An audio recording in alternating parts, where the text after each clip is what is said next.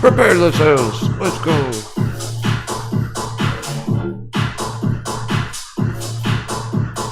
Crypto, crypto, crypto.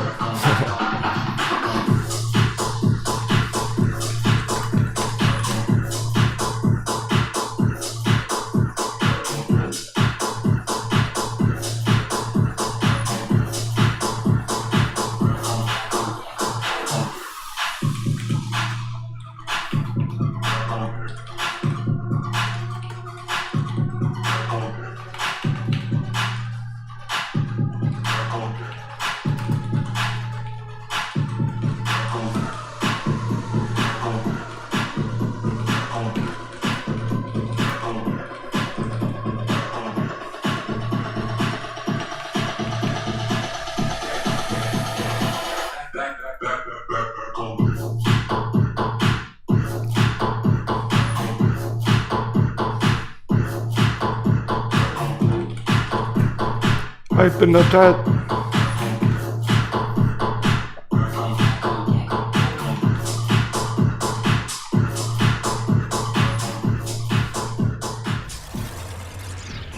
Good morning, ladies and gentlemen. Coming at you at 6:30 a.m. West Coast, USA. Happy Friday. There's going to be epic. I don't know if it could get any better than yesterday, though. Yesterday was so good. Hurts about. That's it.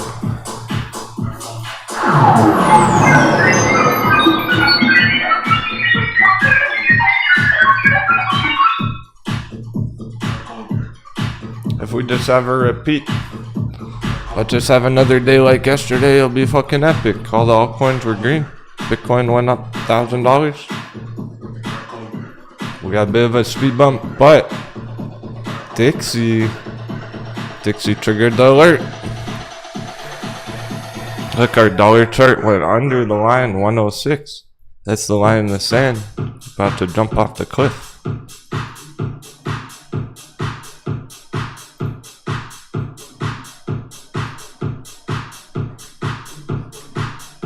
We were waiting to watch that yesterday, and it didn't happen yet. Happened last night, this morning. So we've already breached the line.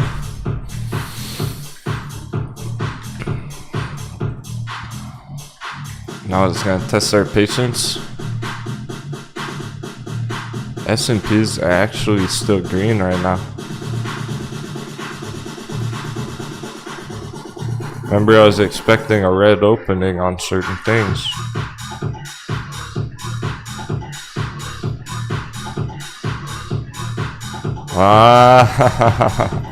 It's still gonna be.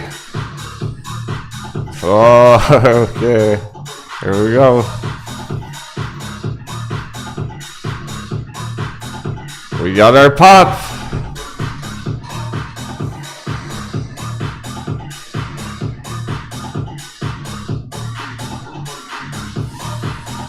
It's about to go down.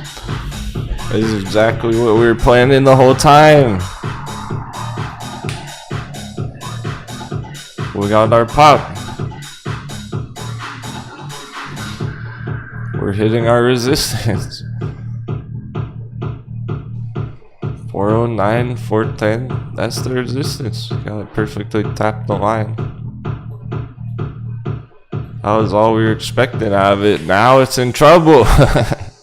Now it's gonna go red. Gonna drop down all morning. On S&P.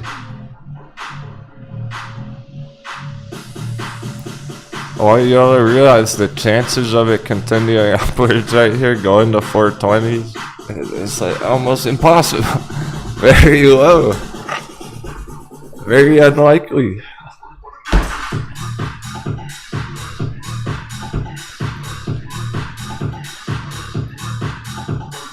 We're gonna take a bet for the end of the day.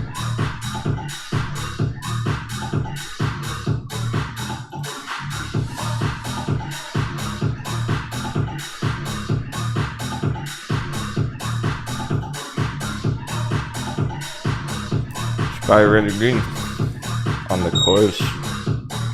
Power bridge? Where are you getting alerts triggered?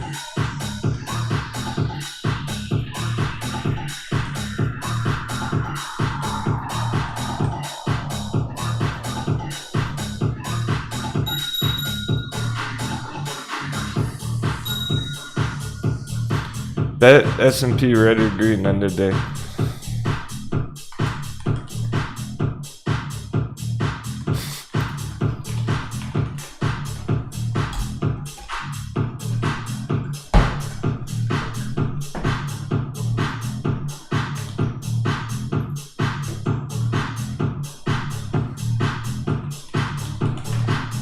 That's actually in there.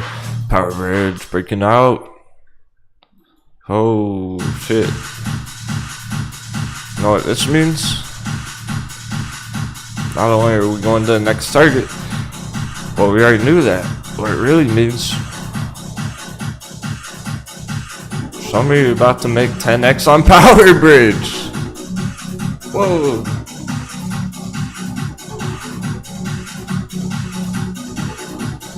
Any of you got in before the squeeze? Those of you who got in before this, Power Bridge is sending a full 10x. Hurry up 500%. Go double. 1000%.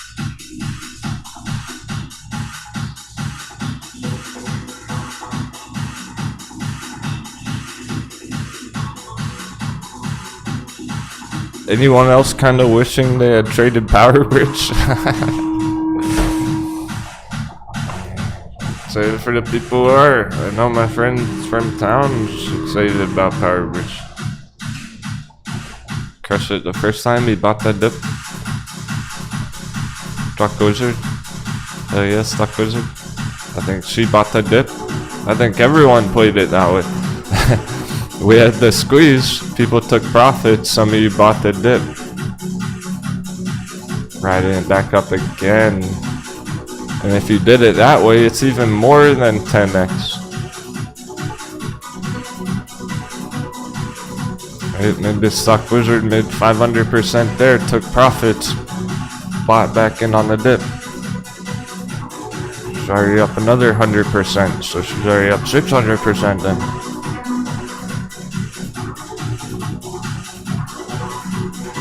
It keeps going over 10x.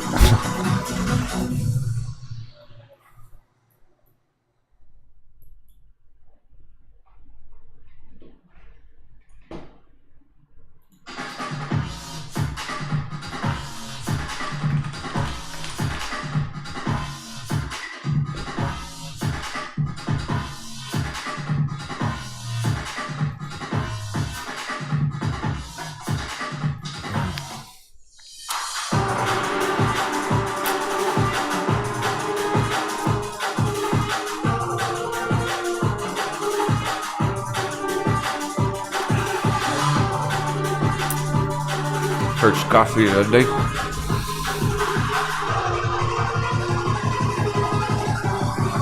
This is gonna be awesome. Thermogenesis 50%. We saw that yesterday after hours. A lot happened yesterday. I'm probably gonna reference it over and over.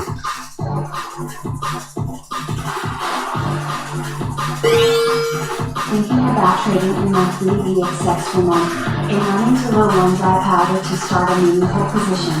Thoughts? Yeah, you're crushing it, Uchideshi. What's going on? Thanks for the 7s. Thinking about trading free VXX for mowing? Oh yeah, free VXX.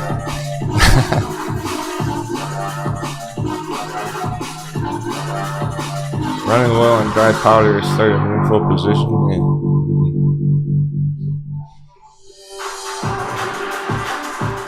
Yeah, VXX. Don't expect any green out of VXX for now. But that's more long term, dude.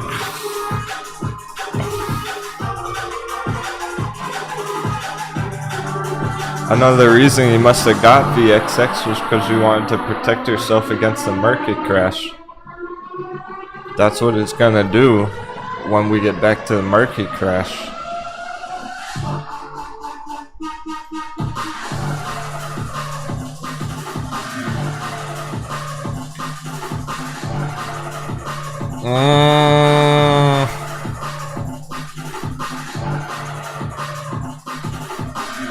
S&P looks so good on the midterm though. Even though it should dunk down red. I don't even want to place a hard prediction on it. It doesn't even really matter. The point is S&P is going to keep going up green for another week or two.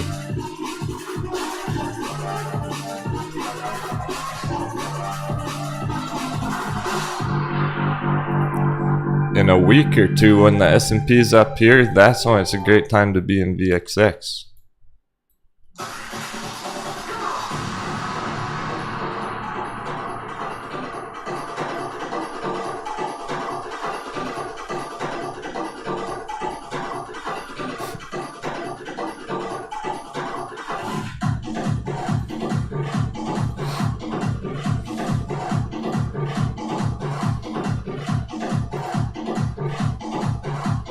The XX is going to be down, it's going to be red the whole way. The S&P is going green up here.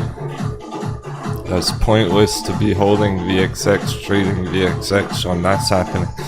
Even DRV, bearish real estate, where are we at DRV? Way under 50.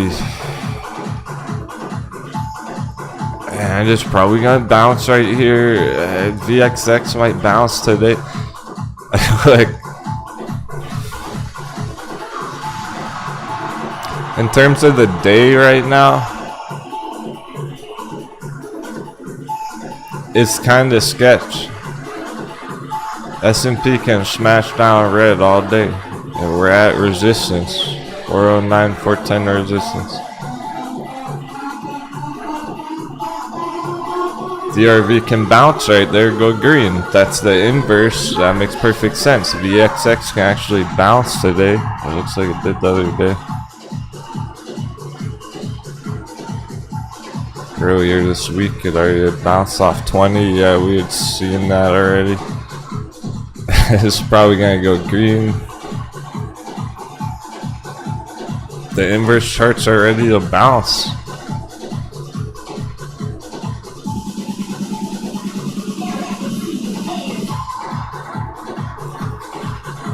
S&P, it's probably gonna be red all day. I'm telling you, I don't really want to talk about it that much because it's not that important to our hot bevy charts right now. The undervalued charts, doesn't really matter. Thermogenesis up 45% anyway. Sell it green. I'm just gonna leave this projection on it.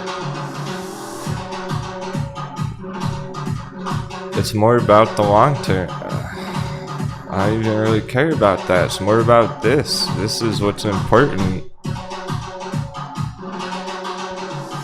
It actually has a chance. Like, it could keep going up. Green, stay green today, but I think it's gonna fake people out. At least on the morning. We're not done with 400. Like, we'll probably tap 400 again.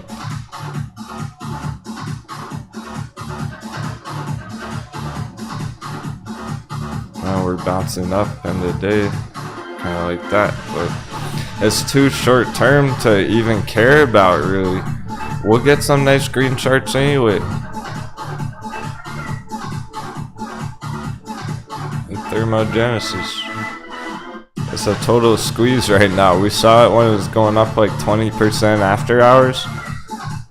Then it went up 40%. Now it's up 50% right now on our morning.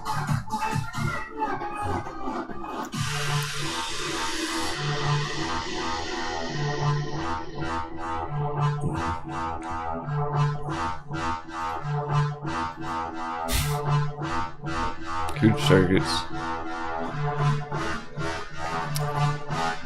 They dunk down so low, that's why the targets are giant. Way back up.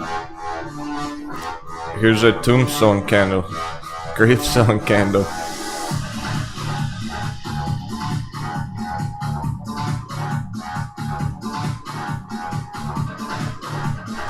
clear sign of the bottom.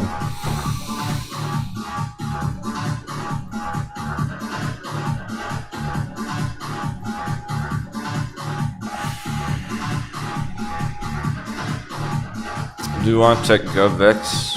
It hasn't made it any further. It is behaving like Power Bridge though. It's too uncertain there at the moment.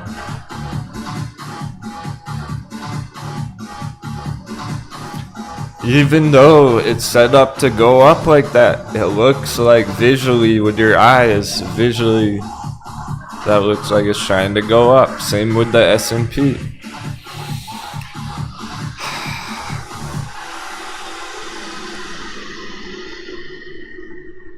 I have a strong feeling that we're gonna be tricking some coconuts.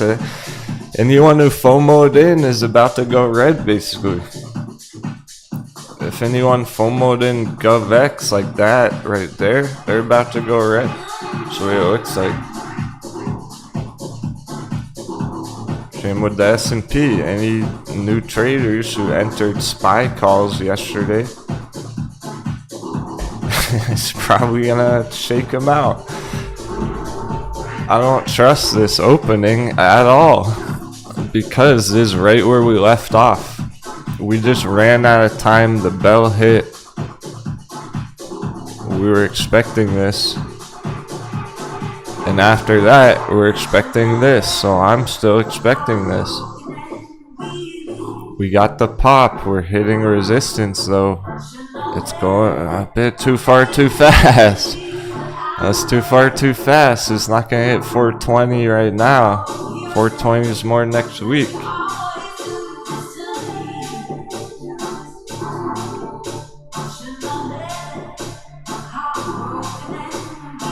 So there's a really big chance that we get a rejection off this resistance and we actually go down for like all afternoon, all morning, all afternoons. It actually goes red, AMC, Mullen, whatever.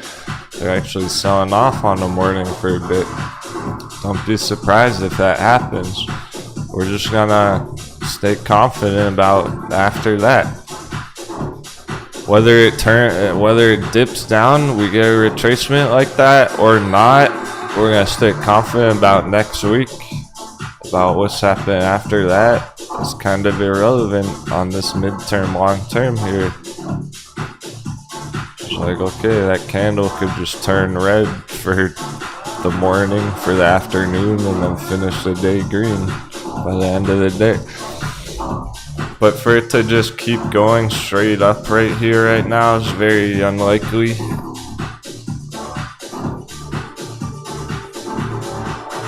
Something to be cautious of. We already see that on Bitcoin actually. We have those same signals on crypto because it's kind of been putting in the move before the S&P. Here's the red daily candle on Bitcoin. Just slightly under 24, but the point is Bitcoin already actually went down on the morning. This is this morning on Bitcoin. It's not like it just kept going up and away. It's actually pretty likely stuff sells off a bit more. Bitcoin's in great shape though, either way. That's why I'm not worried about it either way. Bitcoin is ready to go to 25. We already hit 24 and a half. We almost got 25 there. It's just a matter of time. That was probably as bad as the sell-off we're gonna see on Bitcoin. I just want people to be a bit cautious today, right now, on certain things like thermogenesis. This is one that shot up 50% right now. It's pretty likely we're about to drop back down on all these things for the morning. So anyone who FOMOs in stuff like that is about to pay the price. It's not a good day to FOMO into stuff. Hey DJ Nate James,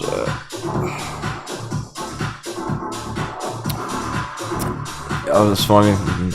He goes, "What the hell is ear and why did I buy it? Will it come back so I can average it down or let it sink?" It was a good setup on the chart. We'll have to check. No one's been asking about it.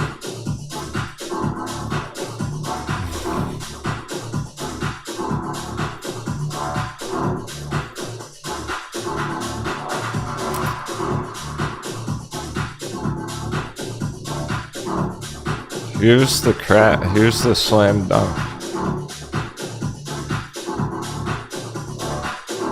On the top there, 50%, okay.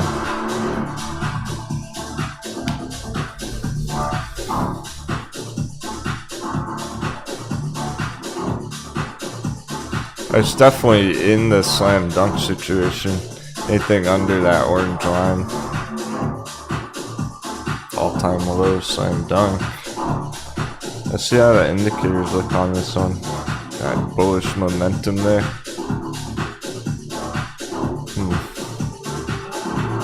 Been trending up quite a while on the indicator.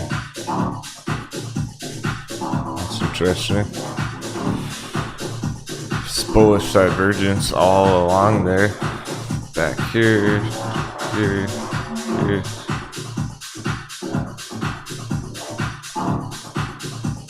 This is the weekly.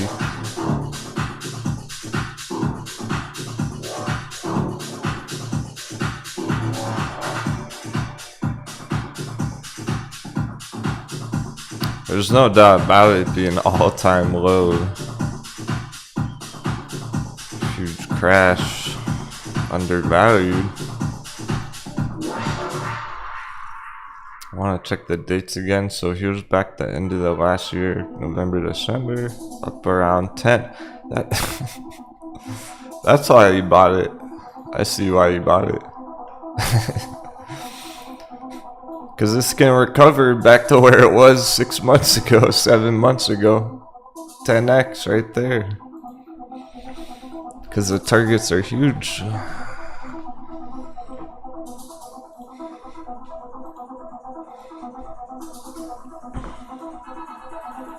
We got the bullish divergence down there. It's undervalued. Oversold. Momentum. What about our candle count?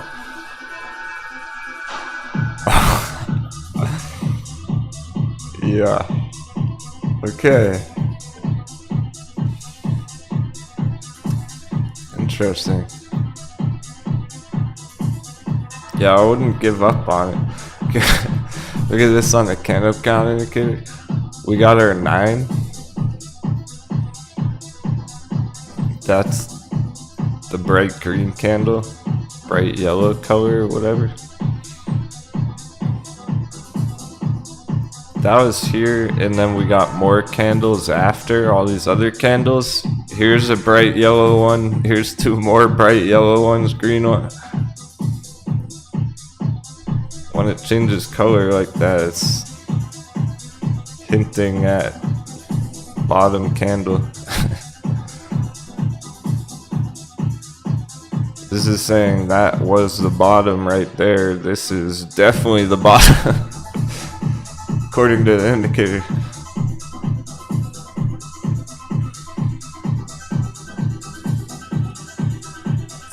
Here's zooming in even further. 4, 5, 6.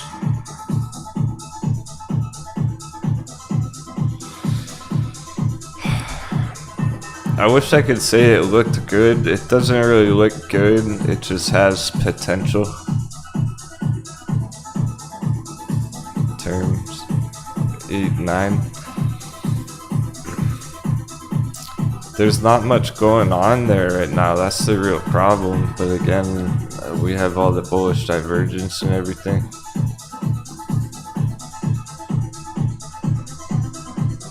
Plus, okay, that's not enough. This chart alone is not gonna be enough to feel confident about that trade. If that was all we had, it wouldn't be worth the risk. That's not all we have. There are lots of other charts that look like this that have already started going up.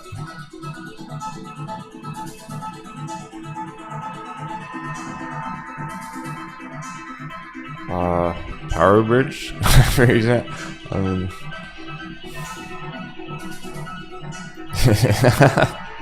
that does look like Power Bridge. Back here, here goes down here. It looks like it's about to do this, according to the indicators, but you don't see anything actually happening there just yet. That's the problem. There's not actually any bounce going on, any green coming through right now, so it's hard to feel super confident about that chart.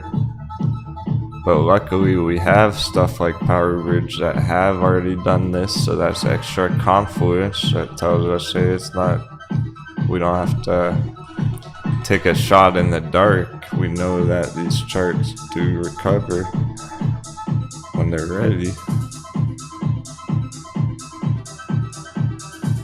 Plus, the key here is dollar crash. All those charts right now, you could say that chart's at the all-time low because dollar's at all-time high. I'm just calling that all-time high. It's not really. It's the all-time high for the last 20 years, however. Considering we haven't been up these levels for 20 years, I'm gonna just call it the all-time high.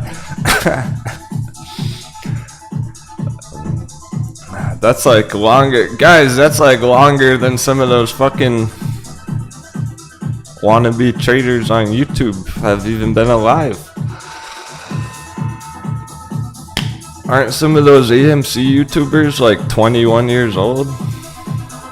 24 years old or something? I'm in my 30s.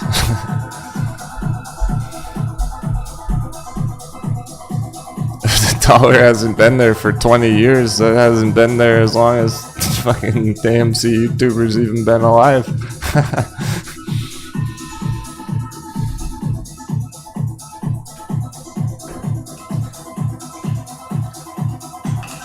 So we'll just call that the all-time high, effectively.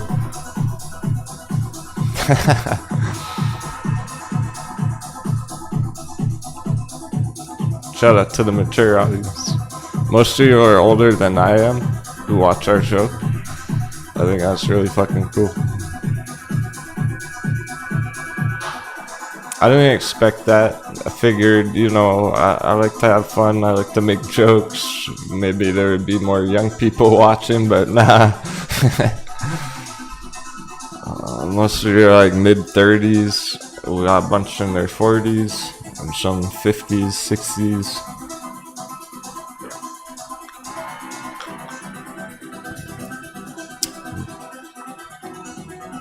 There's actually a good amount of you 60-year-olds out there. Heading into retirement. That's inspiring, that's motivating.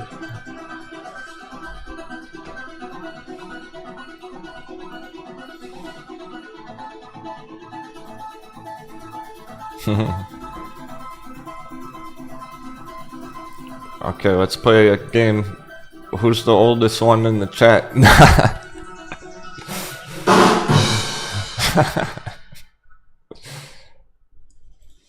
Who's got the record? Any 70-year-olds? Damn, if somebody's 70 years old listening to this, it's heavy beats. They must be pretty cool.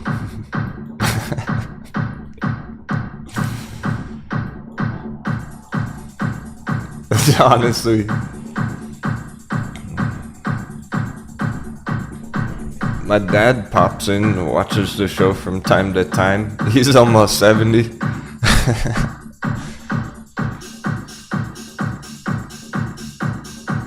Yeah, stalkers are. I was just joking. Alright, everyone, shout it out the ridge. Hornet 54, 5 or 20, 50. Stock Wizard 62, she's got the record. You're awesome, Stock Wizard.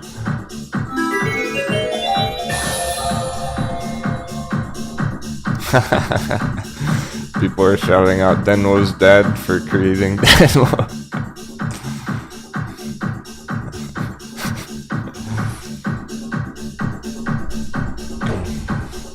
He knows. Don't worry, he knows. My parents are very proud of the community that I've built. They don't care about what I do on the charts. They don't give a fuck about my trading. They never have and they never will, and maybe it should be that way because it's my money, not theirs, right? So why should they care about my money? They don't give a fuck about that. By the way, magic number Bitcoin 23777. I saw that.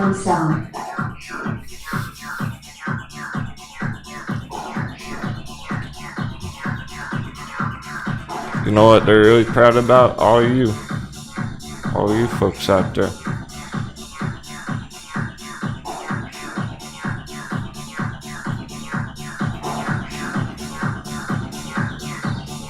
They know how motivated you are to learn from me. That's what they're really proud about. They don't care if I make a lot of money or whatever. They're just like, wow, you actually did something that makes a difference in the world. That's what they're proud of.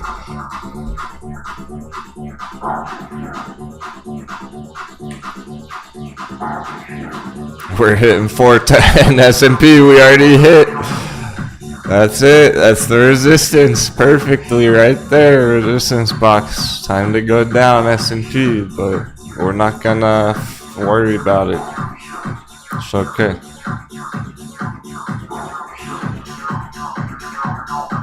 We're ready for this. Sell off, test all the way down at 400. That's within reach. We're testing 400. We're not done with 400.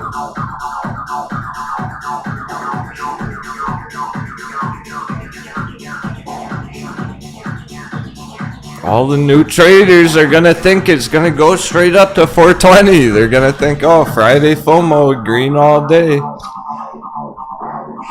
Opening with a bang.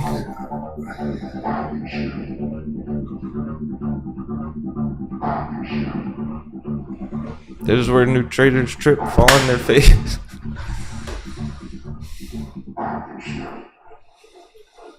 Because they're all FOMOing SPY calls right now.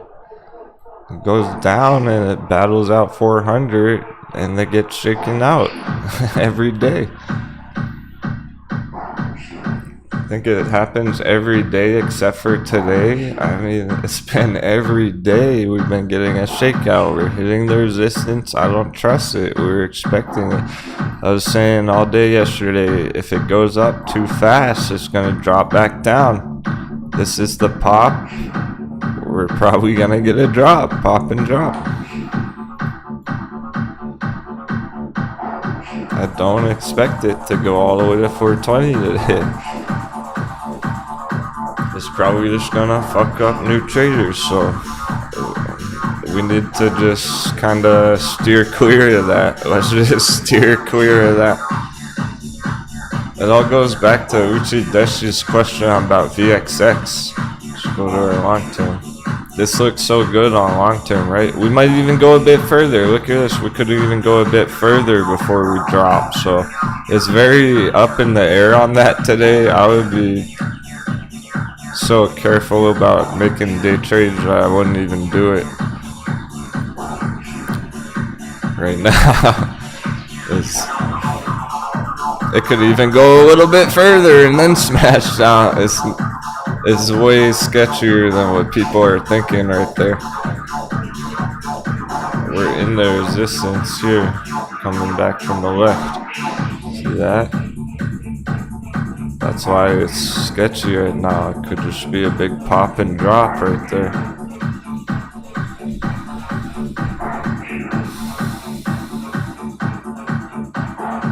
This is gonna be a level of FOMO for the Moon Boy. How much FOMO is out there? How much FOMO do the Moon Boys got?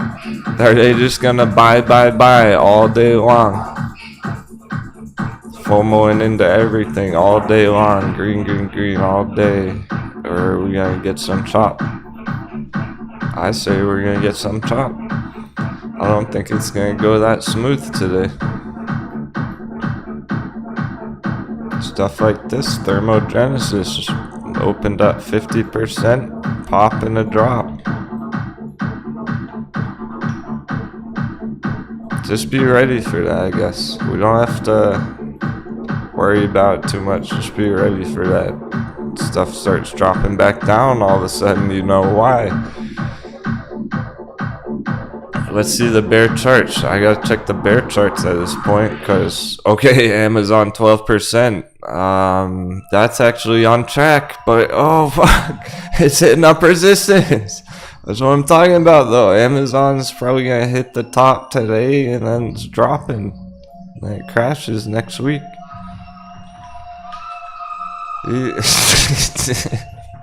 I need a smoke break. I already need a smoke break. This is getting ugly.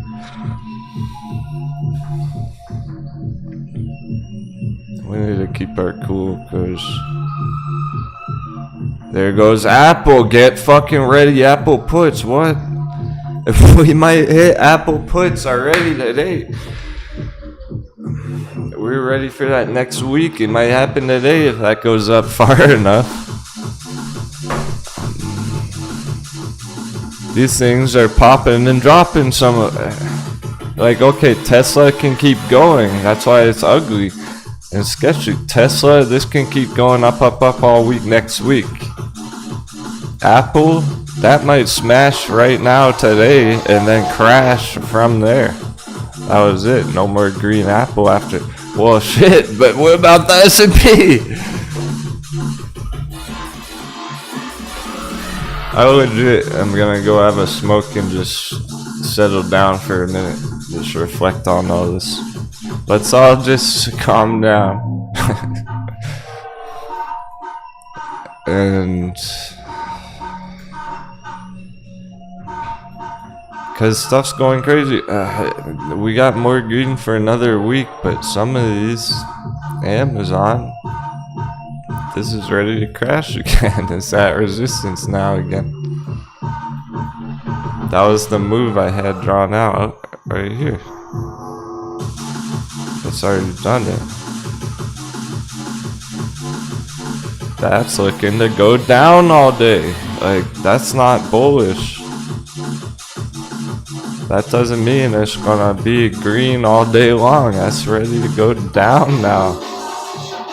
Pop and a drop on the opening. Yeah, light up on stream or I have to cut it. I probably can do that, funny enough. I think I actually can. Maybe I'll try.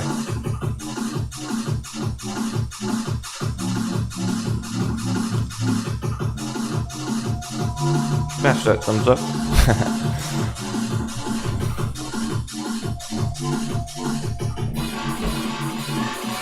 It's not a good idea to prematurely speculate right now. I'm not trying to change the plan or like, oh shit, something big's happening, it's all changing and oh my gosh, it's all different all of a sudden. No, this is our plan from yesterday. This is our plan from all week. We stick to the plan. We're hitting the resistance. We're going to shake people out. Bitcoin's still in great shape on the other hand. Bitcoin's still kicking ass. And yeah, Mullen's down with all the other green coming through. It's just a shakeout on Mullen. You know why Mullen sells off so hard? Oh, that hit the perfect double bottom there. From the support from the local spot right here. Not this one. That's the all-time low. Let's fucking go. It's actually been holding up like 50-60% from down there on Mullen. It's up 55% from the bottom still.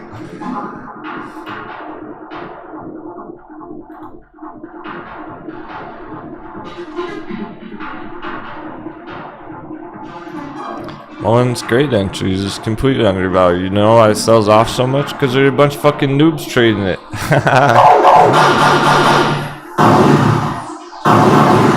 There's a bunch of coconuts out there who FOMO'd into Mullen. They can't take the heat and they don't understand the charts and they all paper hand it.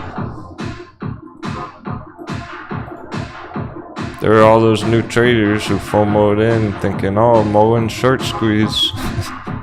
And they got wrecked. That's why. The prophecy.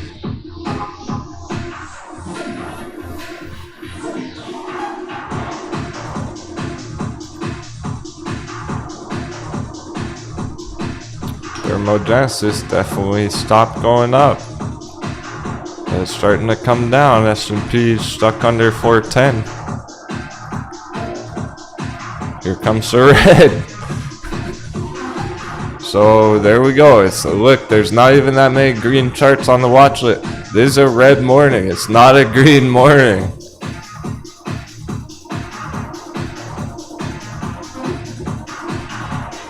Better therapeutics. Nice. We're getting continuation, better therapeutics, so.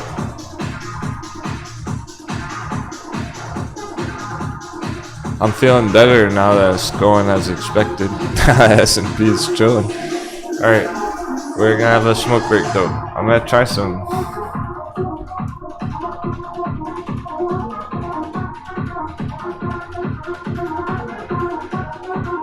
Man, the fucking hedges attacked yesterday. They stole my tip jar. That was messed up.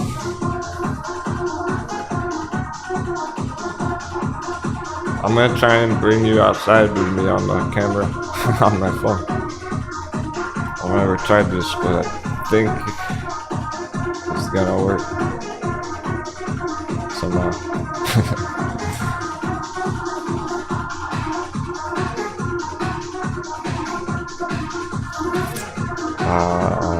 As long as it doesn't cut my microphone. It's better not cut my microphone.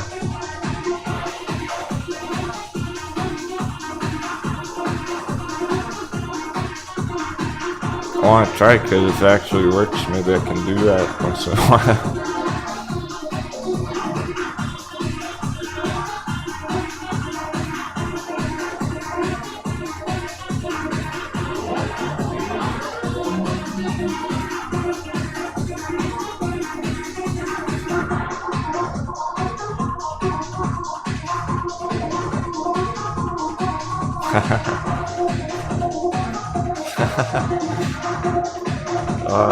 It's working, but it's pretty laggy and fucked up looking. Okay. Now I can take you wherever I want. Go that way. Alright, let's go outside.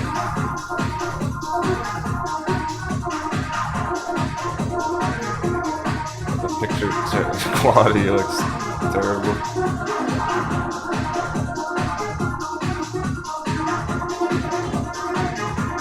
I'll put up some other charts.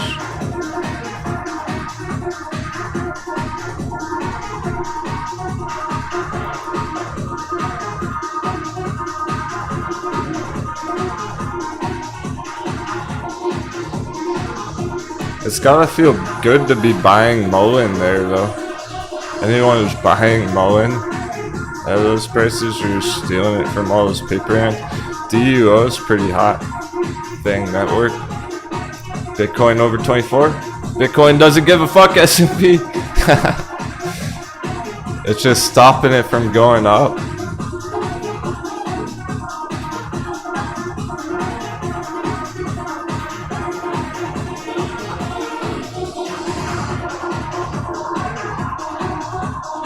We'll see about that.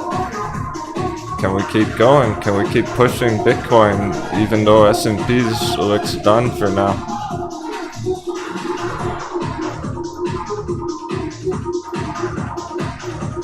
After yesterday, I say we can. We're going to 25K right now.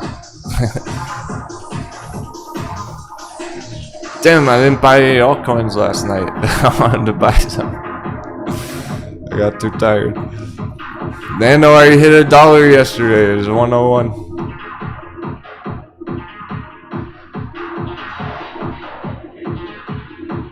Chainlink. Ooh, Chainlink's already way up. Bitcoin's definitely getting up there. Chainlink's the exact same, except it's already up.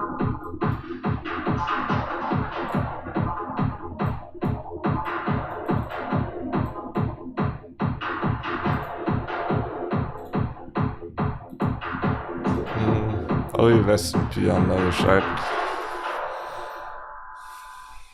And there it is, selling off from 410.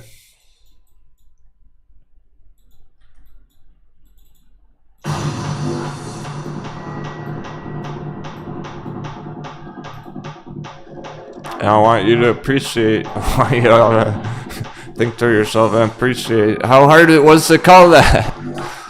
How the fuck did I know from yesterday it was gonna go up and then it was gonna be red after that?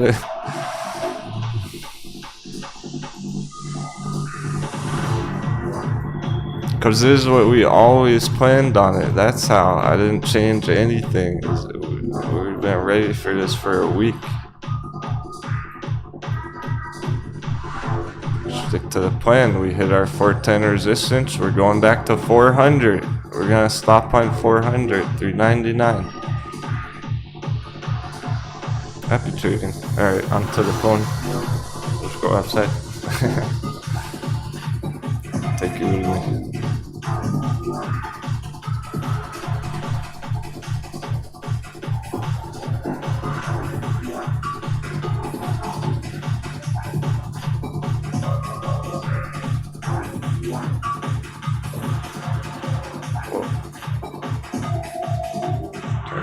Sideways.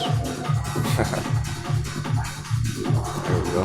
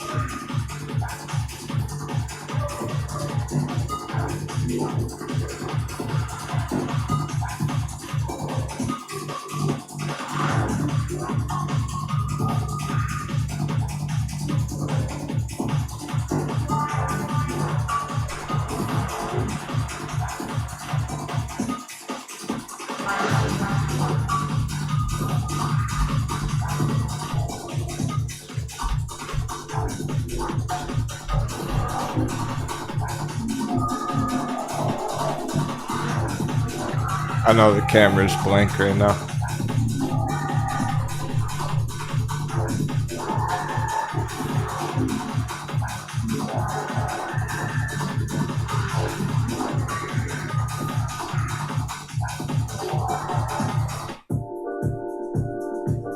Just getting a different playlist going actually.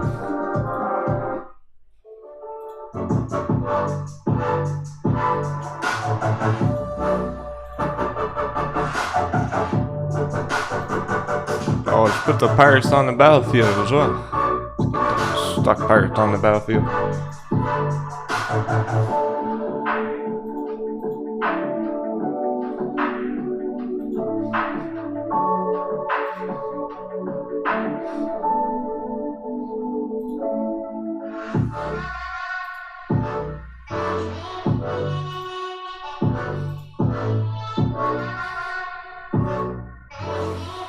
You want to see Bocat?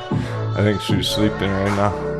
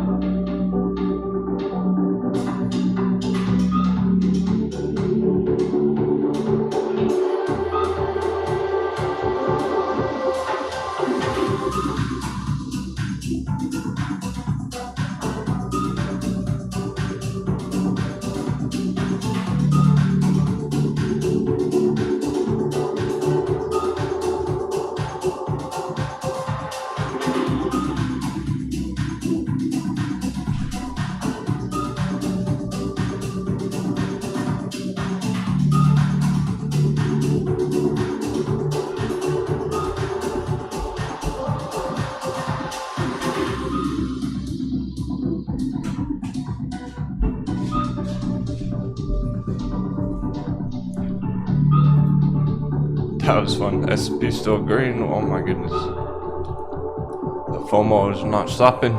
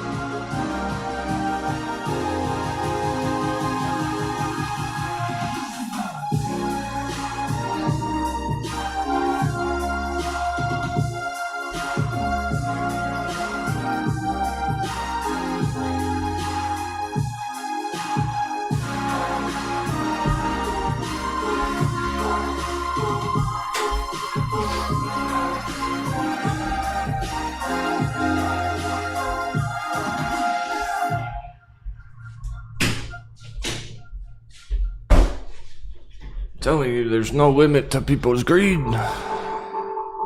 Rocket fuel engage. Hey, welcome back, friends. Thanks for your patience. We gotta keep her cool right now. It's getting spicy. I wanna focus on what you all are trading too.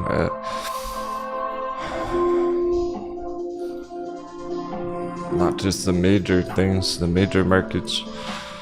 The problem is all these moon boys are so greedy. These coconuts, this coconut bounce essentially on the day, on the morning right there.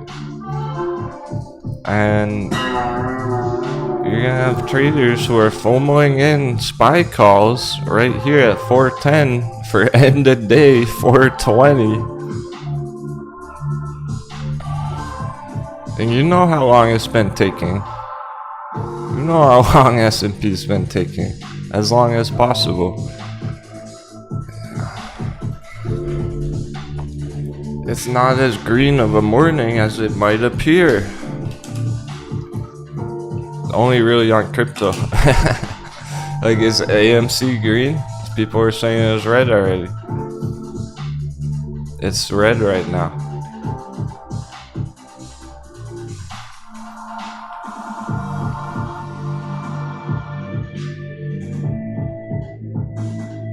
Greedy new traders FOMOing in AMC, $15 strikes, $15 calls end of day, because they see S&P going green. Oh, S&P straight up all day. Friday FOMO, I'm gonna go all in the AMC, $15 end of day calls. And it doesn't make it.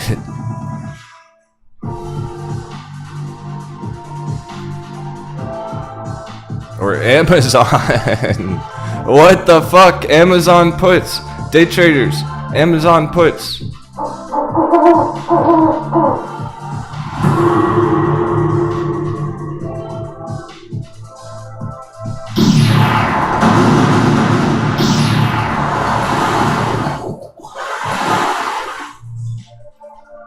We breached their hold. They're taking on water.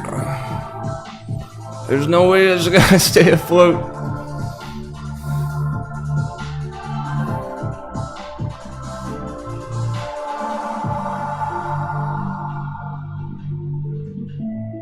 Alright, well, we're waiting for the bears to pull the trigger on those Amazon puts.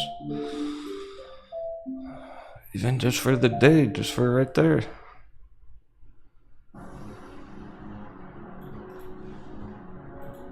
It's going all the way back down. 10% down on the day. Amazon.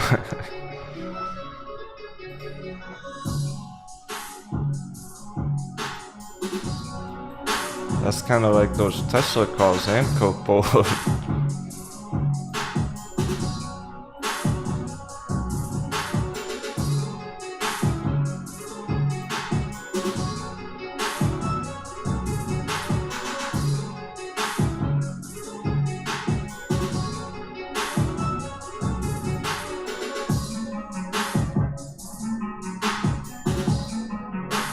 How does that day trade?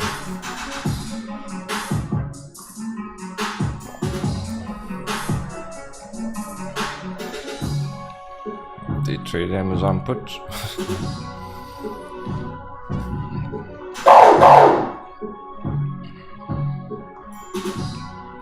Who's feeling brave? We got Kelly, Ocean Goose, Swift Mischief, Pirate Hornet, David S, Mark Pera, Nerdy Dork, Tomas, Will Smith, LaRue, David Stevens, Nick and Swabby, Just Revenant, Over Abstracted, Stock Wizard, Uchideshi, Betalist, Azina, Didanate James, J-Big, Dana Boston, and For Life. The other Donald, Space's Desire, Doc Airline, Buster Keaton, Angelina, Over Abstracted, JR, Sodalam, 43, Gantano, East to West Pack, Kevin Smith, Pickles, Dr. Scully, Tomas, crew's all here, Hyphen, Drake Mallard, Gizmo,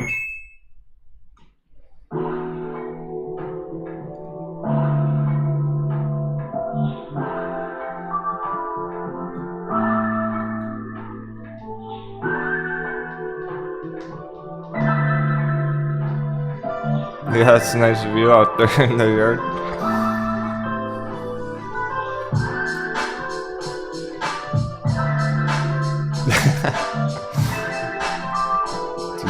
James, let's go. I didn't even know I was an ape on the screen. Yes. Yeah, I made you a Stonky Donk.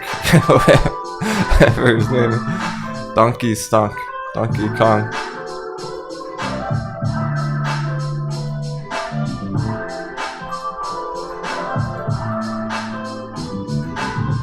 Hey, what do you know?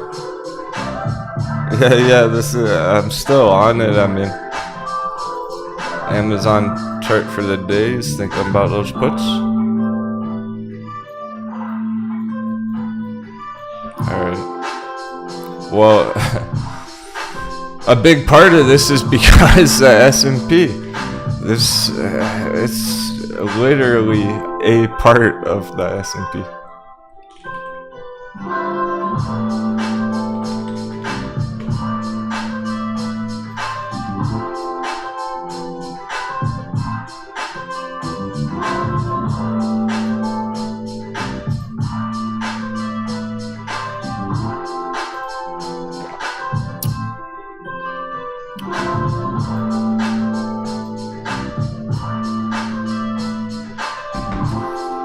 Amazon's 3% of the total net assets of S&P 500. Remember, the S&P 500 is just an aggregate of 500 companies. Amazon's a huge chunk of that. There's like 490 other companies part of that aren't listed here that are less weighted. Nvidia is only 1%, Johnson & Johnson 1.5%, Amazon 3%. It basically is the S&P. Amazon plus Tesla plus Apple, that's like 10% or more of the S&P right there. So as those go down, S&P goes down, or vice versa.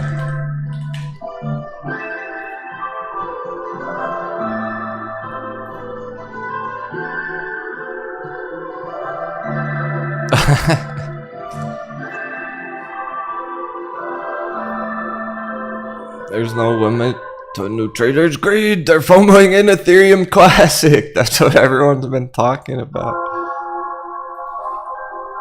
So funny. All the new traders are like, whoa, Ethereum Classic's popping off, even though it's doing exactly what all the other altcoins are doing. It's nothing special.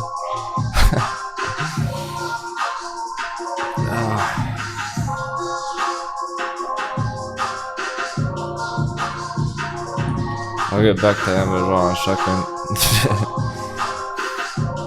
Quick peek Ethereum. Oh, we had a bullish start from it from forever ago. Of course we did. So we called that 6 months ago. And there you go.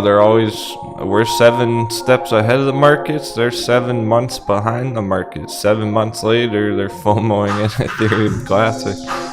This is an old chart. We never look at this.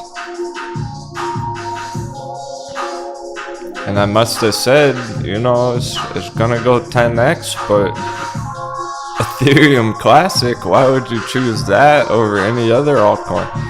Balancer's gonna go 10x too. Why choose that over Balancer?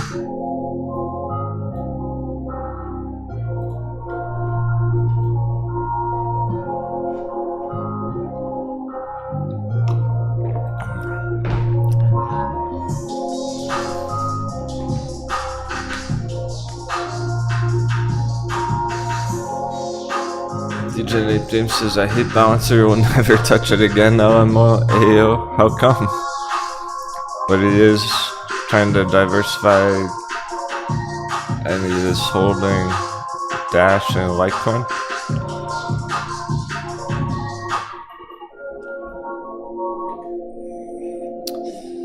I don't get that excited about Balancer, but it is a popular DeFi project. It's popular with other traders. That's what I like about it. You can expect other traders to enter it, to buy it up.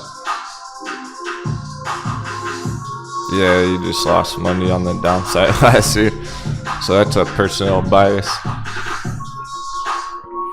Alright, well, for day traders, Amazon, who are thinking about that, you've had enough time to think about it. Just can't hesitate. You don't need me to hold your hand. What more do you need? Captain says going down. What more do you need?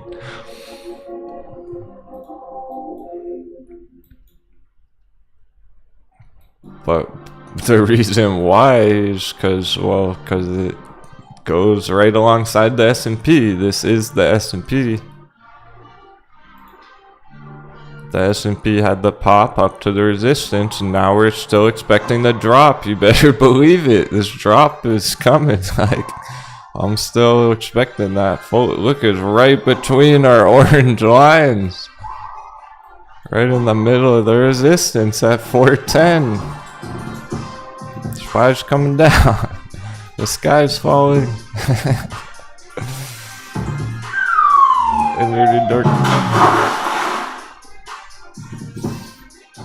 So Amazon just had a pop like that, and Amazon's gonna have a drop with that.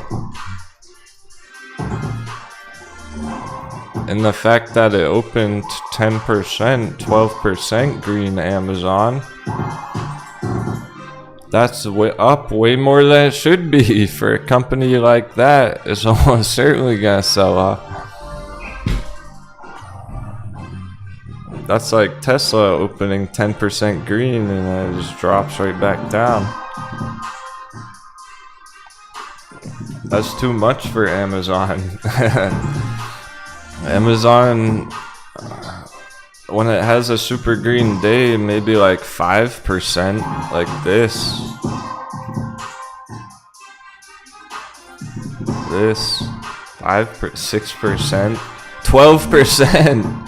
Straight up on the opening, people are FOMOing in. They made a mistake, because that's why Amazon puts, because mistakes were made. When mistakes are made, new opportunities arise.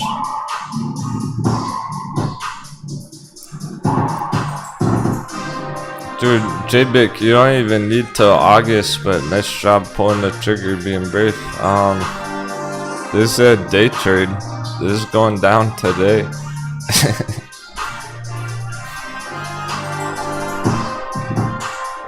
But it's long-term bearish. That's part of the reason. Look, it's long-term bearish here. Like this.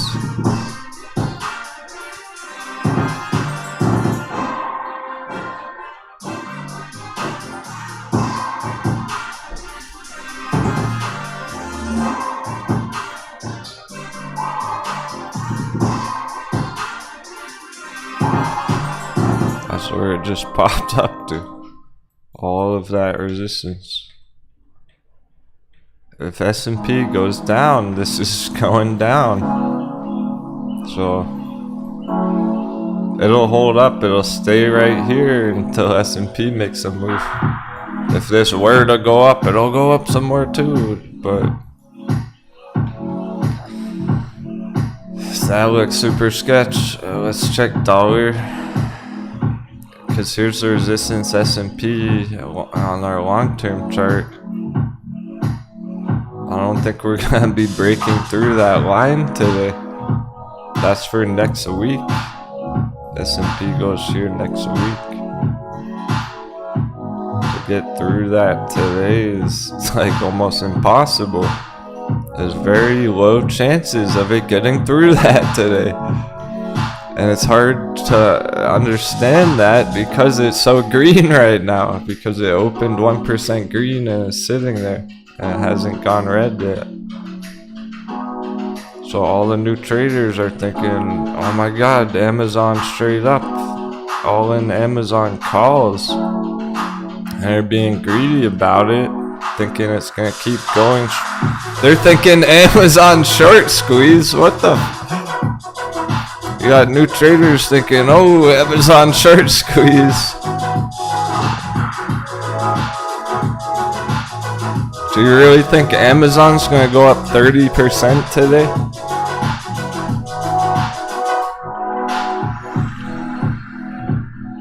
Let's see how much money that would take. How much money would it take for Amazon to go up 30% today? $1.4 trillion market cap.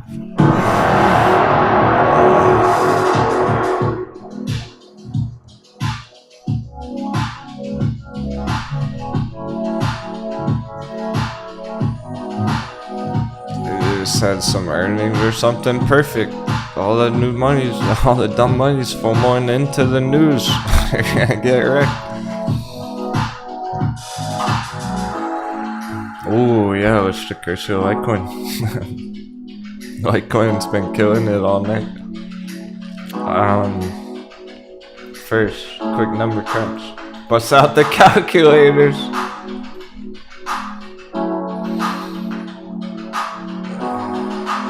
$1.4 trillion. 30% of that That's almost $500 billion. That's almost all the amount of money that exists in the whole altcoins. What the fuck? Guys, I don't think the whole altcoin market cap, $500 billion, $420 billion, is gonna be FOMOing into Amazon right now today. For that to go up 30% today, it would take all of the amount of money in the altcoins, essentially. That's how much money we're talking. No, if anything, the altcoins are gonna get $500 billion injection today. Not Amazon. That's just bearish. And if JBIC has like months on his puts, well, maybe that's for the best, because it go further down after. Just be cautious, S&P people FOMOing in, that's a big mistake. Bitcoin's killing it. Crypto's doing awesome. There's nothing wrong with Bitcoin. First of all, before even Grayscale, because people were all excited even trying to check it after the bell. There's no trading on after the bell. Let's see where Litecoin's at. Above yesterday, still way above yesterday. We got this huge bounce coming through right now with Bitcoin.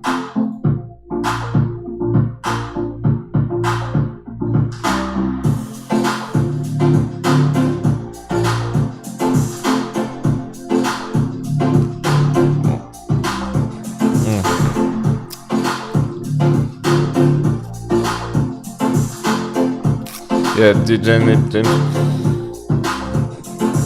you're bringing up some good conversation points this morning. I logically can't bet against Amazon because I send them hundreds of dollars a month. Yeah, and that's how like 99% of people are gonna feel about it. But that's the difference of being a trader and just being like an average retail investor. If you're a trader, you don't really give a fuck about that stuff. You're just trying to make money on the chart. So this one just happens to have a good setup on the chart today, and the risk reward there is very good for day trade.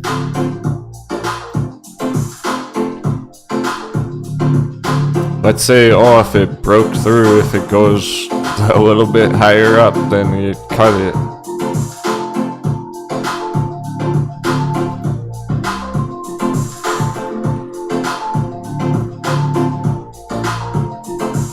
Let's say, yeah, tight stop loss, like 0.5%, because we're expecting it to go down from here. It goes all the way down there, like 12% down. That's a 30-to-1 risk reward. 28, 30 for a day trade. That means basically if you had that setup 30 times in a row, if we got that same exact setup right there every day for a month, and you took that day trade every day, you're only gonna lose one of those trades, and you're gonna win 30 of them. You know what I'm saying? You'll win 29 of them, you'll lose one of those. 30-to-1 on a day trade. If you can get those setups on your day trades, you're gonna kill it on your day trading. Like if you only go for those when the time is right. This is one of those ones where it's an opportunity where you go, oh, I didn't plan on making a day trade today, but the setup's there.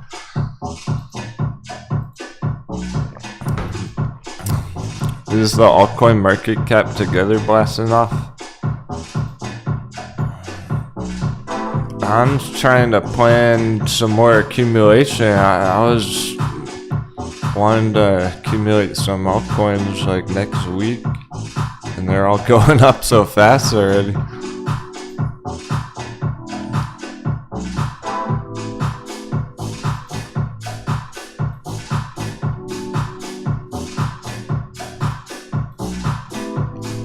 Did we hit 5 already? Yeah, 470.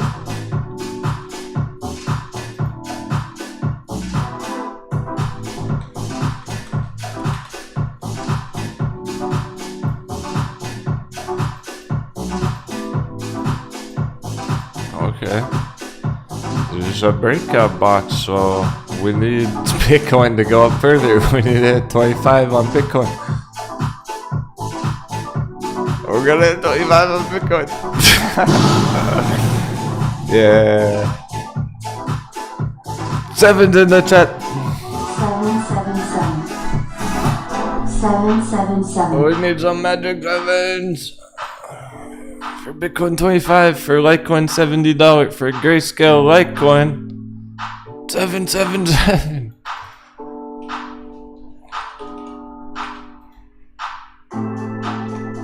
I'll send it.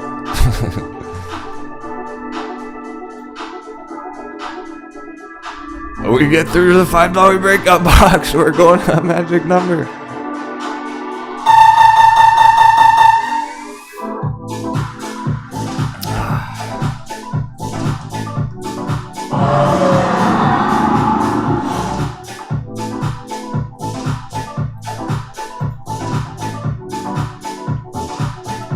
Cruising now. Full speed ahead.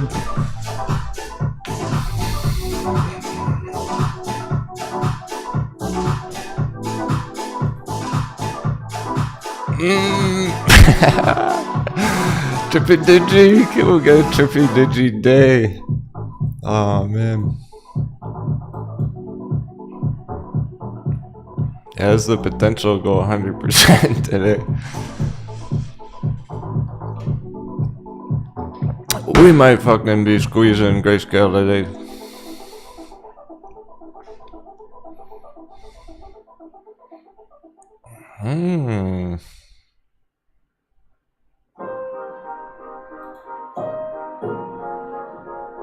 Oh shit! There goes the discount!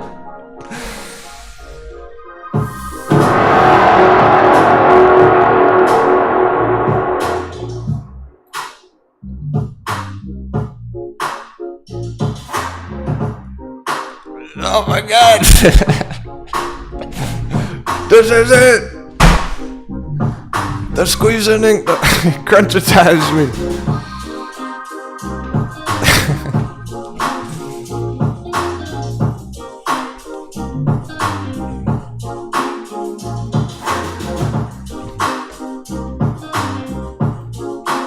Hell yeah, people are going green on it.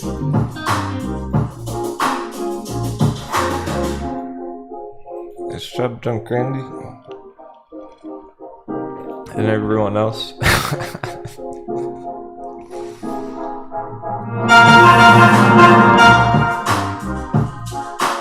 That is where we were yesterday. Boom!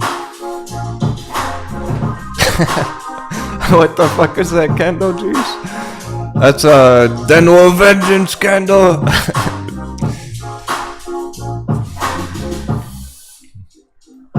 This is our vengeance for all our bravery, our hard work. TB accept $2 grand, Grayscale Litecoin green.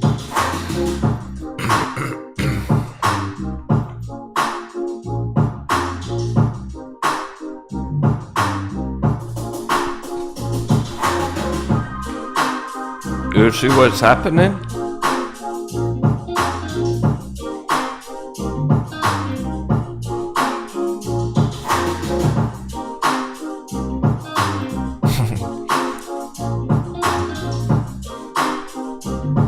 You see all the hype? Well, hype in the chat? Exactly. Holders getting paid. What's the best thing to be right now? Diamond hands.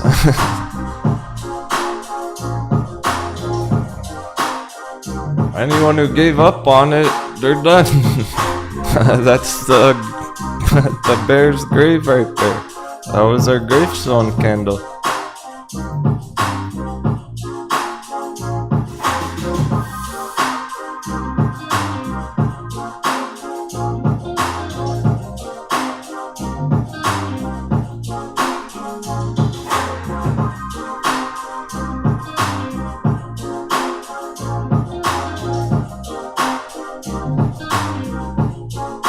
poor salty bears.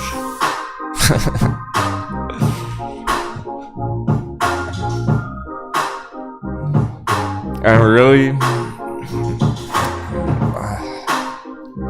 the sad reality of it too, a lot of those people probably didn't even want to sell it, guys. They didn't even want to sell it, but they fucking had to. They got liquidated, or their portfolio dropped too much and they needed to pull money out to pay their bills, or they had borrowed money and they needed to pay it back and they ran out of time. They might not have even wanted to sell there, but they fucking had to. Got capitulated. And now you see all the hype with the holders going green, green, green. Well, exactly. If it's going this well right now and everyone holding it's starting to get all excited, why would anyone sell it now? No one's gonna be selling it now. Like, it's gonna keep going straight up because we're making profits. It's just getting started after all that, what everyone went through. Like, holders are gonna diamond hands this thing for months, not just 1 day, 2 days. This is gonna keep going, going, going.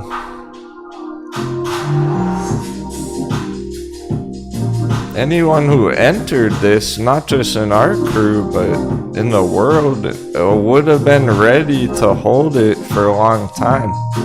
They would have been entering it with the mindset of, oh, this is going to be a good investment for long term. They're not going to sell it 2 days later.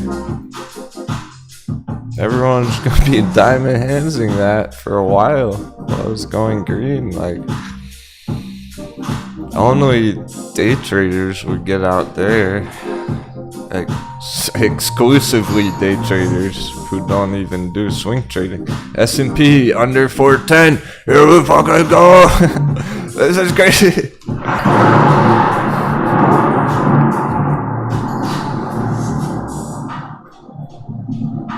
Amazon puts.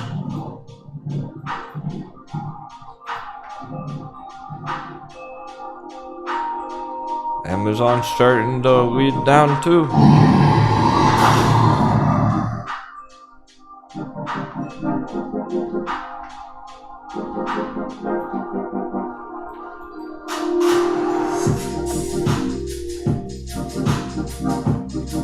So this can keep going next week.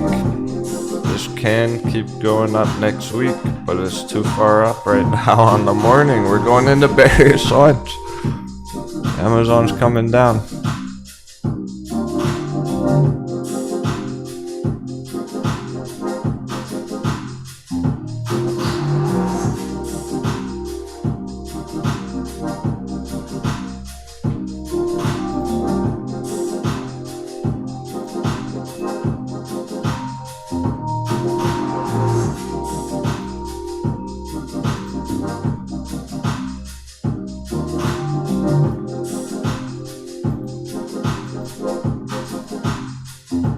Come on, savages. Who's a savage? You'd already be in profits. It's already going green. It's already going red, which means you're already going green on your Amazon puts.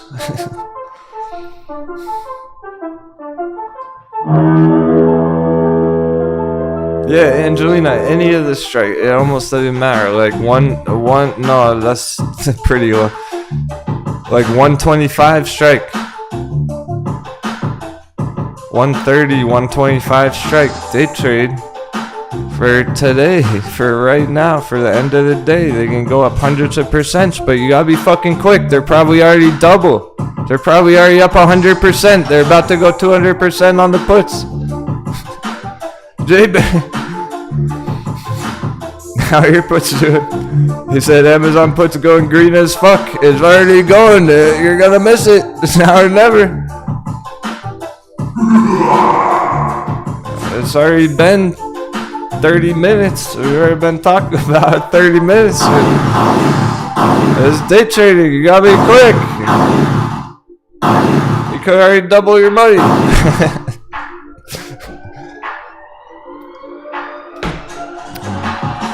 Not financial advice.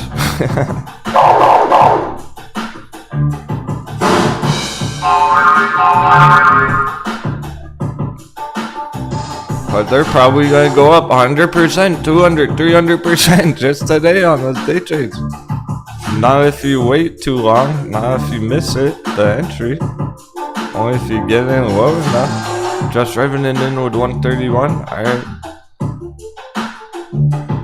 Alright, that's probably going in the money in like 5 minutes, dude. Give it like 5 minutes, you'll be in the money already.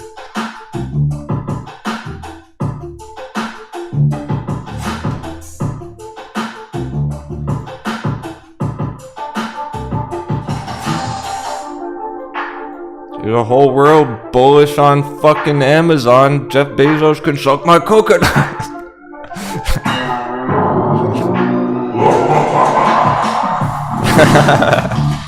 Stream disconnect.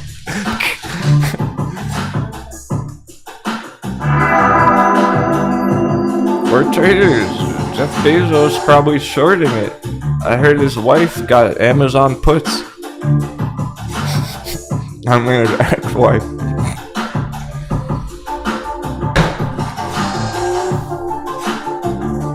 Maybe some more coffee.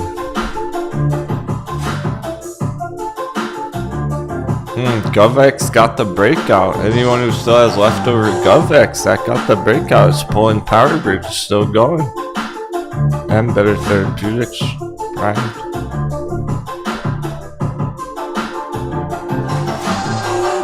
Amazon puts already paying out. Look how far down it's starting to go. It's coming right down. You had like 30 minutes to get the entry there. Longer. 15, 30, 45. Yeah, like an hour and a half. Plenty of time to think about that. What more do you need? Now it's happening. It's gonna be too late any minute. There's no time left. If you're gonna do it,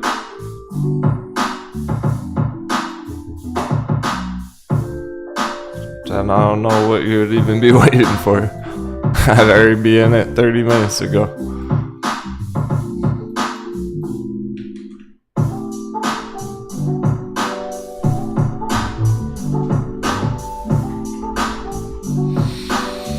And again, it's for today, it's just for now, just for the afternoon.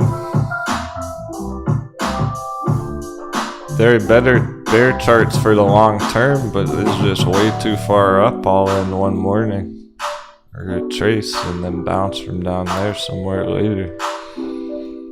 So by the end of the day, it'd be down there bouncing back up. So we're just trying to hit that target in the next couple hours.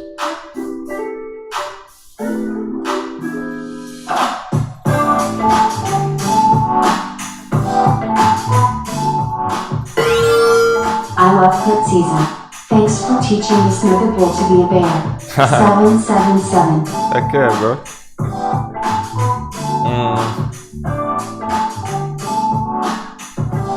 Yeah, but don't think of it like season. Thanks for the 7s. Don't think of it like a season. It's just one bearish trade today. S&P stuck under 410, going into bearish lunch. It would be either way. This could have just as well been to the upside on something, or a dunk, right? It could have been a drop down and then we're trying to make a scalp going on to the upside. I'm trying to help you guys be unbiased, where you don't really care if it's up or down. You see you spot the trade that's gonna happen. You can tell there's a move that's gonna happen, and it's just a matter of if you want to be a part of that, if you want to trade that or not. That's how you need to approach day trading. Don't look at it as, oh, I'm gonna make a day trade every fucking day no matter what. maybe you didn't make any day trades all week this week on anything, and right now today we have this setup and it's just too good to resist, and you go, oh, I'll make one of those day trades today on Amazon.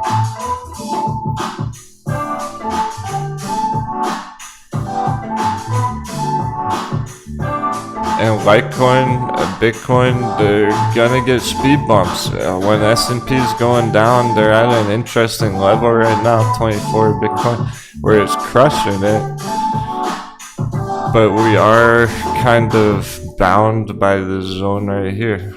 We're kind of range bound right here right now with the S&P. So when the S&P is selling off here, it's not gonna really go up any further. It'll just kind of chill out. So that's what we gotta do. That's still impressive. It's not taking any damage or anything. We just might not hit 25 till the S&P starts going back up later in the day, which might be even better on Bitcoin because that's going right into the weekend. So that matches up perfectly with Grayscale Litecoin right now, and think about it.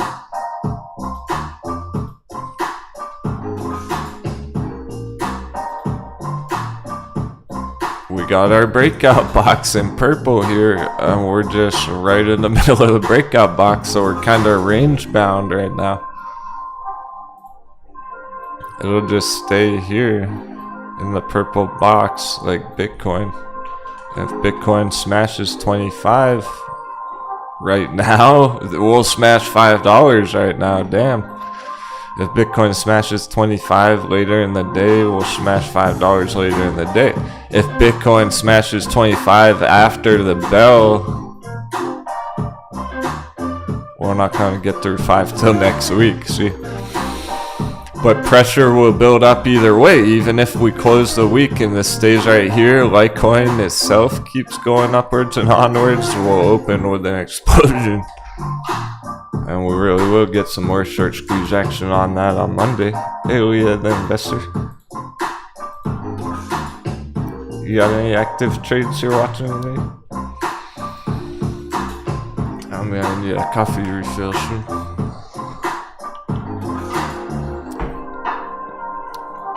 All is on track there. It's all on track now. It was a bit tense this morning, first hour, because we were expecting all this, but it hadn't really happened yet, and it kept going up even further, and it's like, okay. Lots of FOMO hitting the markets, all the FOMO buying pressure. It's gonna be green all day and stick to the plans. People are being greedy, they're FOMOing in, it's a mistake, like thermogenesis.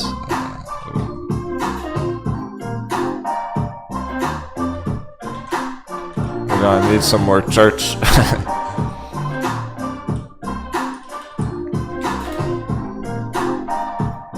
See how that's dropping down a lot?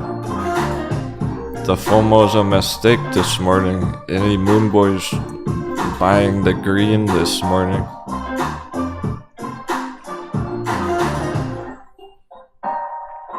They should have got in yesterday. Basically, if you had wanted to make entries on any of those things, the time to get in was yesterday, not this morning. GovX has cleared the full breakout though. As I was saying a few minutes ago, look how savage that is now. It's pulling a power bridge. There's no sell-off there. It maintained it, broke out, it's crushing it. Anyone who still has leftover GovX shares, that's awesome. Congratulations. Lots of congratulations going on today.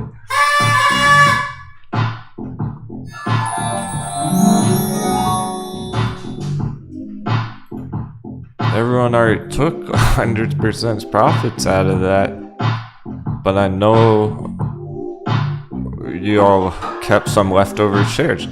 when you hit those targets, the beauty of being up that much, of being up 200%. Say you bought in with 1,000 there, you go up 200%. Now it's worth 3,000. You don't need to sell all $3,000. Get out of it entirely.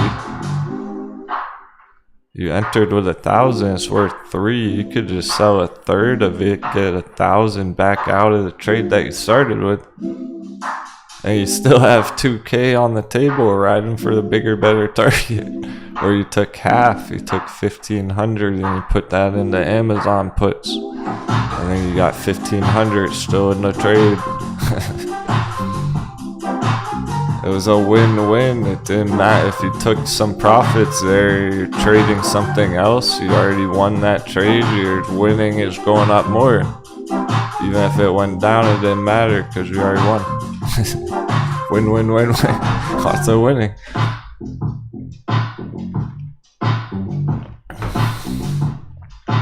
Whoa, wait a second. Holy fuck, yeah. Holy fuck, yeah. We're going for the full target.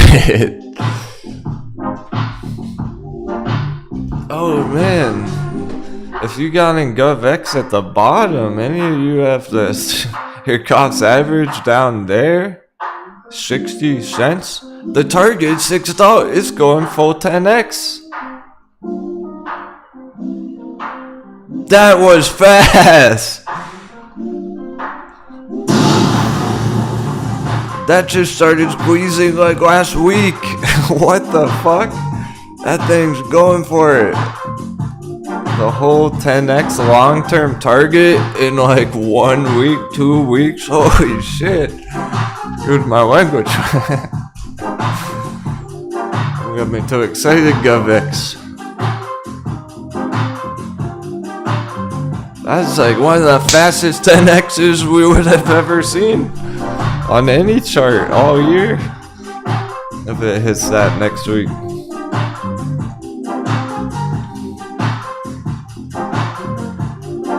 Yeah, that's gonna turn out to be the best trade of the year so far. Oh, wow. Because remember, Power Bridge did similar, and Power Bridge is kicking off like this right now too, pulling up. But Power Bridge squeezed like a month ago. Power Bridge was popping off a month ago, or not last week. Yeah, that was a whole month ago. 2 months.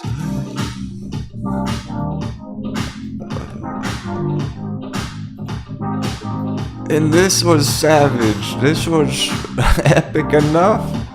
Now Epic Power Bridge going 10x over a couple months. So yeah, that's funny. That's epic. Especially for GovX holders.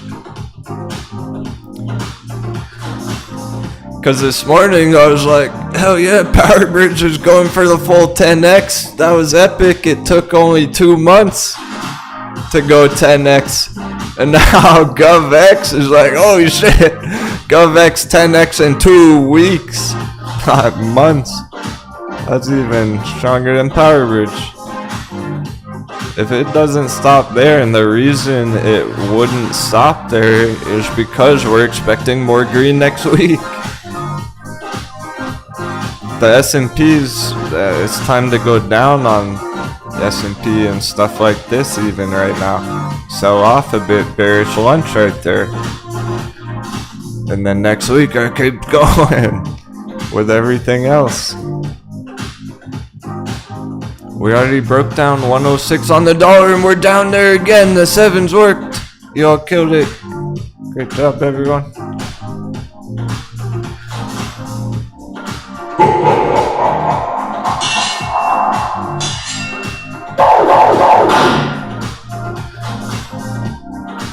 We're under the line of all lines.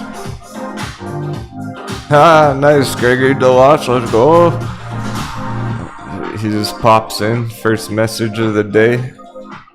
So glad I got those Amazon puts. What's the target for selling? Sorry, I was driving, lol. He was fucking driving on the road. He probably pulled over the car to fire the cannons. Amazon puts. What is that?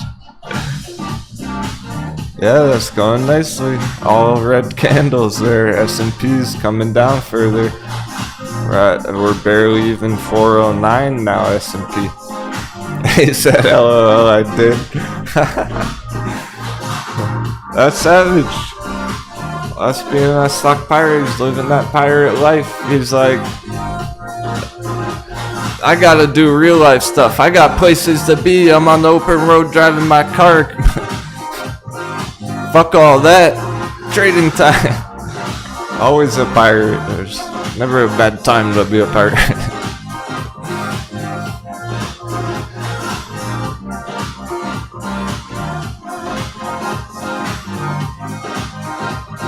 Priorities.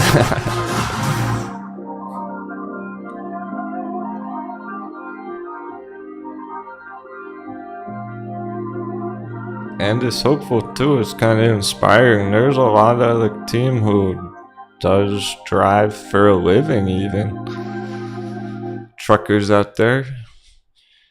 Podcast mode.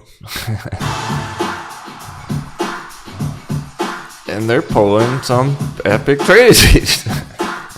They're still pulling it off. Maybe it's even better, like they're listening while they're driving all day, so they're here all day listening, and they get to think about it. They're always reflecting on it while they're on the road. I know when you're driving, it gives you a lot of time to think. Oh, Captain needs more coffee. Coffee emergency. Before things get crazy.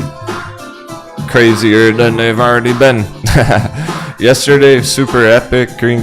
Today's more just wild beasts on the leash. Happy Friday. We're still gonna get Friday FOMO. Clearly, like, people are FOMOing in the green charts on the opening already. And I expect we'll get more of that by the afternoon. We just got bearish lunch coming up. Even Grayscale Litecoin went back down to 4. If that went back down, come on. If even that's selling off, everything's gonna sell off for a bit. Tesla support right now.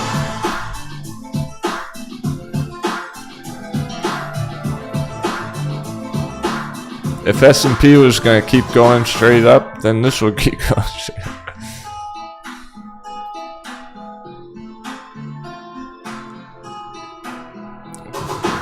They're just sitting right under resistance.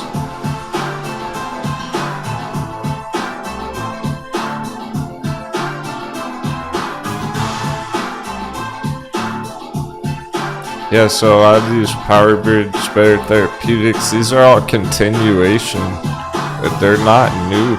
They're not even all-time low. It's people who are already holding them up hundreds of percents, ready to go more. Kaval's like that too. It's up a lot from the bottoms. Ready to go even further after we already hit a couple targets. It's not like an all-time low, brand new slam dunk or anything. Zella's pretty much that, with some panic on the split, shakeout, split shakeout. VXX going green, just like we thought.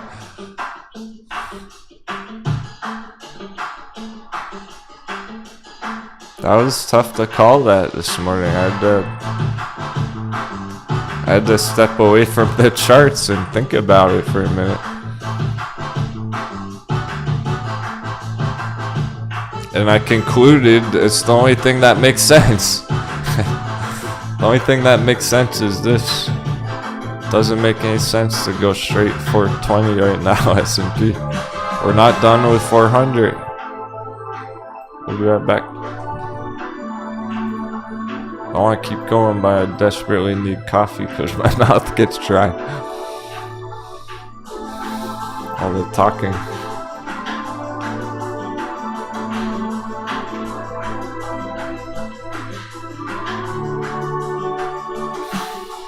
I want to throw on the Amazon puts here for day traders.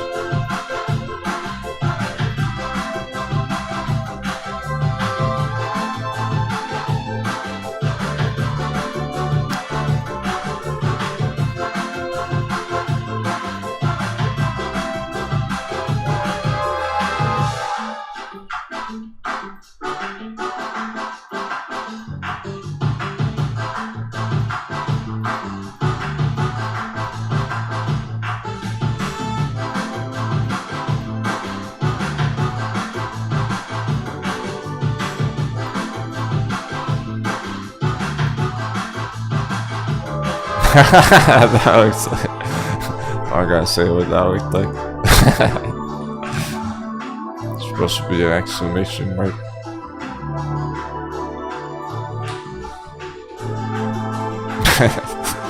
Shout out to the ladies.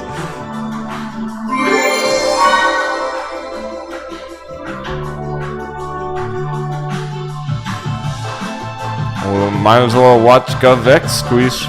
For the people holding GovX.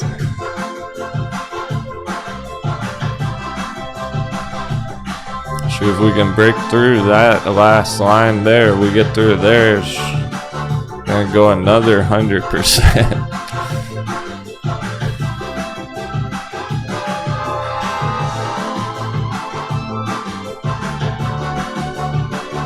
Bitcoin's gonna take until Amazon goes down, until S&P goes down, and then when those are bouncing later, Bitcoin will go up a lot more later.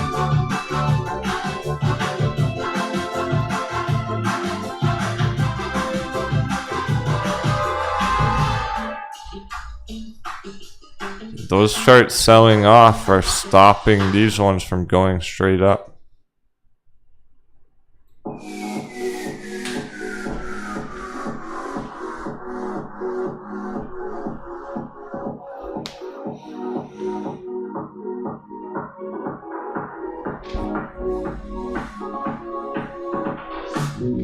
I hope when I get back, Amazon's straight down.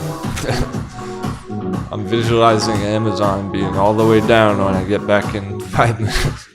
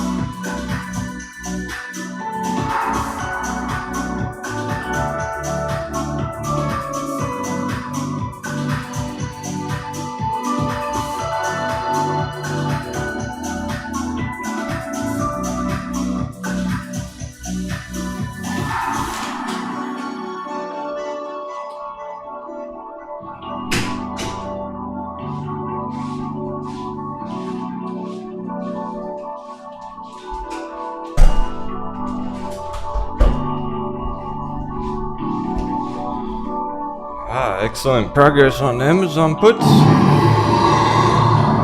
Jumping back in the charts.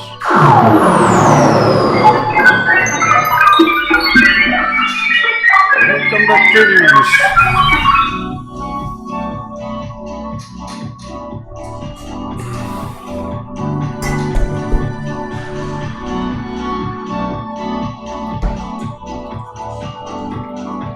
Gotta adapt. I'm sorry about being a day trader right now. Big moves up and down, big companies. Confuses people. That grayscale Altcoins red on the day?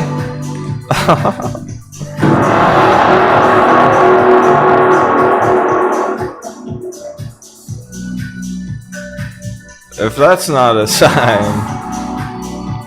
Okay, if even that went red on the day, S&P gonna go red on the day too. If that can't stay green right now, fucking nothing can. Oh, it's back green. Now we're green. And there you go. Everything's gonna test support. It's gonna go red, then turn green later. On everything else.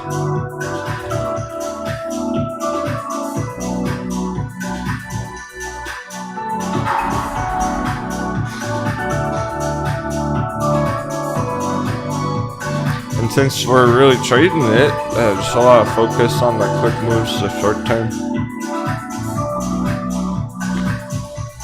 Lots of developments, price action.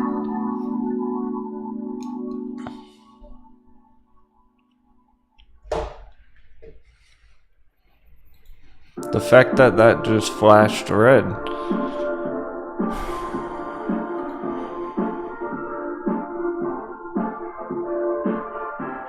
It's still gonna go parabolic here, though.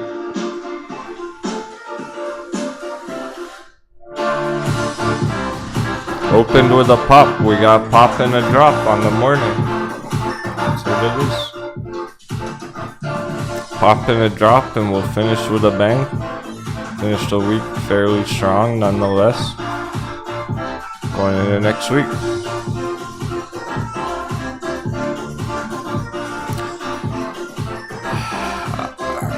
I don't know if S&P is even gonna hold 400 for the close.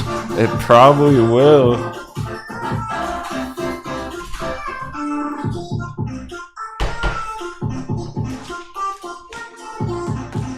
It'll probably stop on 400 and then bounce back over 400 by the end of the day. Like this. And we'll finish the day up here somewhere. Going into next week.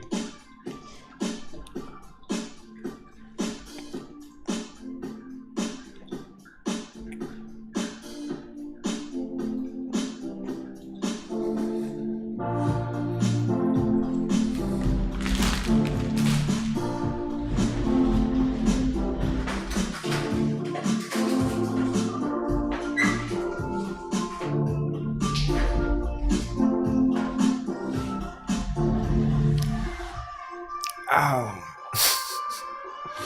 Oh, I just ran over my toe.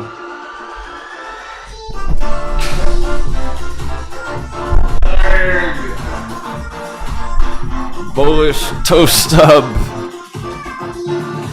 Open the window. It's worth it. High risk, high reward. I yell at the window.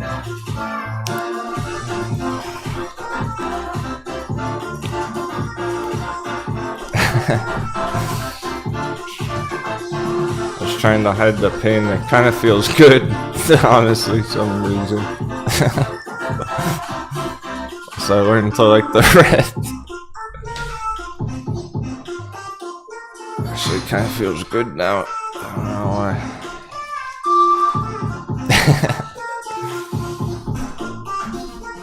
I got my blood rushing.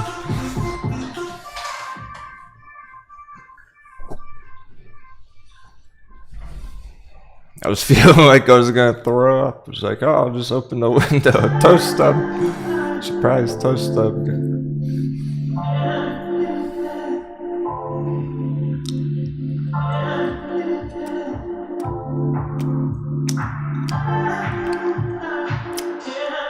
And it was all my fault. I ran over my own foot. There were enemies on the trades. Trip over your own peg legs. There's only reasonable Amazon go down.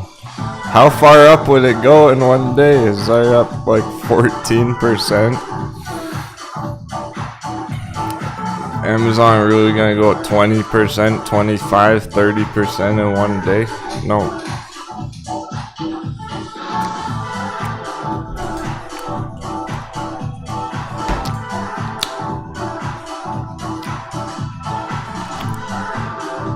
There are certain limits, it's just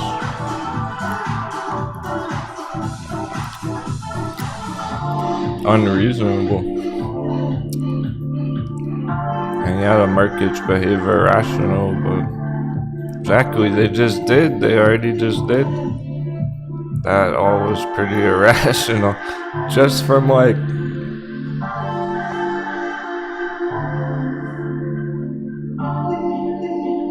yesterday.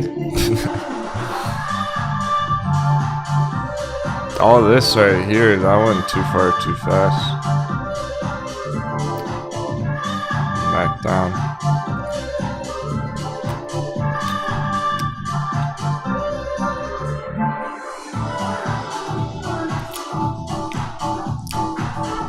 It's too soon to hit 420 S&P.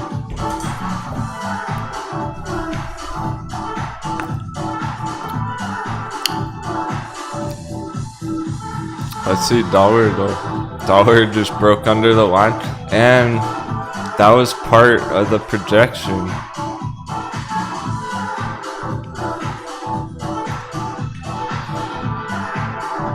It hasn't bounced though. Really, just choppy. It's very choppy. The thing about breaking under 106. It's still gonna bounce up and test it like that.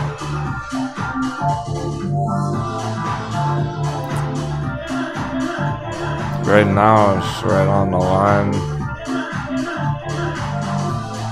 some more bearish lunch, even bounce right here, bearish lunch, and then end of day we're breaking back a little. It's all starting to play out. We'll see soon. We'll know in a few minutes.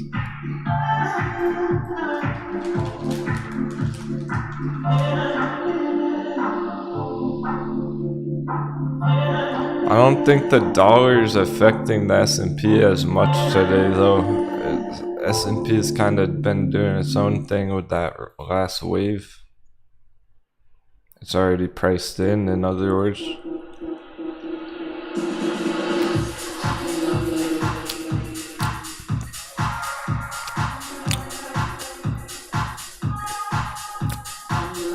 We need more charts. Always on your side, Cap. Keep up the great work. Denwo this year. 777. For sure, I know it, Powderhound. Thanks for the 7s, man.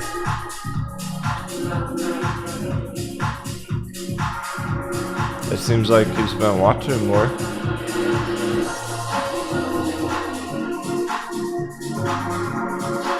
Oh yeah, a lot of real life stuff going on, but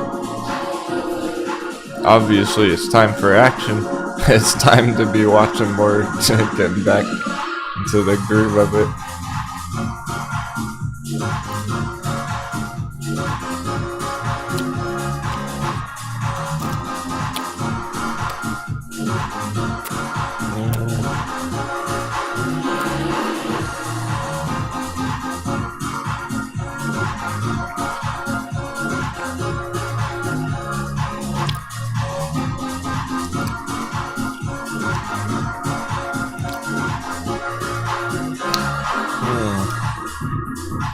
Bitcoin's still ready to go, even with that on S&P.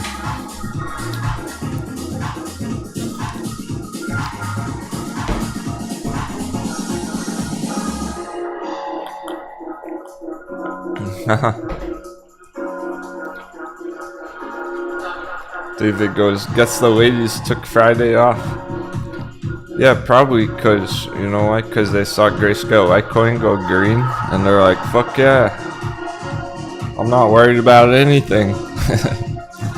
And they're just diamond handsing, and they can take the day off and have a great day while they're not worried about their charts.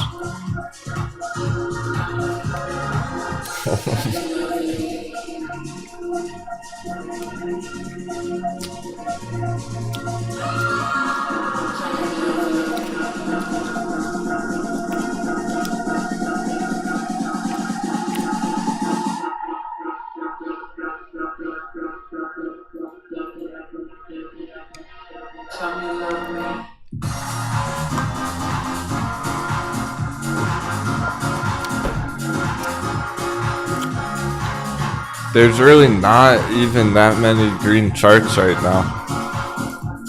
We only have a couple squeeze action charts going off. Besides that, there's not even that much green right now on the watch list.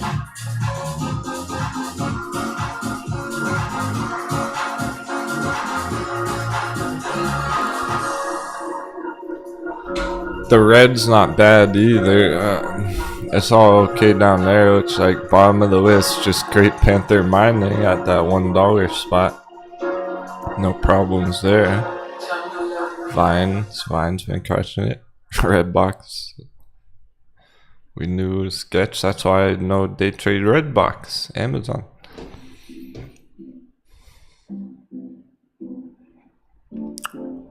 TAL 490. Okay. Even Alibaba is under 100 for now. Yeah, it's definitely a red opening on everything that's been bullish. All these charts been green as fuck all week long, and they're opening red. It's just the S&P that's up. It's just the S&P and Amazon. Because really, those charts just had a bunch of like earnings and shit. All those mainstream retail S&P trades are going through like earnings and news events, and everyone's talking about them.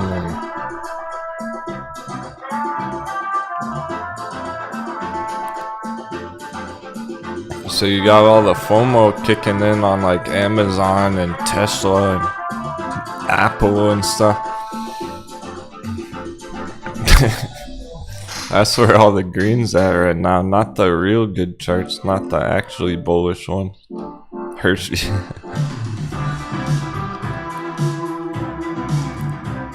Alright, check that again. Damn, Hershey's puts, what the fuck? Actually, cancel that Amazon day trade. Cancel the Amazon plan. We're going in Hershey's.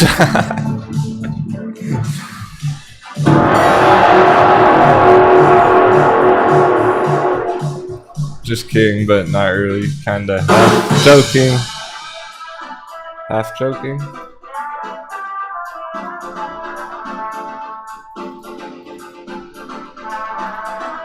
There's no joke on the chart, the fuck? I spit on the camera.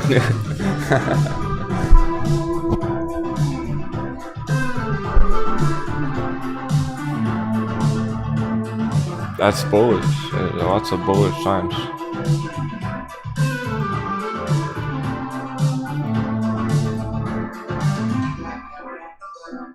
But damn, that's what, way too far too fast. Is that the legit all-time high? The very tippy top back there again. I come straight back down, Hershey.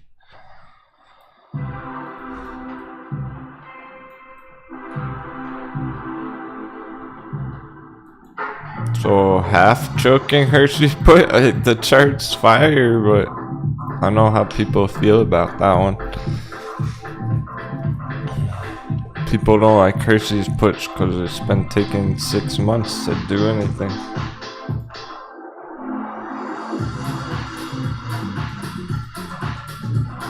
Really shows you though. Things pop too big this morning. I'll pop in a drop.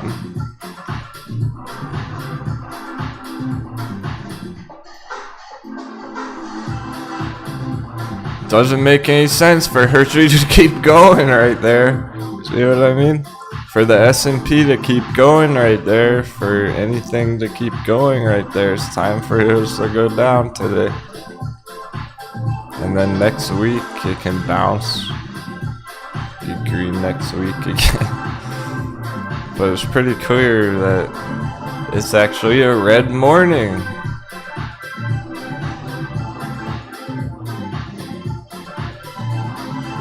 I would not call this a green morning.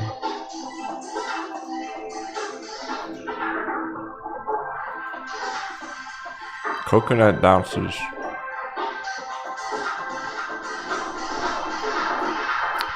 John Deere's still not ready. Next week.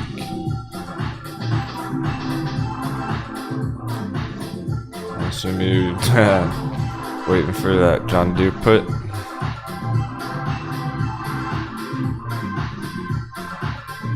Gregory got, okay, a bunch of, they get Amazon puts very well. And we're gonna get through that, or we're gonna pull it off for the dip traders. Because that's the only thing even, what else can you even trade right now? There's not much else to even make a move on right at the moment.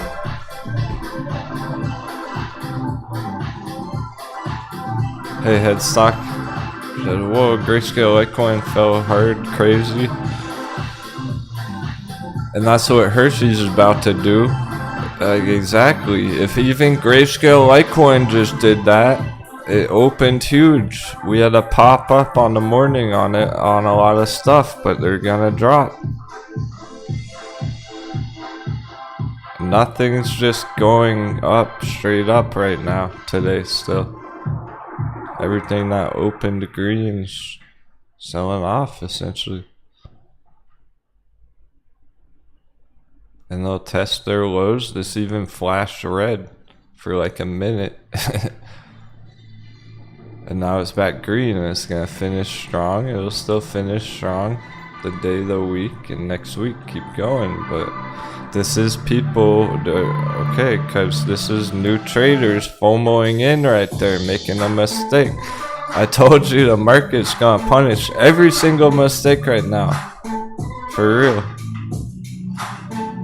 If you FOMO into anything right now, it was a mistake.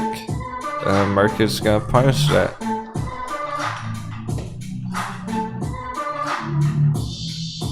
That means S&P. All the new traders FOMOing in fucking S&P, making a mistake. The market's gonna punish that. They're late to the party. If they were gonna go bullish S&P, if they were gonna go long S&P, they should have done it weeks ago. Should have done it at the magic number or something. If they had gone long S&P at the magic number, it would have been paying off. FOMOing in on Friday at 4:10 is a fucking mistake.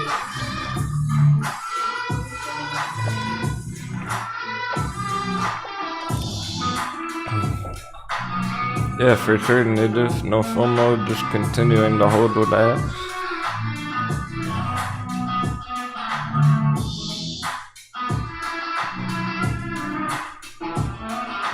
That's sticking to that plan, that's what everyone gotta be doing right now.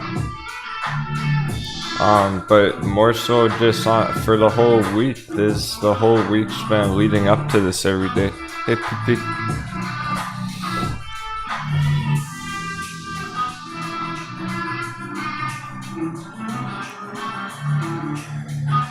And there's a lot of mistakes being made in the markets right now.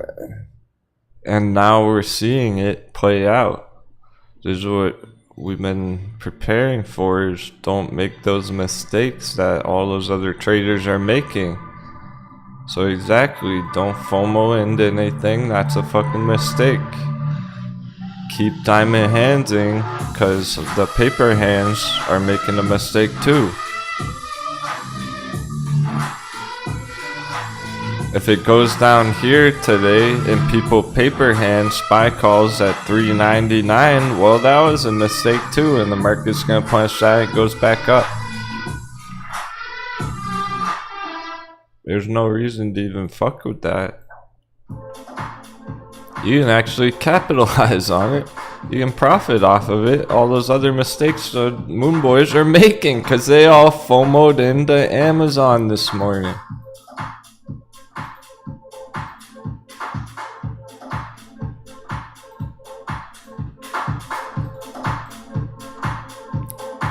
It went too far too fast, straight up with some news, and hit a major resistance.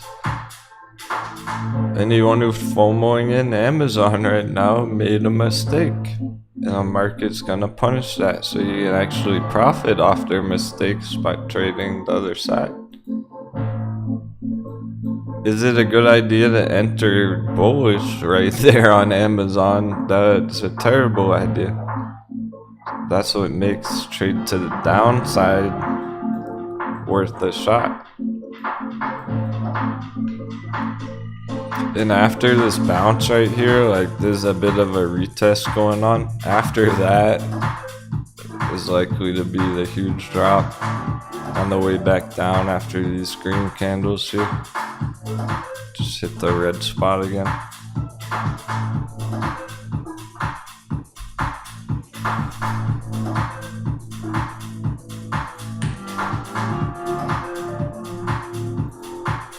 I'm sure the indicators, let's see, yeah, the 5 minutes had a crossover on it the whole time. Waiting for the 15, get that on the 15 minute. Let's see how it's coming down though. About to get a bearish crossover for the day. If we get that on the 15 minute, that'll last long enough to go red for like a couple hours for the rest of the day. But we're hoping it happens today. The worst case would be it just stays right here all day, essentially. it might take longer than that. Hopefully it goes right here, right now, like today.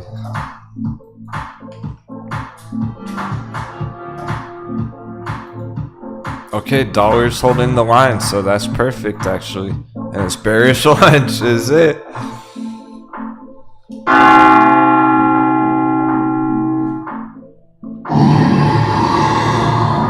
Dollar's holding the line. Dollar's gonna try and bounce for bearish lunch.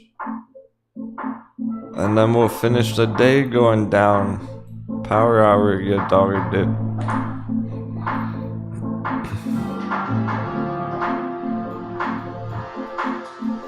It's gonna be a whole day long process apparently. All this could have played out earlier already within the first 2 hours of the day, but now it's gonna take a whole hour or two to go up, a whole another hour or two to go down, then the day's over already. This is gonna be all day there, and that means S&P all day is gonna take like 2 hours fucking going down now, and then 2 hours going back up. So that could have already happened within the first 2 hours of the morning, and we'd already be at 400 bouncing right now, but this sell-off's gonna last all afternoon, it looks like. And then we're just gonna start bouncing back up at the end of the day. Finishing strong on everything, but not straight up, which most people are expecting. Most traders are thinking everything's gonna go straight up today like yesterday, and it's not gonna be that easy. As you can tell with Grayscale Litecoin, it's flashing red again. Like, if even this sold off, but it didn't really sell off. You gotta realize it just put us back to where we were yesterday.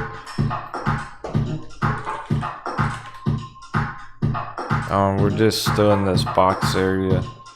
It blasted that box. It's acting as resistance. I'm gonna count that as being in the box effectively.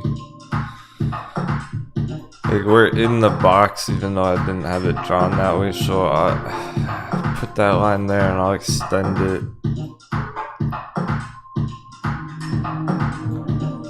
And that's gonna be the full box. So we're pretty much on the projection here. You can imagine maybe we're here like this.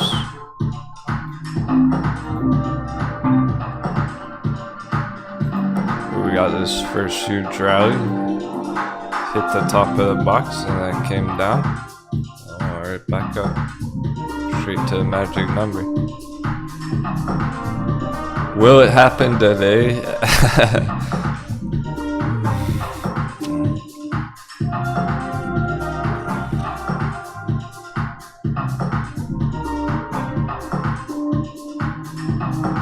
We're just gonna have to see how long it's taking everything else to play out. That doesn't really matter either way.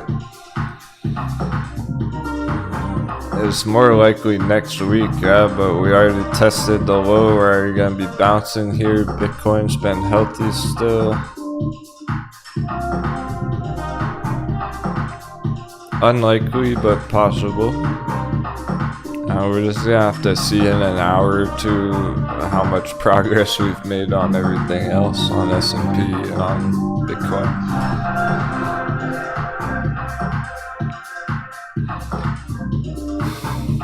So, the mistake today of retail, they're watching the news, they're talking on Reddit, whoever, they're coconut ships. They're sailing the ocean on their fucking coconut rinky-dink ship. It's falling apart. And they're taking on water. And they're seeing, oh, S&P's opening huge. It's super green. Straight up 1% S&P. Amazon Incredibly bullish earnings report. Amazon's up 10% straight up. FOMO Amazon. Oh, and Tesla's green too. Gotta get some of that Tesla. How could you resist Tesla 2% green? And they're going, oh, this is it. I'm FOMO into Amazon, Tesla, and S&P.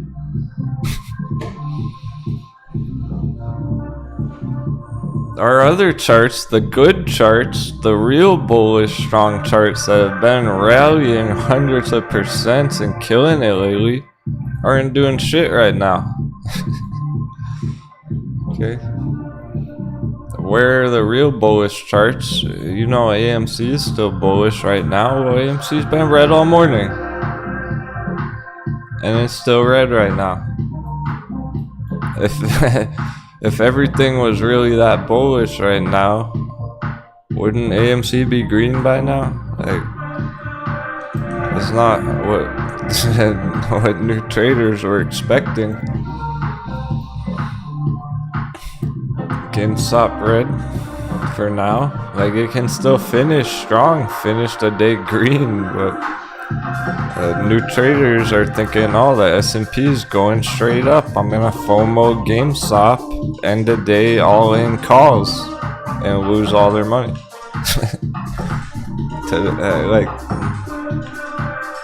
There are people losing all their money on a day trade today.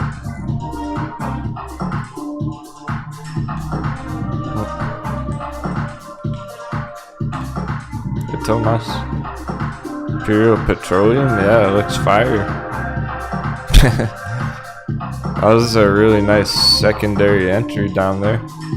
There's the one where the sunken treasure. Yeah, we got a bunch of traders in this too, definitely. I'll put an alert on it.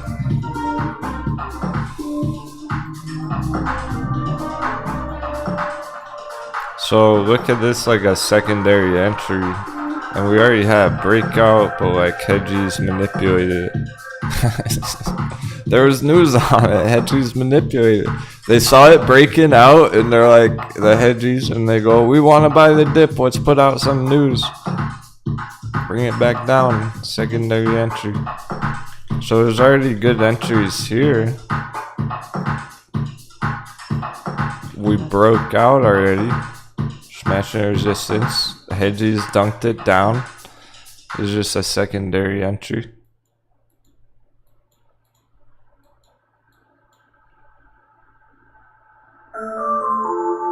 It's all still on, just 2 days later.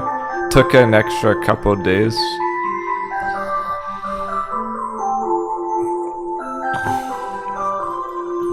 Stuff like this, after it's been happening, it's actually been enough progress to put in some movement on the indicators. We haven't been scouting out the indicators as much lately for the past like 3 months. Now they're becoming more important because we're getting the moves. Look how much is progressing here from the bottom. Well, this is short term. Go out to the midterm. That's progress from last month. Up, up, up. It's starting to reflect on the indicators.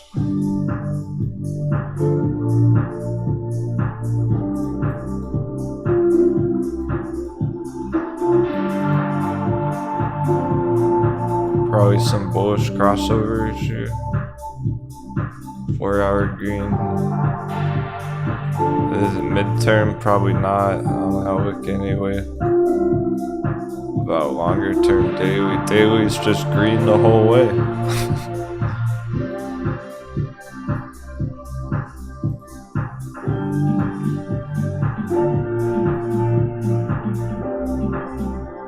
Effectively undervalued here.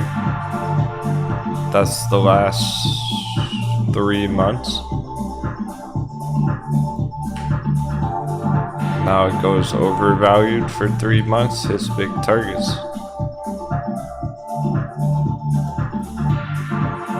This is a pretty steady trend as well.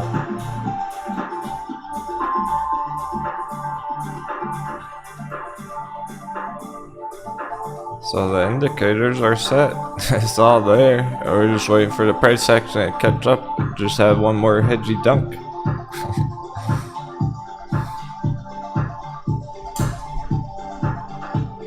Maybe that's a good thing, because now hedgy's buying the dip, they'll help it go up. They stole the Moon Boy's treasure just like you did. It was a free-for-all. It was a helping of treasure down there, ripe for the pillaging for anyone who was brave enough. It's cool because it's still good entries ready to go.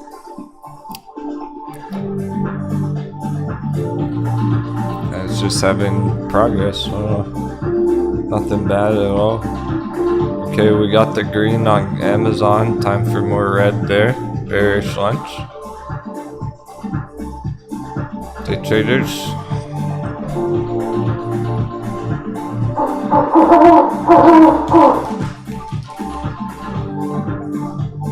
Alert.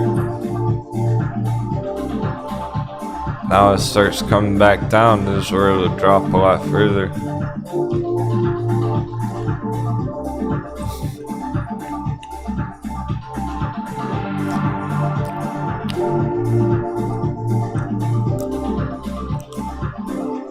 Dollar's still right on the line, so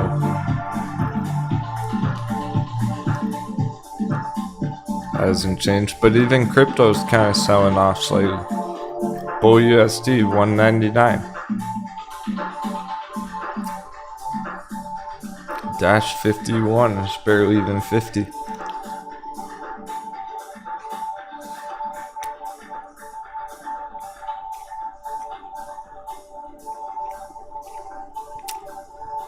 Most important part, we're way over 1T though. That's all that really matters on crypto. We're still way over 1T market cap.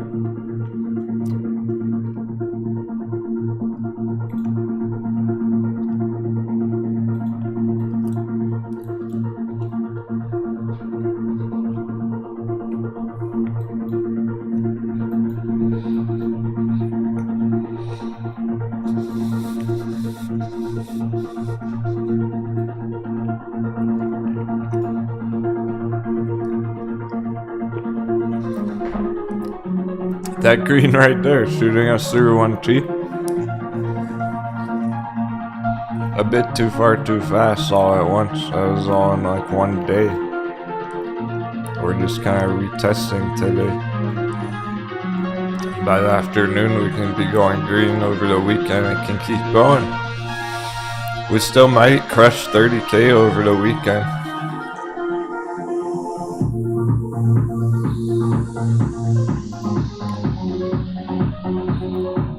Here's the monthly candle, 2 days, 8 hours. Where's this gonna be in 2 days, 8 hours?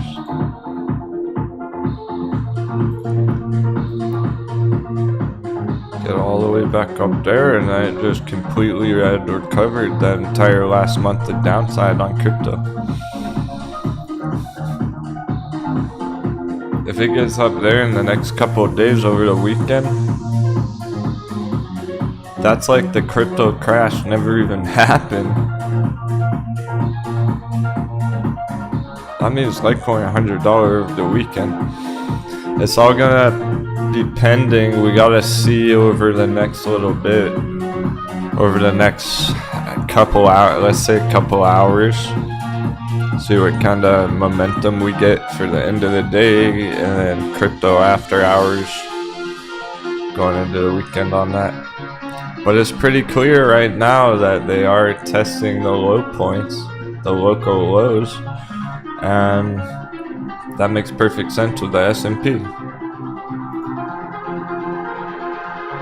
Going for this, Bitcoin's under 24K, so I'll show you what I mean. Bitcoin back under 24, so it's testing the local low right here. S&P's right here about to do this.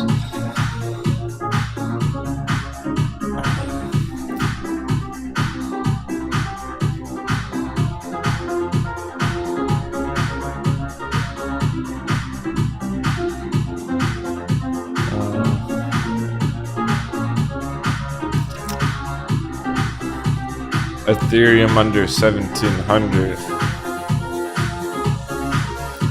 for example. Pop and drop, just testing the local low. S&P's right here about to do that. That's why it's not really a green morning.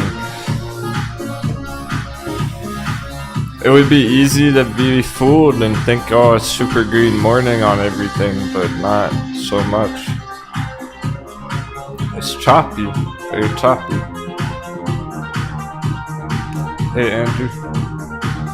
Yeah, exactly, the Mullen bottom there. You spotted that correct. So it just dropped. No, that's right on the line still.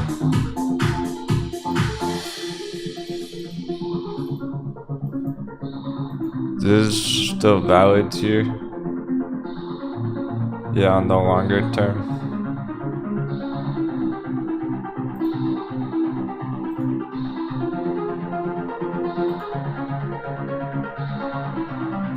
So this area is a buy? Question mark. Yeah, if you're gonna put, well, if we were gonna put a buy box on here, like here's the double bottom that it's talking about. Correct about that, still valid right now. Looking at all this is the hard bottom bear trap. So if we were gonna put a buy box on it, it would be anything under that. Meaning right there, yeah. Right here, right now, also just anything lower would be 2. Sometimes they do hold. We've seen a lot of them hold right here and then keep going.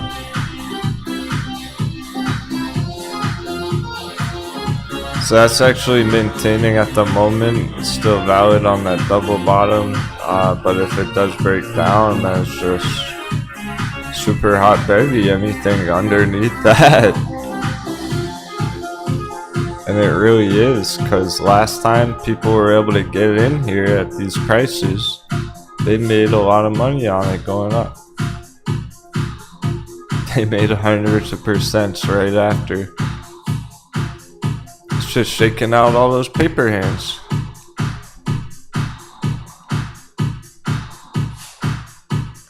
So we know that's a really savage entry to get.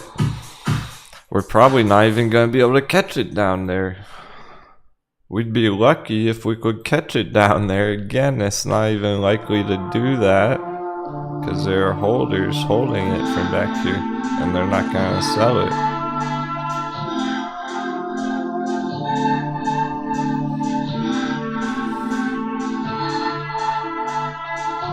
Anywhere in this box is an entry, including right there.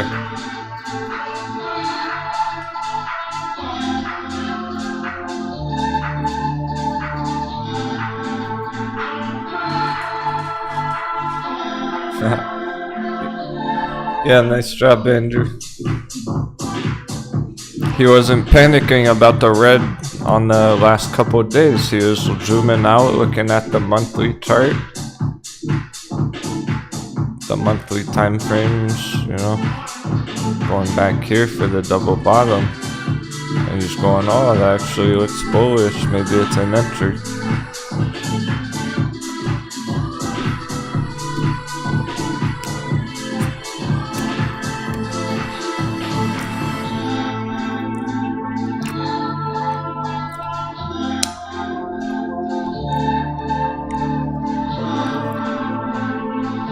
This is the kind of stuff probably be reflecting on indicators. The weekly's been green the whole way there. Like, yeah, the price came back down and test the bottom, but look, it's been green the whole time there on the indicator. We're not gonna get bullish divergence here. We don't, because we don't need it. There's no, it's not diverging. The indicators are going up with the price. We can even get a candle like this.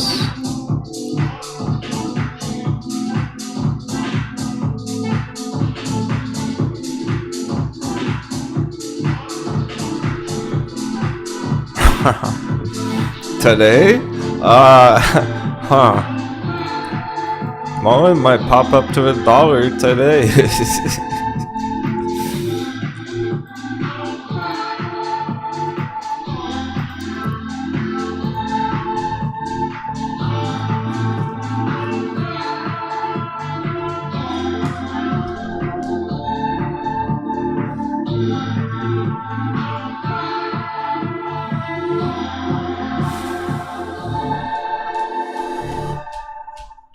Today can get pretty epic. It might get epic later on, going to power hour, finish the day with a rally on a bunch of stuff. Mullen could start bouncing huge by the end of the day.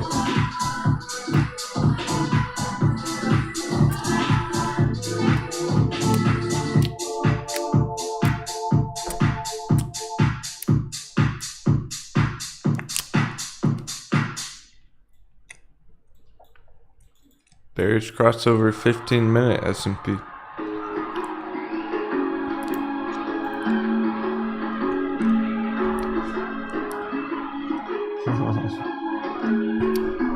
Freddie goes, I just bought the dip again on Mullen. It's my third round. I already traded it twice. And there you go. That's your proof that smart money is buying the dip.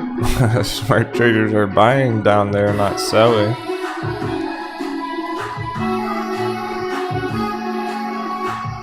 He already made money on it back here, and he's getting back in. That's representative of a lot of other traders out there in the world who made money on it back there. They're getting back in.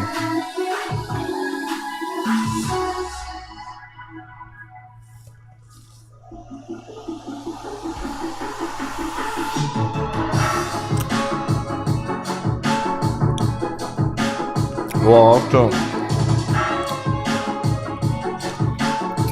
check out all the pressure. It might move slow day to day here. It's been hovering around $1 for months. So it's moving slow like day to day, but look at all the pressure that is building here. It's pretty crazy.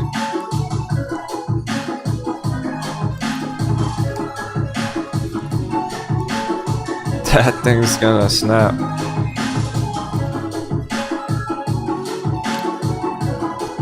Boom!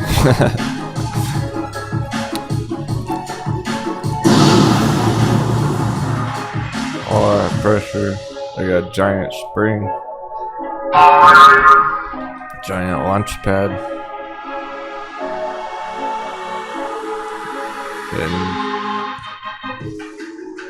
And tighter and tighter and tighter. And that snaps.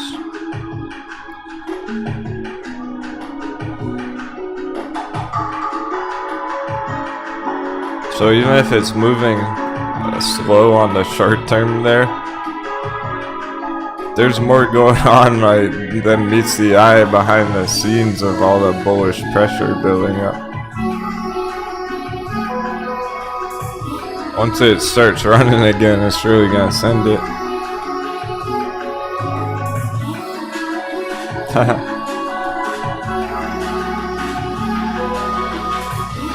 Yeah, so I'm here for Andrew. As Denwo, thank you so much, dude. You changed my life.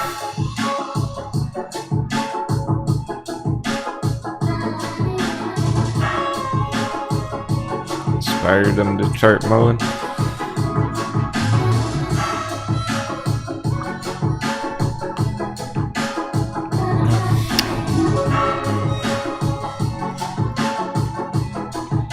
I go on camera every day so that you can see how a real trader does it. Isn't the best way to learn by watching a master?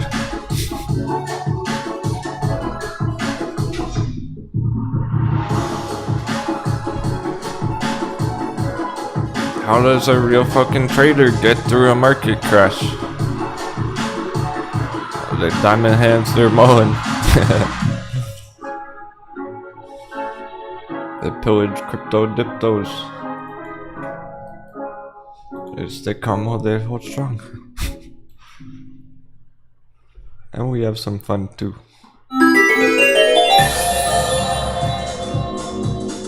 Sometimes it's serious, sometimes it's fun. Sometimes it's celebratory, sometimes it's sad or disappointing. It's all of it.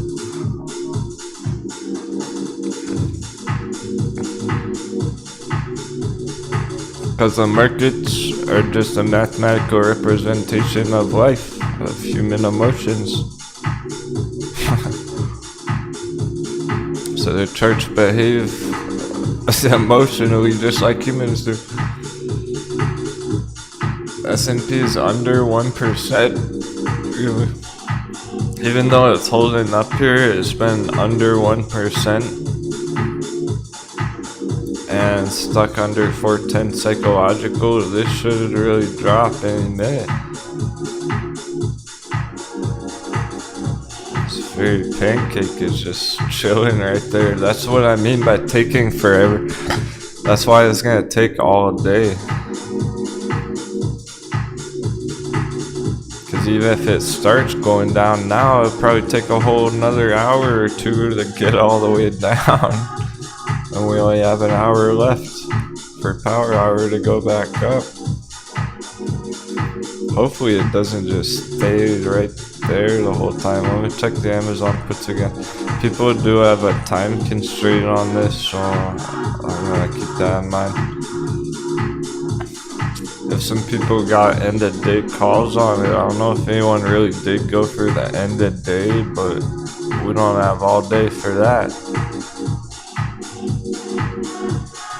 We're trying to get quick in and out on this one and not all day long, and then your calls expire. Or your puts, Amazon puts.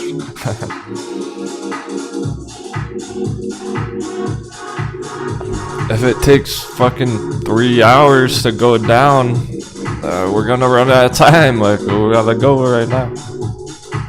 Start dropping in the next hour, and then you can already pull profits.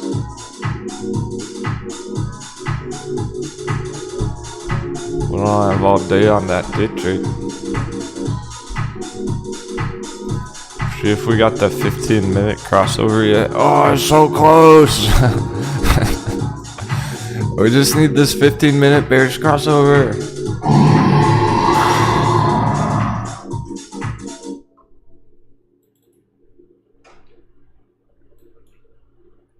That's gonna do it. Day traders already know it's bearish. Swing traders are gonna realize with that crossover, they'll push it down further. They enter puts. And then the coconuts realize, and then they paper hand, and it goes all the way down. Chain reaction.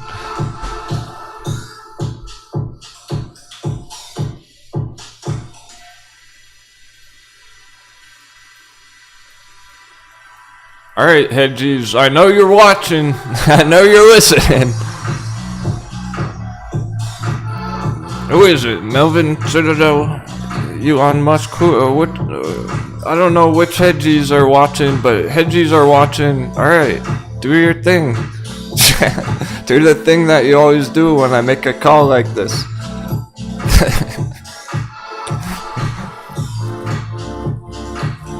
They're probably calculating the short ladder attack right now.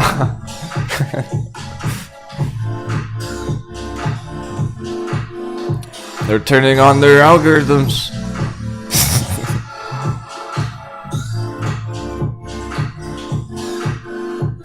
whichever one of those guys seems to watch our show and slam the button right after I say stuff like that.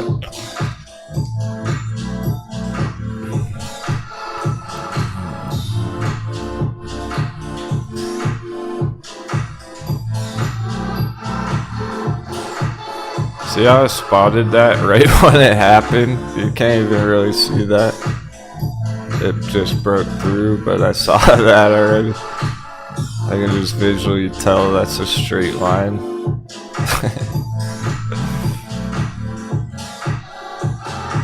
It's going right now. This is it. There's lunch hour.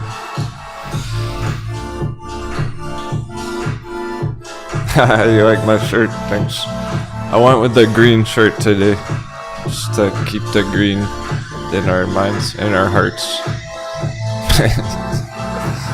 Get some more green later. Finish the day with some green power hour. It's not green time right this minute.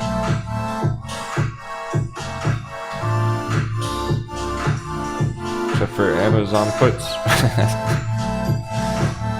S&P is just still fucking around resistance right there, but it's got the bearish crossover too.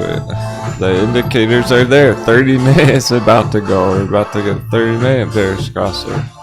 S&P. These other waves are the same magnitudes. That's just as much as that, which is just as big as this one.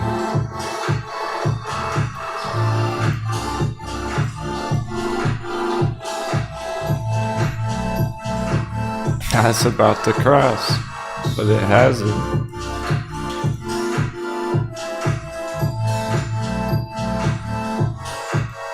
There must be a lot of FOMO out there. Damn, retail really can't resist the green.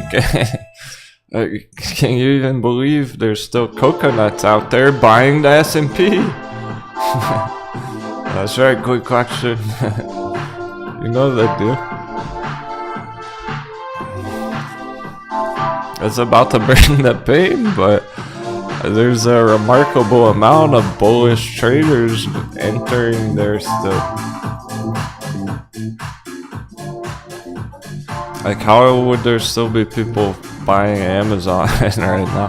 They just don't understand. I'm telling you, they don't know yet. They do not know. It takes them all day, it takes them all weekend to know it, even figure out what even happened today.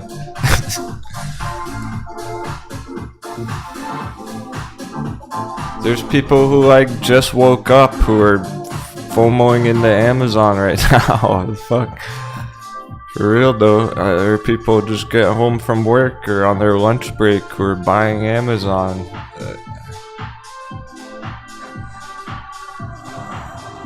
They just don't get it, and they're not gonna realize what even happened until after it's too late. So there's a remarkable amount of buying pressure still holding it up.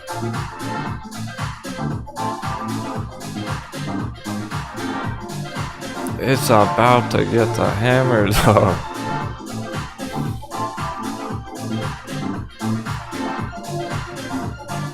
There's so much that, okay, yeah, cool. I might keep that chart active. We got our alert ready. S&P is similar. Let's check the dollar. Dollar's bouncing! There's the dollar bounce. Done deal. Oh, we did it again. We're not just calling it day by day. We're calling it fucking hour by hour. Remember that dollar bounce I was talking about from the line bearish lunch? There it is. We're halfway through lunch. We're halfway through the bounce. I'll keep going up for like another 30 minutes, another hour. The S&P drops down. Amazon drops down. Def not a hedge here. Love what you do. LFG Amazon price 777. Nice. I think I know who that was. I don't know who that was. Thanks for the anonymous treasure. It's raining down treasure from someone. Elon Musk. Those Amazon puts, I knew it. I had to start watching. And finding the cannons. All the smart money's bearish on that right now. It's only dumb money that's buying in right there. Cause why didn't they buy in earlier in the week? Right? Anyone who's FOMOing in right there, why didn't they get in a few days ago or Monday or last week?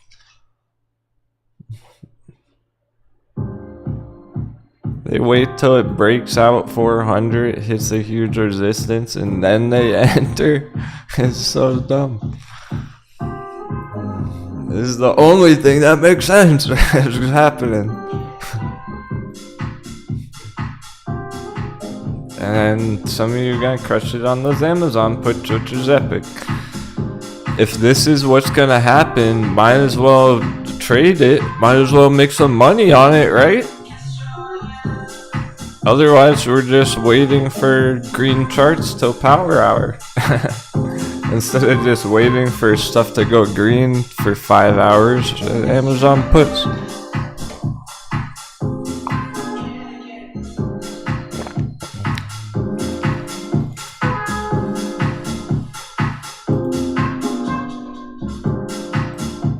The song groovy.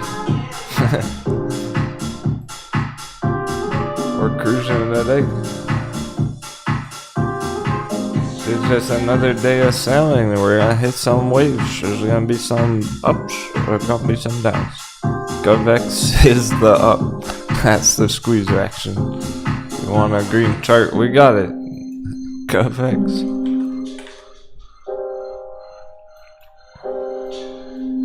We might smash right through there today. Get another 100% next week. We hit that 100% next week. That's 10x from the bottom already. I can hit our 10x long-term target next week. That didn't take long.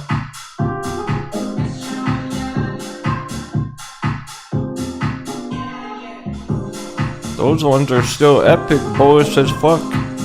They're just not really gonna go up too much, all those ones with the SPs there.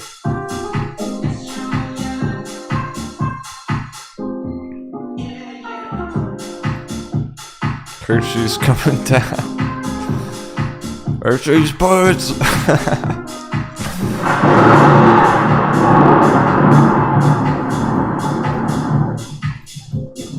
That's where the profits are today.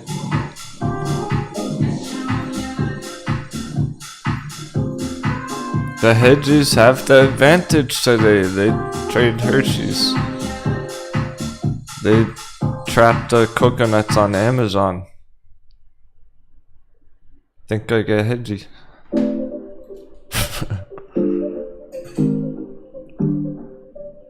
Shows right on the resistance, even with the dollar bounce.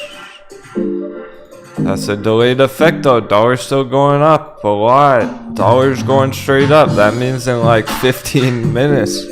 I don't care, S&P's still holding. In 10 minutes, 15 minutes, then we're gonna see this effect kicking in. It's just starting to go. Hasn't been enough time. Especially if it continues upwards. It's 0% right now. Dixie chart 0%. Going green.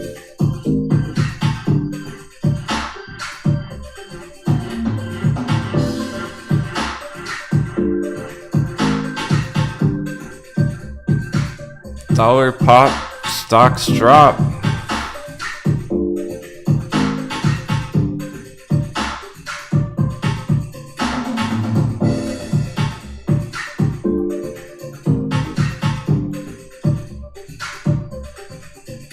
Especially these ones that are way up there right now. So it's like, okay, they're still kind of maintaining, but damn, that's about to smash out any minute.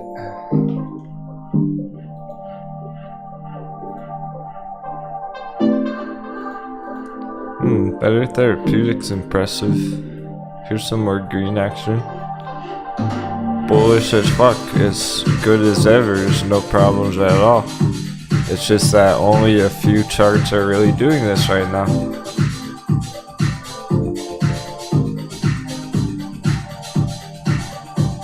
It's not that many charts that are continuing up right now, breaking out. GovX, Better Therapeutics, Thermo. It's still gonna keep going up in general. One's just getting started. LMFA, I'm way down here.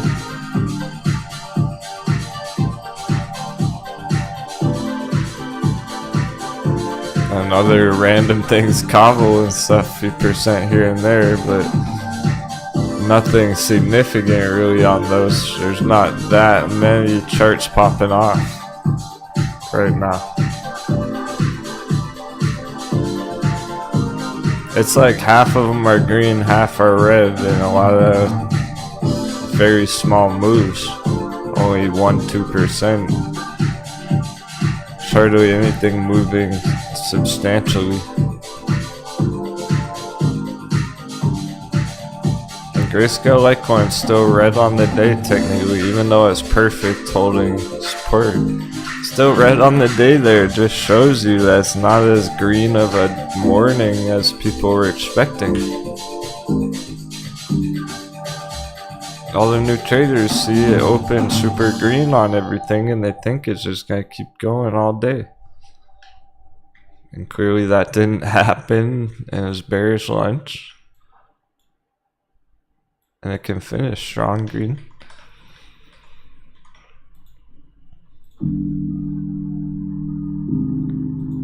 Either way, that discount's still fading. It's street chat.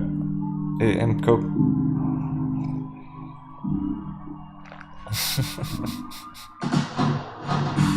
Street chat, was that you?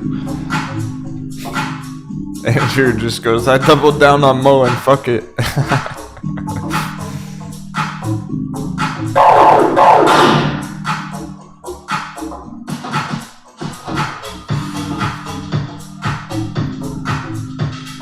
Pretty much, because the other perspective, what else is there? What else you gonna do? You go, oh, I'm red on mowing, I'm gonna paper hand it, so fuck it. Like, right? Oh, fuck mowing, I'm gonna paper hand it. What else is there to do but double down?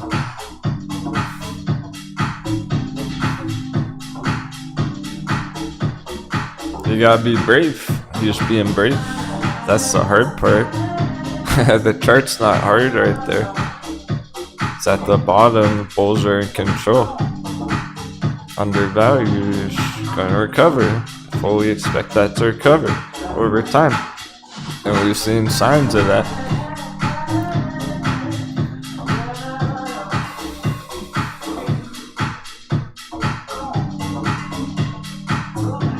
What if it had never done that and it had just gone flat down here? Then would you want to enter it? I mean,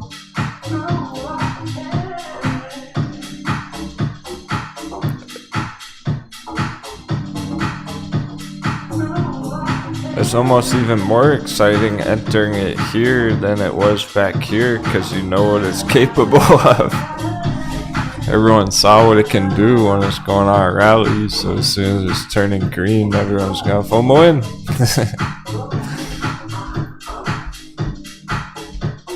That's the theme.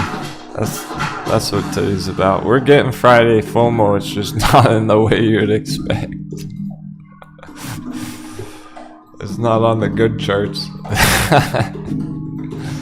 Chainlink keeps going nicely, trending up.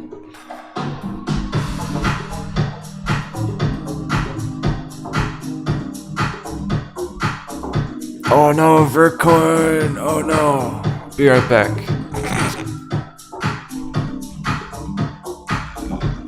I was gonna make a real entry on that last night. What's about the moon? Actually, I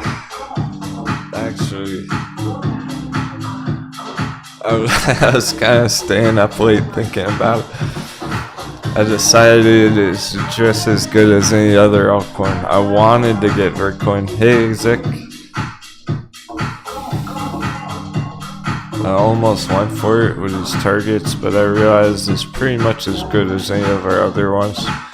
Because there's potential huge targets back here on Bitcoin. But we're really shooting for where they were last year, primarily, initially. Like any crypto could go up crazy percents, 50x essentially. That's more speculative in a way. We're really going for that target primarily, so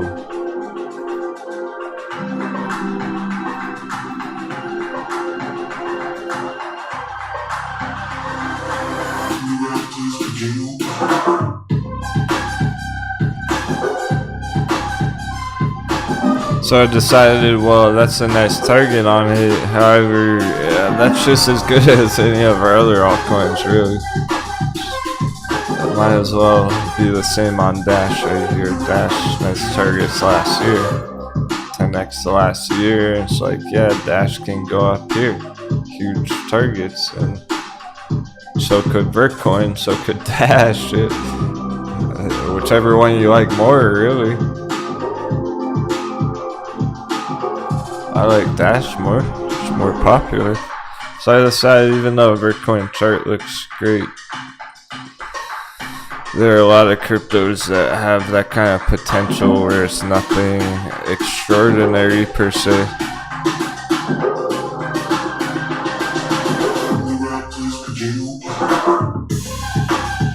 Yeah, exactly. Amazon's still refusing to go down.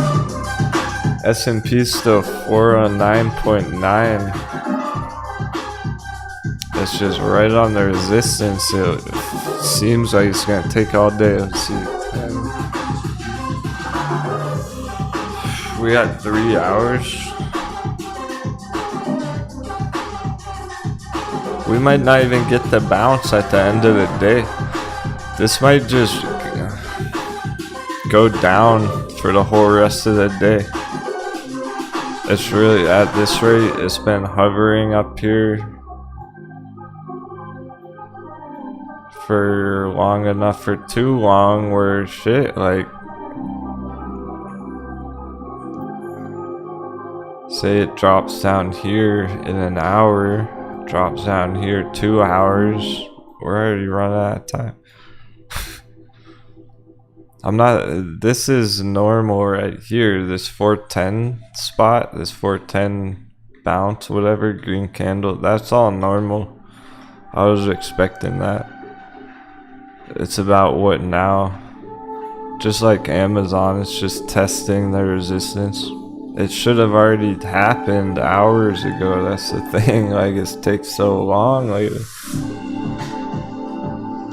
that it looks like it's gonna be an all day long process. And then we actually finished kind of weak, kind of red, throwing people off even more.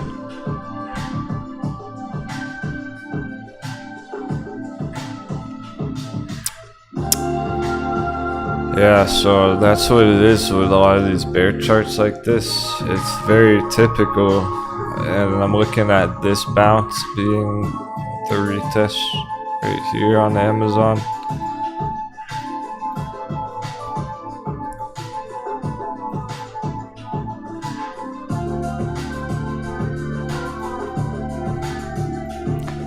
Okay, so I opened crazy green way up. There's resistance. It got rejected. It's not giving up without a fight. There's still a lot of buying pressure. Moonboy's FOMOing in all day long. We got the bounce to test the resistance. That was that. And now we're coming back down and we broke through the trend line. That's all totally normal. That's what the S&P is doing right now. Right here. 410 test. But it's taking so long, it's where it's like, alright, can't it just happen already?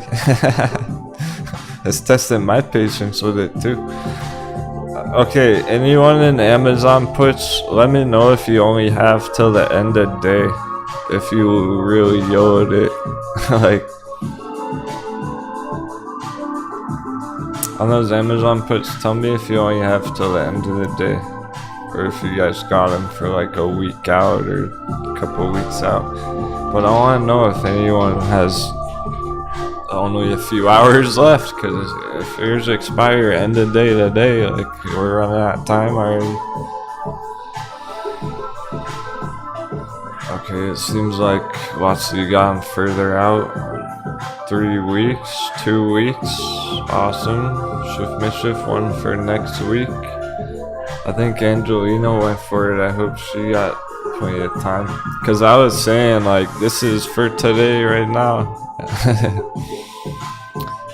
Hopefully it goes right now. It should, but this is how long fucking everything takes, where you don't really want to have to fight the clock. Because I'm a bit concerned that it could just like stay flat there all day and then drop down after hours or on Monday or something. If that's the case and you guys have more time, if you still have till next week, then it's all good. But if somebody's running out of time on the day already, that could be a problem. Okay, Void Juno did go end the day. What were your strikes on it, Void Juno? Most people went for a couple weeks out. Okay. Hey, Jeff. Yeah. Grayscale Litecoin did have a crazy morning. That should get back in business. Going into power hour and stuff. Okay. Okay, well, Void Juno's at least riding dirty.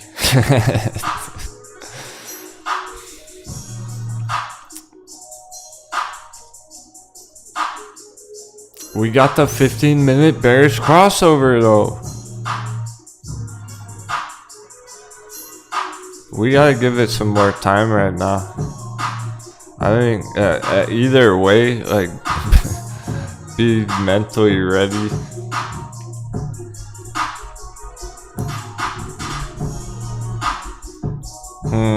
Those are pretty low strikes. 125. Yeah, we'd have to hit the full way. I guess I was saying 130.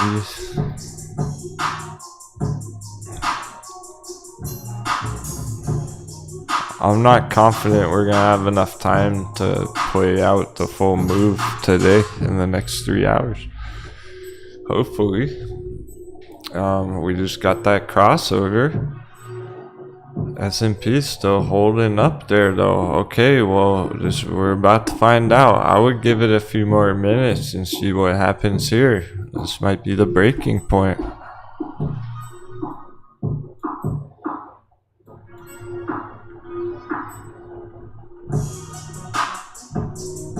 This is normal as expected. We're just expecting it to happen 2 hours ago already. It's taking a long time to drop down. So Amazon just taking a long time to drop down with S&P. Dollar did bounce, and it's just insignificant, too small of a move currently.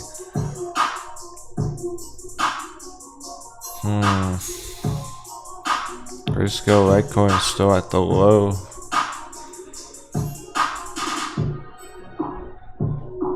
What about AMC GME? Are those red or green? AMC red, GME red.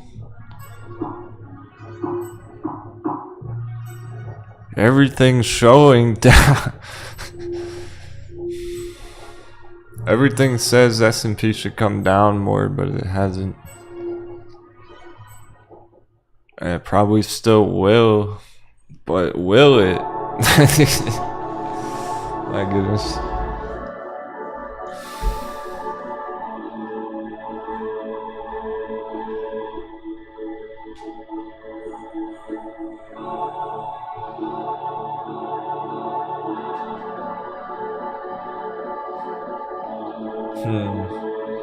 Yeah. I'm thinking the same things that you all are, but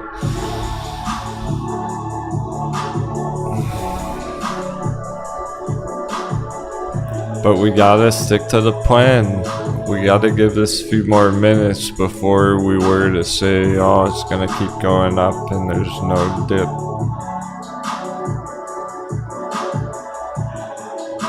This is the limit. This is where we're gonna find out.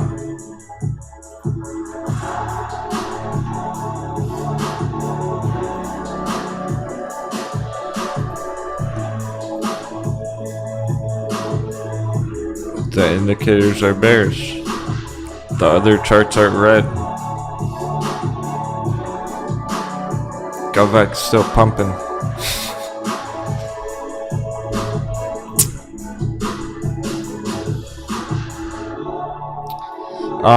Yeah, Void Juno. I wish I could go back in time and kind of rephrase how I was talking about the Amazon puts this morning.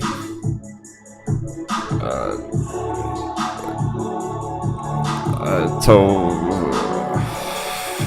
just like suggest that it might take longer than we expect.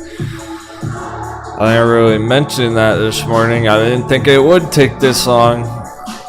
And it can go down to 125. It should go down to 125 today, but it's not moving. It still can hit 125, 120, it's way down here. Now, I said those strikes were low. That's still a pretty low strike, because if it takes all day to do that, and then you just go in the money, but you still run out of time on your contract, then it's not going to be worth very much. It's not going to pay off as much. If your strike's up here and it goes down there and you run out of time, you're still going to have a lot of value on that contract, no matter if the time it takes all day.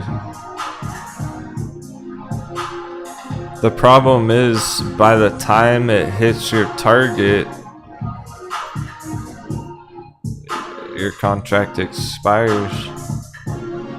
So it's like as soon as you go green, you're already done with the trade in a way.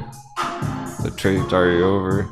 But if you get strikes up here, essentially you can think about it, you turn green sooner, you go on the money sooner.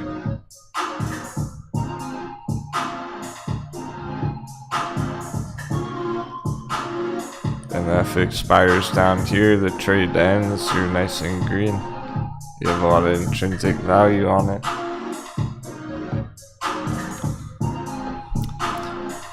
When you go for those really bearish strikes or really bullish to the upside, the further you go out of the money, the more risky it is, the more profits it can bring, but only if it happens sooner rather than later. Like,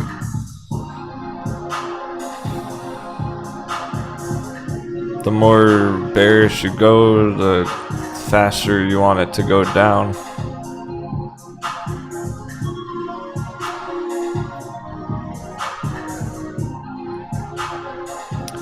Yeah. Void Juno. Sorry. I hope that doesn't put you off from wanting to make a move like that again in the future. Personally, I would give it at least a few more minutes. And it can get sketchy though, because it's like, then you give it 30 minutes, then you give an hour, then you're, oh, now I'll give it 2 hours, then it expires. At this point, you want to give it another like 15 minutes at least, okay? And see if we get any red candle bars here. Because seriously, like with that S&P move right there, that could be the limit. And now it's about to tank. and get hammered for the whole rest of the day. Red. So let's see if that starts happening here over the next like 15 minutes, because we already got the bearish indicators. We're getting dollar bounce action.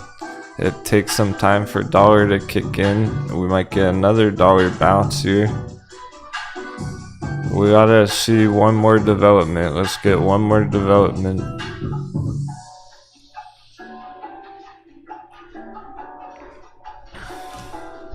So on that note, we're gonna take a quick trading break. I'm gonna go have a smoke and get some fresh air.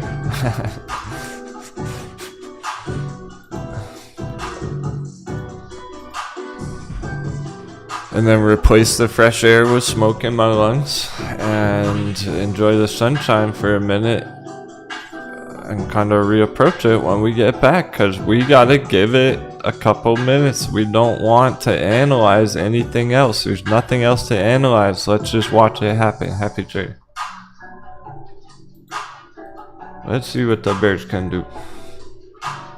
Is it? There's nothing else to analyze. It's all there. It's all ready. It's just taking a long time.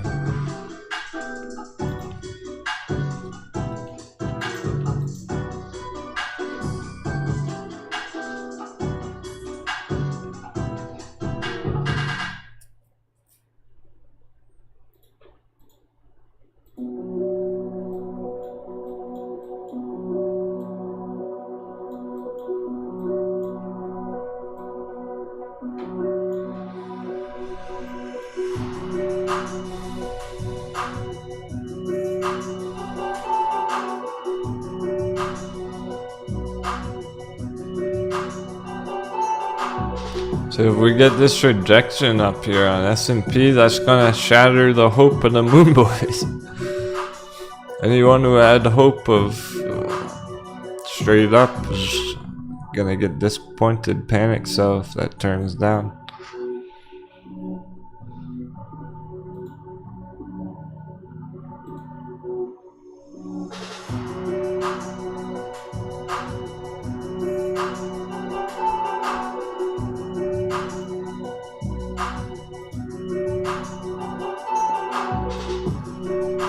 GovX at resistance. That's probably the top of GovX for the day, and it's gonna go down with S&P too, right there. That was one of our original target resistance.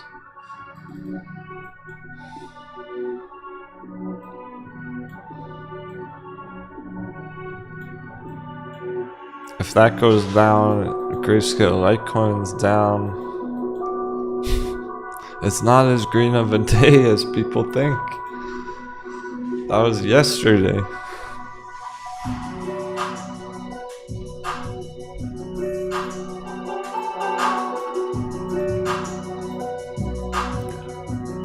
Yeah, we're hoping Amazon will be one of his first successful day trades. Alright, we're still on.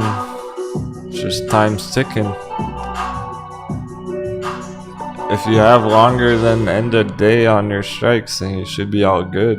It's only the timing that's a factor right now. It's not the chart. The chart's still bearish as fuck. It wants to drop down there.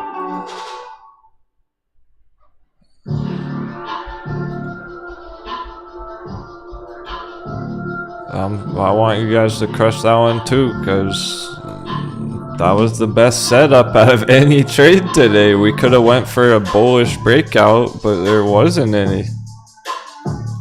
Nothing new.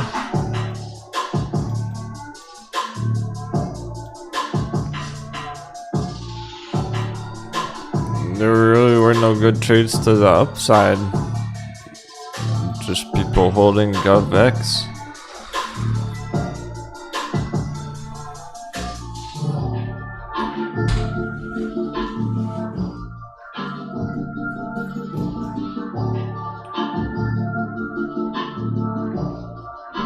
Yeah, most of you have till next week. That's good. Still, if it doesn't make much progress in the next 15-30 minutes, it's probably not gonna hit today.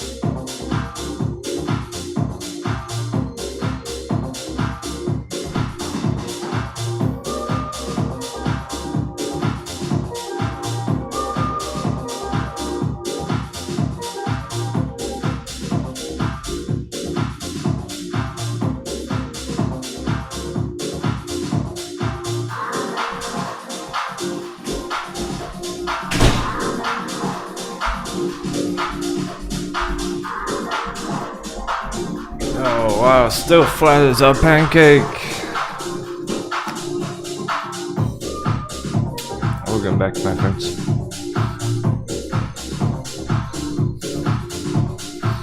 It doesn't start happening real soon. Any downside there? Maybe the best way to pull the Amazon puts on the day, if somebody only has end of day, before you run out of time, you could roll them over. You could get out of those ones and then get into other Amazon puts for next week. Ooh.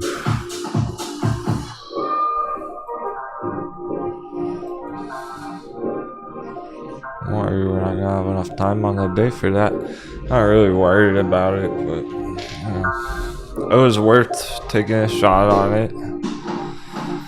Most of you have enough time for it to go. I don't know if it's gonna go down today. It's taking so long. It should already been selling off. In a perfect world.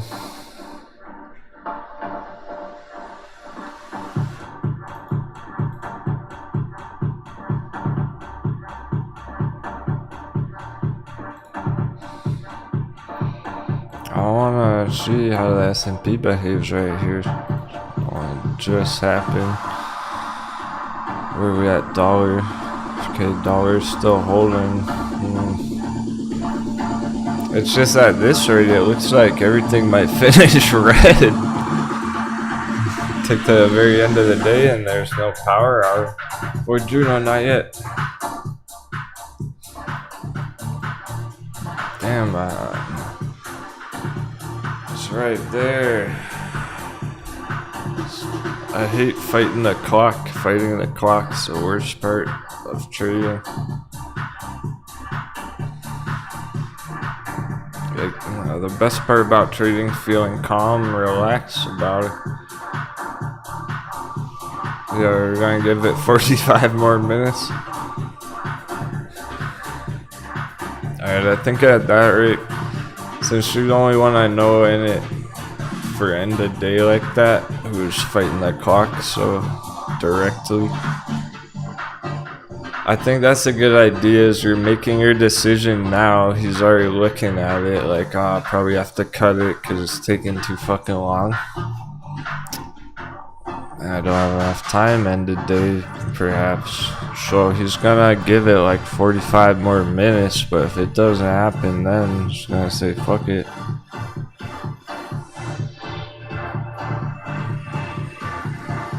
Maybe roll it over so it's some other ones for next week.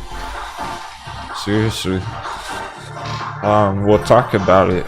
Remind me in an hour. Remind me in 45 minutes when you're thinking of doing that, Void Juno. I'm trying to help you out with that. It's a good idea to make the decision now, making the call right now. So if it doesn't go by then, I'm just gonna cut it. But if we get that alert in like 20 minutes, we might get that alert soon. Just enough time to pull it off clutch. We might pull it off super clutch at the very end. Coming down to the wire on that. It's still maintaining bearish indicators. I don't have the 30-minute yet. It really... And I fucking kind of hope it does play out this way, because this is what I've been suggesting all morning. And yesterday. Even though there's lots of buying pressure, FOMO kicking in. With the way the dollar's behaving and everything. It doesn't look like we're gonna make it any further up. That means Bitcoin too. Bitcoin probably hold around 24 all day, as it has been.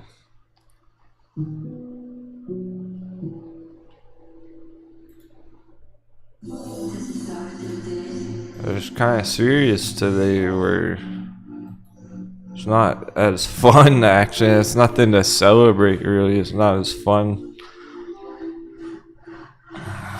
Except for on GovX. GovX still killing it.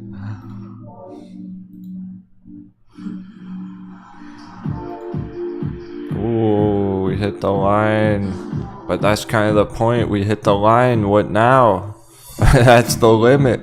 Is it really gonna keep going up today like that? Everything's pointing at downside still. Thermogenesis hasn't made any further up. Better Therapeutics actually has, but I would call that a whole unique cycle. That one's doing its own thing.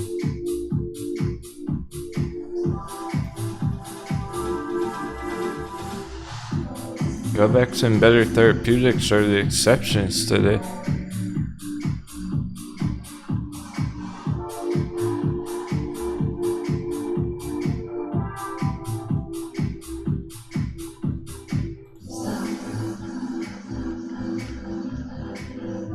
And there's still just not even that much green going across the board.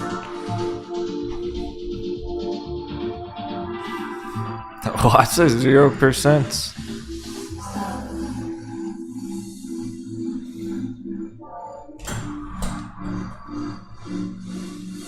Alibaba, Great Panther on the bottom of the list.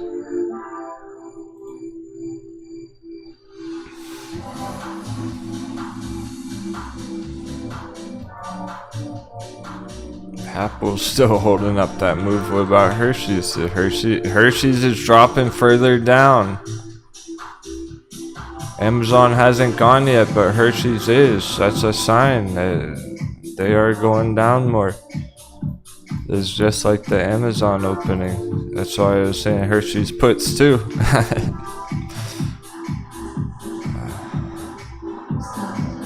Amazon should do that too. It just hasn't yet, or that's what we're looking for on it. Any minute it starts doing that, we'll be all set. Oh, hey Angelina. Oh no. You got them for end of day too? Oh, okay. What strike do you go for? This is one of those times where it's like the chart's perfect, but even with the chart setup being perfect, no matter how accurate I am on the chart, it's still hard to trade it. Fuck, I wish I could go back to the beginning of the day and say it differently. And say, oh, if you're getting Amazon puts, it's a good idea to get them for next week. But I was kind of like, oh, it's now or never. And I think people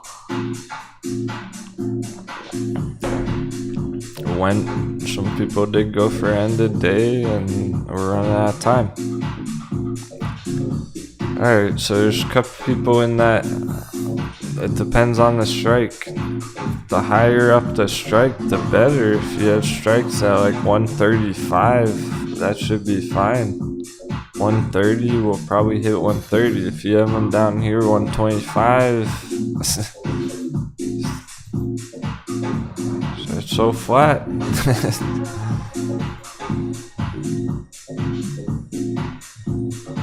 We're gonna be able to hit that low. Oh, time's ticking. Kind of depends where your strike is at. If I'm willing to give it 30 more minutes, 40 more minutes, get the alert trigger. If it starts tumbling by then, it can actually hit, still pull a clutch trade. At the very end, it's just... I hate fighting the clock. That's just me. I don't know. Some day traders go for that all the time. They're only going for end of day trades.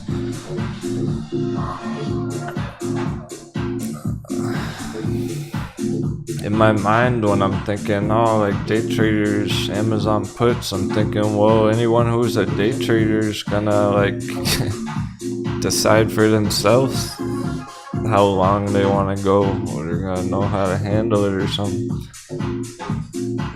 It's not really the case.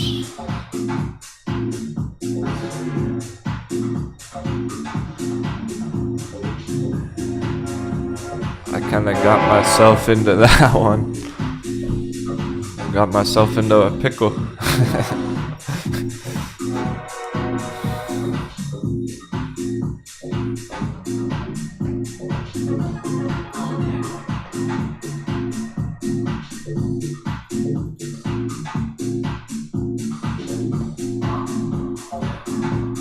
So now I'm trying to think about, well, if I was day trading it, I wouldn't give up on it right this minute, not just yet, but it kind of depends your strike too. Not likely enough time to go way down there, but we'll probably have enough time to at least go somewhat down. At least make some progress on it. Oh really, Angelina? Okay. Did you have to take a big loss to do that? Like, that's the problem. I hope people don't have to cut a big loss to roll it over if you're going for next week. She said I got new ones for next week, same target. Okay, cool. I'm kind of relieved you did that. It takes off some of the pressure, but like, we can do this. We can do that. I don't want anyone to have to cut like 50% loss on that to try and get more time if it's about to hit. I think we're gonna pull it clutch at the last second, but like it depends on your strike. I'm not confident it's gonna hit all the way down. I don't know if it's gonna go all the way 125. If you got strikes at like 130, I think we'll hit. Like, we'll print that 130. Here we go with some red candles.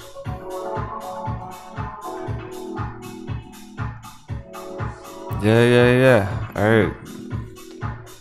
It's starting to go, so I'm already talking about too much. People are getting confused. It depends your strikes and your expert.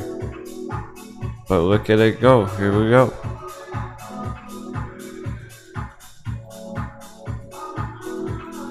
Does this. If you got strikes up here, we'll go in the money. I don't know if we're gonna be able to hit 125 in the next 2.5 hours. Mario has 136. Alright, nice. He's about to go in the money right now. Alright, bears are going in the money. Here it fucking is. There's gotta be it. That's why I've been watching it so closely. What about S&P? Looks like it stopped for 10.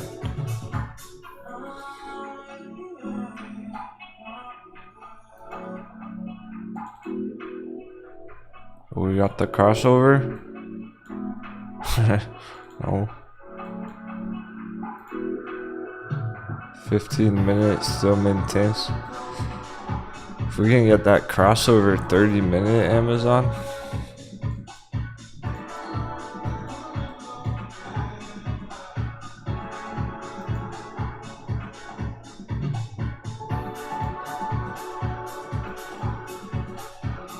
S&P, no, almost.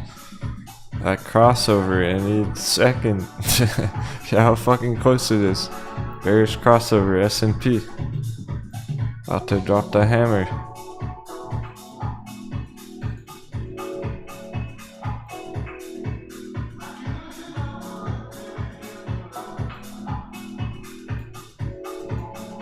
On the long term, to just go straight up like this today.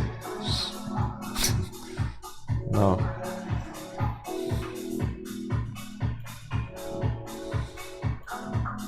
We sell off today. It's probably Red Monday too. And then we go up next week.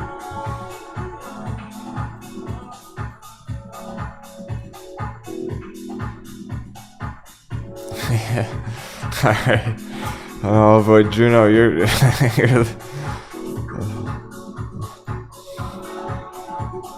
I'm counting on you to pull off that clutch play. If you succeed with this, it's gonna be so epic. Dude.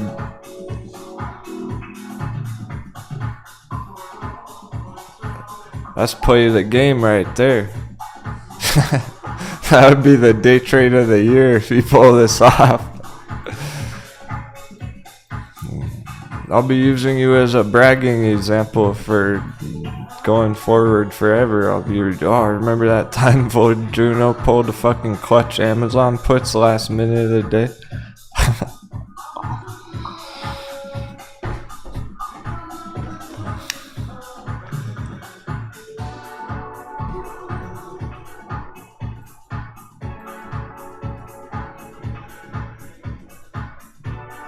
Here goes S&P. There's it. There's gotta be. We're expecting.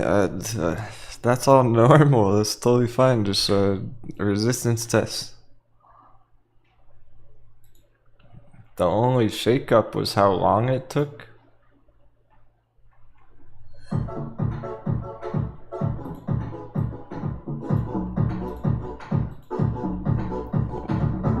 Which really isn't that surprising. Because it takes a long time every week lately. Took a long time fucking around that magic number too at 377. At 7. We need some 7s in the chat. That's what we need. 777. There's not even much money to be made on any other charts. There's not even any other charts fucking moving today, guys. GovX is the only one that's topped out too. No, we might be the only savage traders who know what's about to happen. People don't even realize this thing's about to tank. We're going down. 405, 400, 399. It's still on track. It just took all day. There's not going to be enough time for it to recover by the end of the day to turn back up. That'll be next week. We're probably going to end the day red, going down.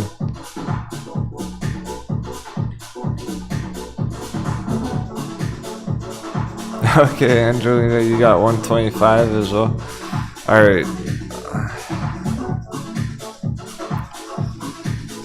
I gotta clarify about that too, so you know in the future. Because it's like the inexperience is showing already, just the way. I know where both of you are in your journeys. You're both fairly new to the markets. Trying to practice your ditchers or your contracts. The inexperience is apparent. If you got 125 strike, what I was meaning by 125 was not necessarily that's the best place to get a strike. That's our target on the chart. The bear target on the chart is 125. You don't really want to get your contract targets, your strikes at the target on the chart. You want to have like halfway to go. You want to have some nice wiggle room. Get your strike like halfway, 130.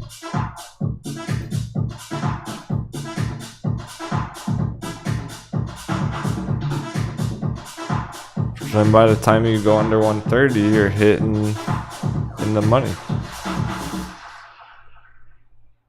You don't have to wait for it to go all the way down there to be in the money. So the strikes are not the same as the target on the chart. Okay. Looked like the hedges were attacking for a second. Once they're buffering, I think he's just talking about the Amazon chart. It's good we still have a couple hours on the day. We still got 2.5 hours.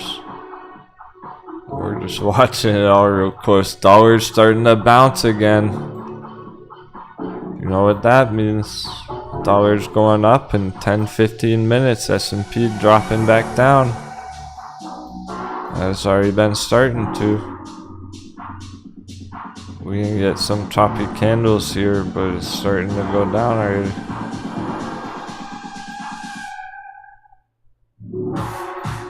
Also got it like this actually. So is there resistance up there so we can see the candles?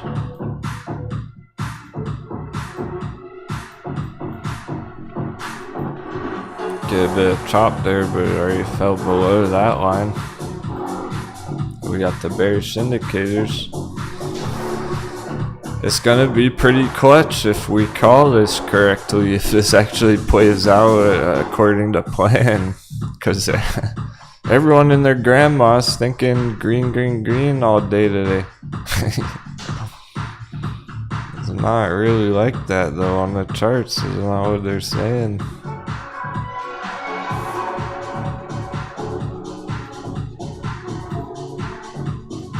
Even Grayscale Litecoin been red. Like basically any FOMO today was a mistake. Any FOMO trades, FOMO entries on the green charts this morning was a mistake. That means Amazon. FOMO to Amazon, that was a mistake. Should go down. TikTok. I want that alert to trigger in the next 30 minutes. If not, then we pretty much have to assume that it's gonna stay there for the rest of the day.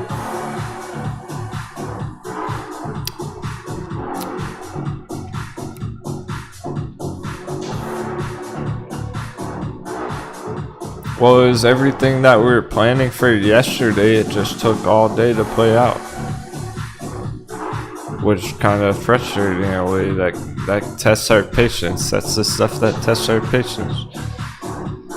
It's not really a mega bullish day. We're not really gaining that much on anything else. I'm not seeing much progress on the other charts at all. There are just some very volatile pops and drops, like Hershey's huge pop and drop.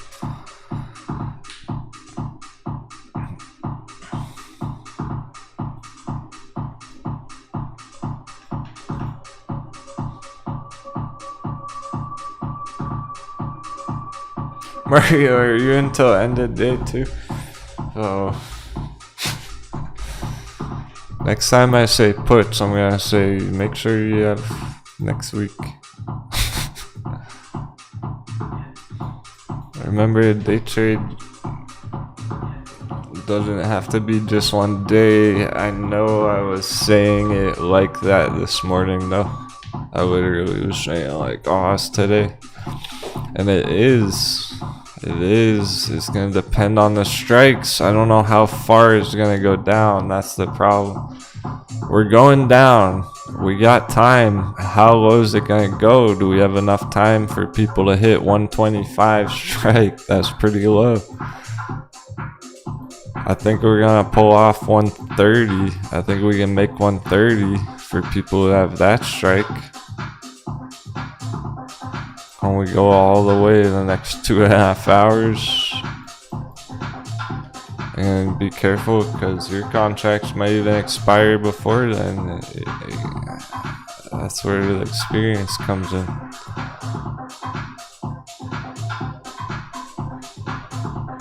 Swift Mischief is up 50% green on his daily puts, on his puts for today. But 135 strike, fuck. Yeah, like fuck, that's where people needed to get him really. The 135 strike, 130, 125's too bearish in a way, you know what I mean? That's the lesson for anyone who went down there. We just might not have enough time to get all the way down there. I think we'll get down here though. At least, maybe we will. We might pull it. We're gonna pull it off. There's gonna be clutch. There's gonna be clutch. We're fucking gonna pull it off. Stay confident. Let's get it. We got time. It's happening. Let's say 125. We can do it. Chart can do it. We just gotta be brave. Testing us, testing our patience up there.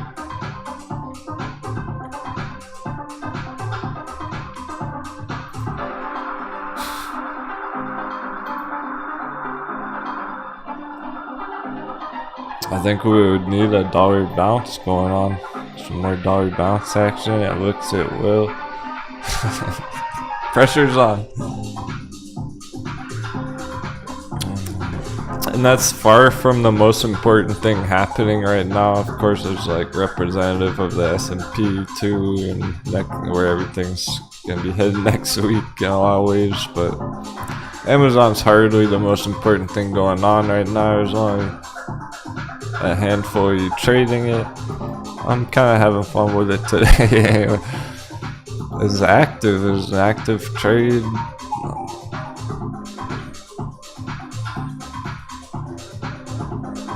Once again, the chart's perfect, but do we have time?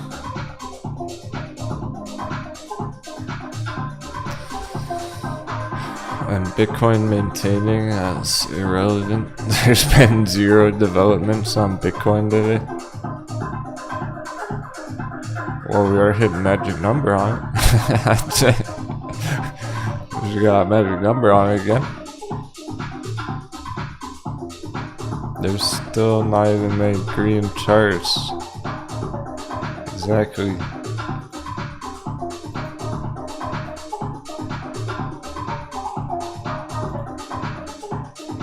Apple's still holding up there. Tesla's still holding up. They're all just sitting there though. Flat.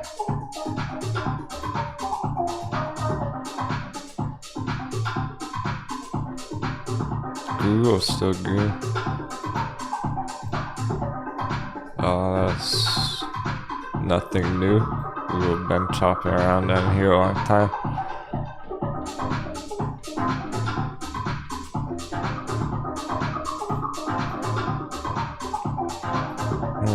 They're all at different spots. Some of them are going up, some of them are going down.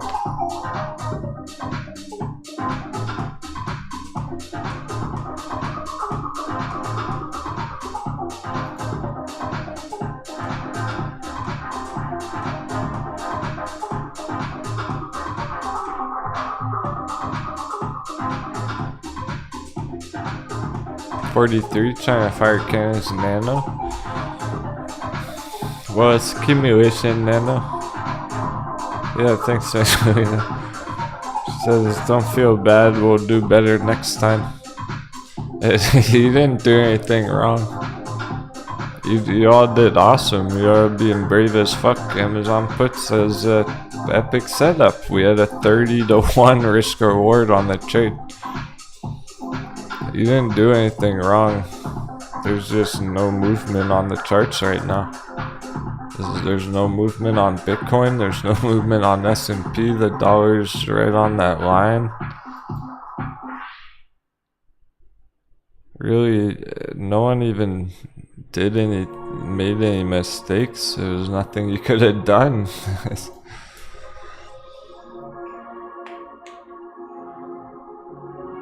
Well, I suppose just giving it more time and knowing that things take so long lately.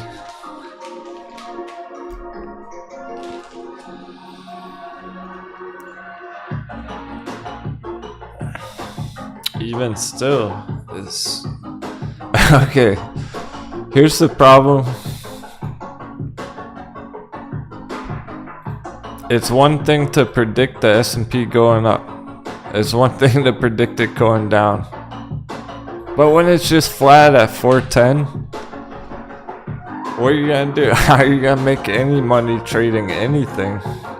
If there's no volatility, there's no real movements to trade, then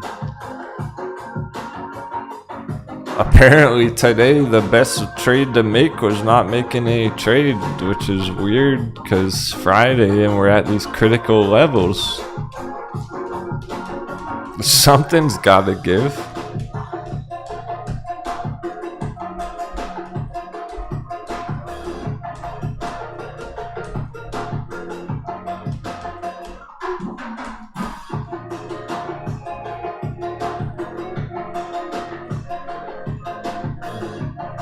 There are no charts to enter right now to ride up, really. There's no charts to enter to ride down.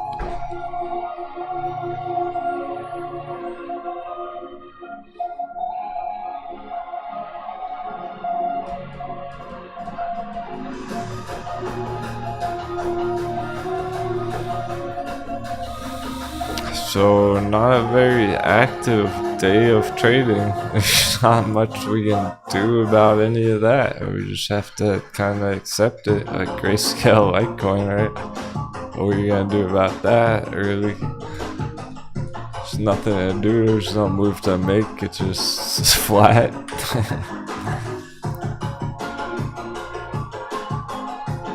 It's not bad, but it's not green either.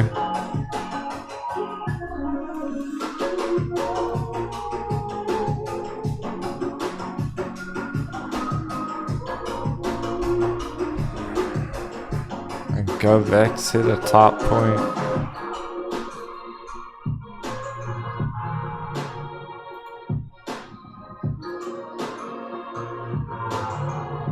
I don't know, nothing's moving. It's a weird Friday in that regard. So we're just gonna have a coffee intermission, refresh, see if anything happens in the next 10 minutes, right? We're waiting for something to happen. Something's gotta give. How could everything stay so flat on Friday all day long, though? That would be the surprise.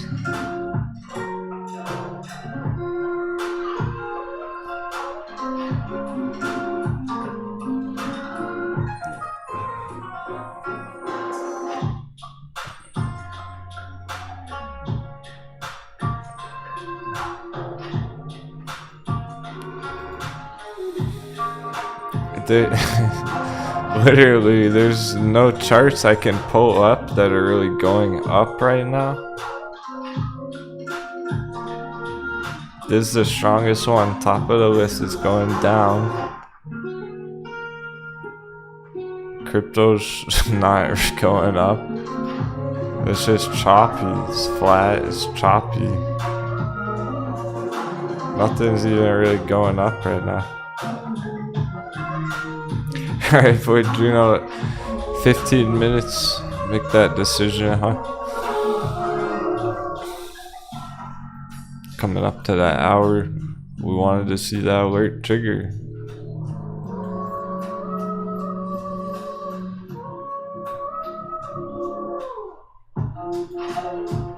If you're not down much,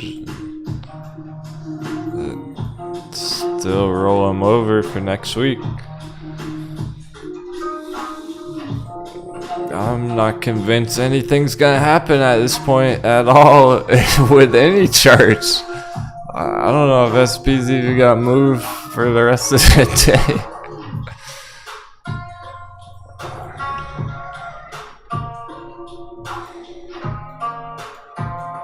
It might just stay battling out for 10.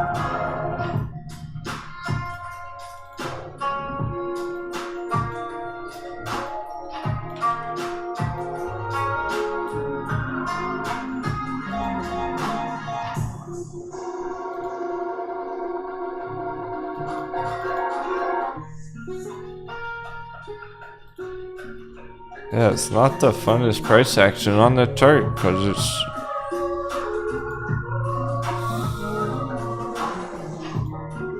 no one knows if it's gonna even do anything.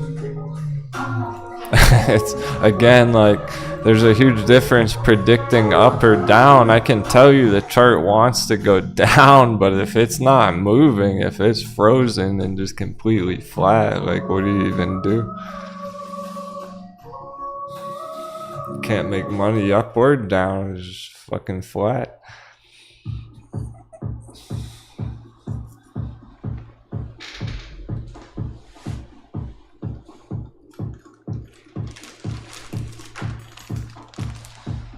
Yeah, Mario Juice, he knows I'm always talking about getting extra time on your contracts. If you think it's gonna take a day, go a week out. If you think it's gonna take a week, get a month out.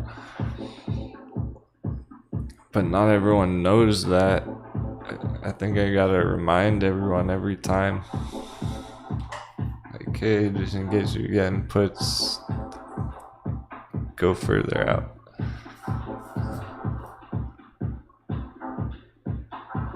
Anyone with end of day has to decide if they want to roll them over, which would be getting out of those ones and then getting more for next week.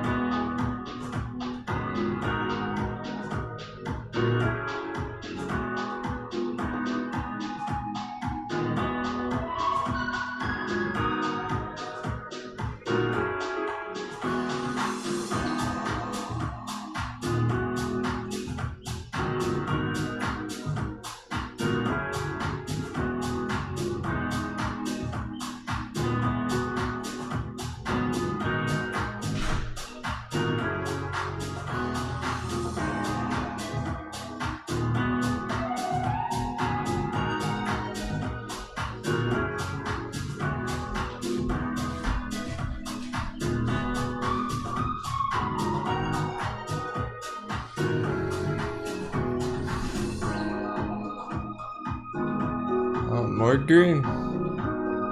Dollar's flat. Okay. Sitting right in resistance. That's not good or bad. I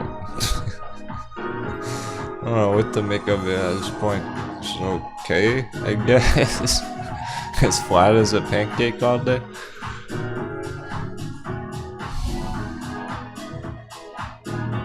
Over that line doesn't really matter. Doesn't change anything.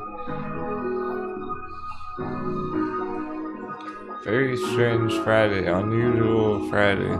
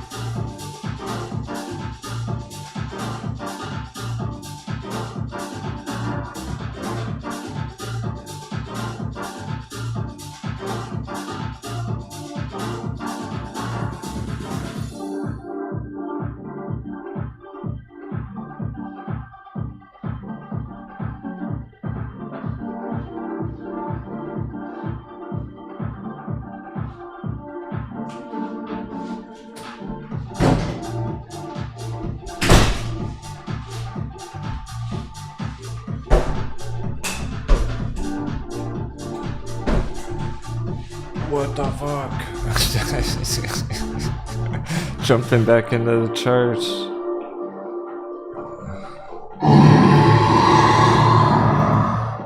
Welcome back, my friends. I'm here to help. I'm here for you. How we all doing? Everyone okay?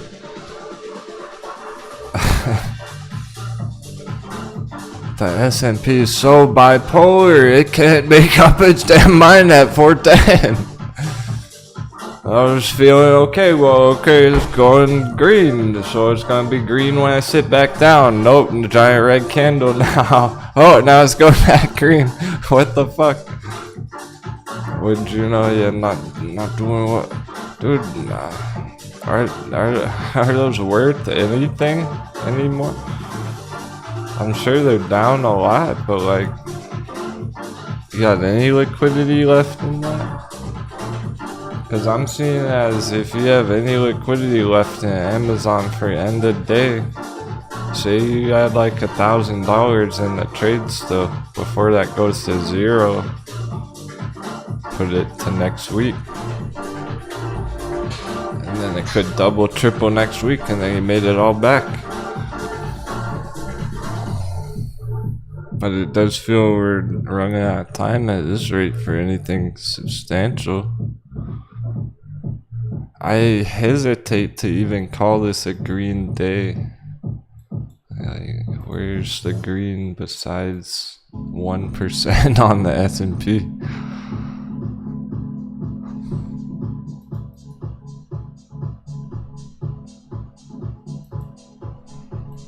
It's not green on Bitcoin.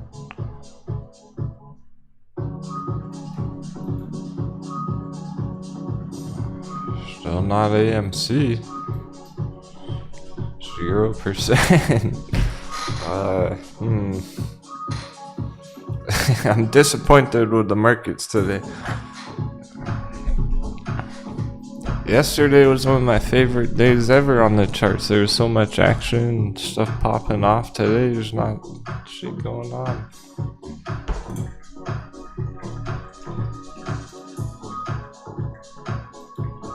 Yeah, Pertman, that happened to him last week.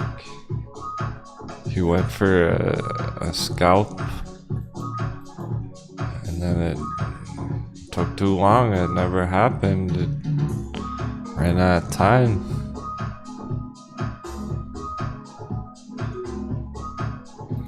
So, okay, Void Juno, for you. Yeah, like, you already made that decision a while ago, right? Like, we were already thinking an hour ago that if it doesn't trigger that alert soon, it's like, you roll it over, you need more time. It's not the chart, and no one did anything wrong. None of you made a mistake by taking that trade on Amazon, even if you did end of day puts. If anything, I made the mistake by getting people too excited about it.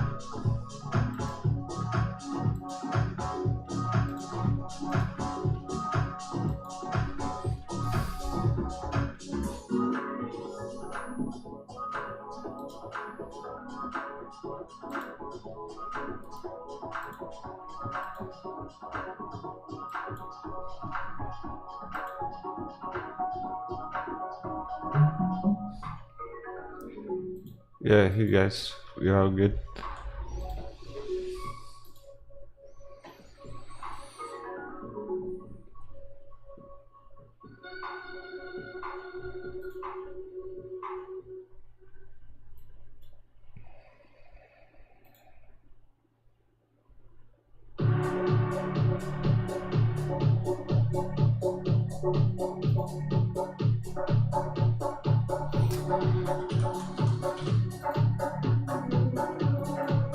Ethereum back over 1700.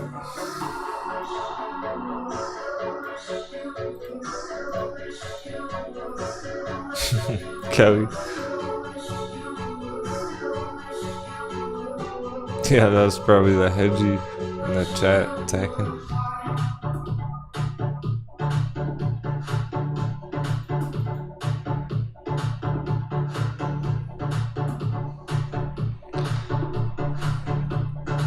So at this point, everything's probably gonna close the day 0%, like Grayscale Litecoin.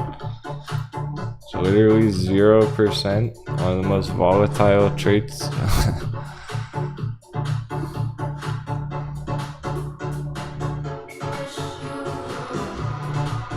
But then after hours, I think crypto's gonna be popping off after the bell anyway. It's been healthy enough. It's not a red day, it's not really a green day either. Crypto's still ready.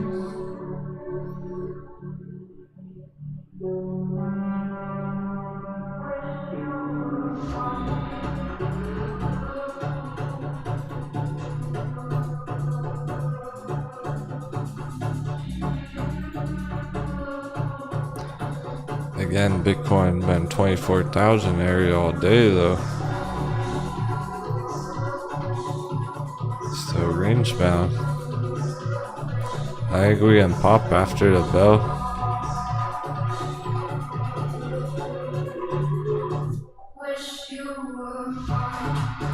It all looks great for next week in that regard. The bullish charts.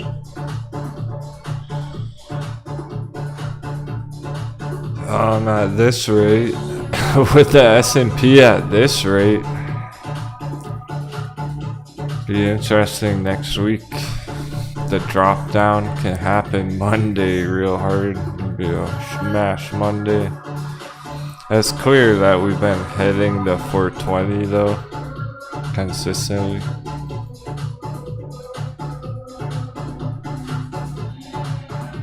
And we've just hit this major resistance on it today.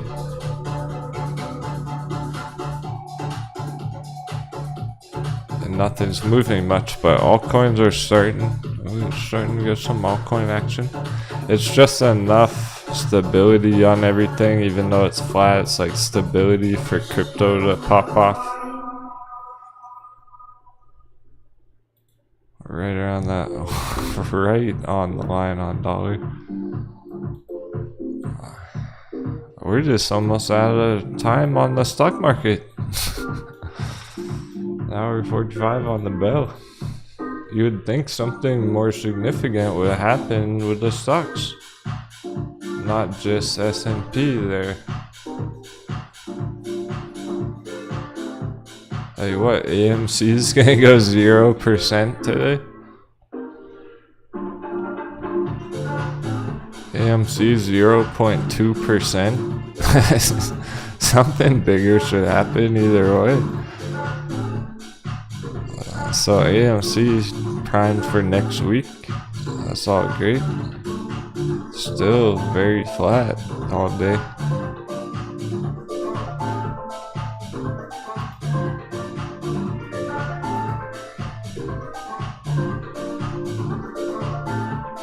If the S&P's gonna be green, I want to see some more breakouts power hour. Let's get some more charts going up power hour. Still nothing on the stocks. Crypto, more so crypto. There are CHAINLINK $8.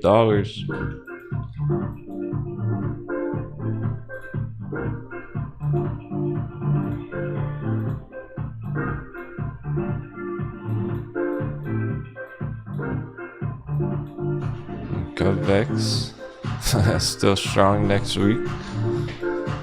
Also at resistance though.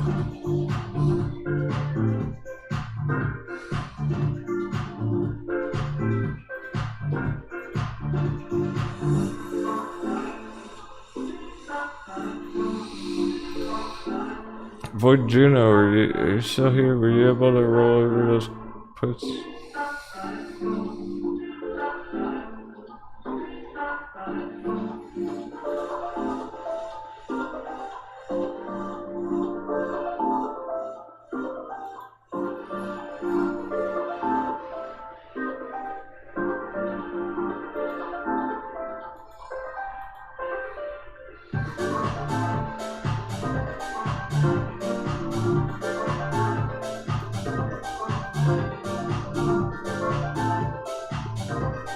$7.99.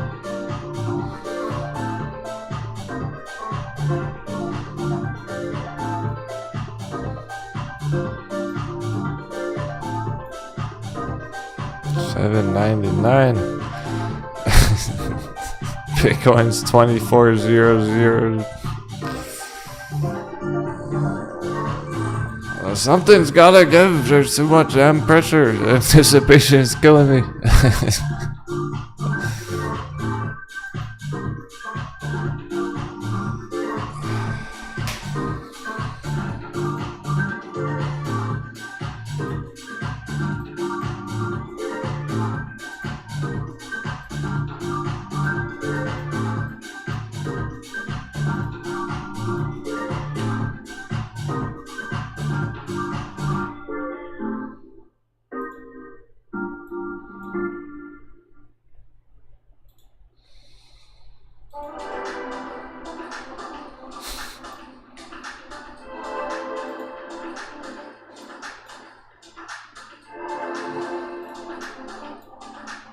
S&P's green as can be, it just hasn't even made it anywhere. It doesn't even... It's so irrelevant.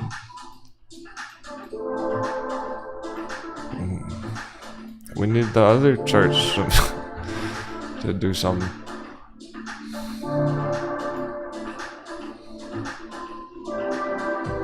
I'll put out a word on DOGE. We already triggered this last night. $1 dip. We get that alert. It's good power hour.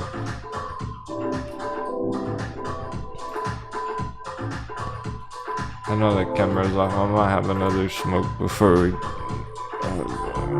really crush it again. That threw off my momentum. There's no momentum on the chart.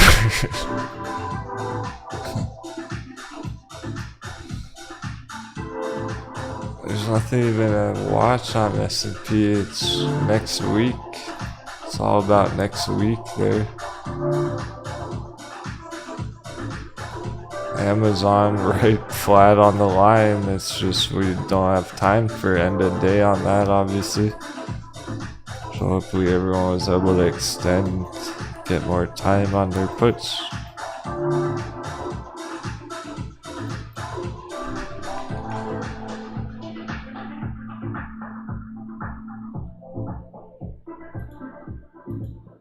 I'm still not convinced we're gonna see any real action here over the next hour and a half. The only action is gonna be me taking off my shirt.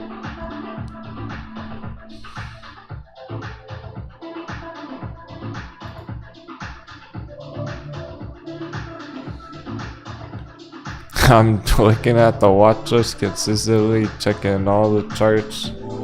Nothing's moving. It feels like on crypto, yeah, but not really. We're still just range bound right here. We need to get through there for the weekend. If we get through here power hour, then we're moving.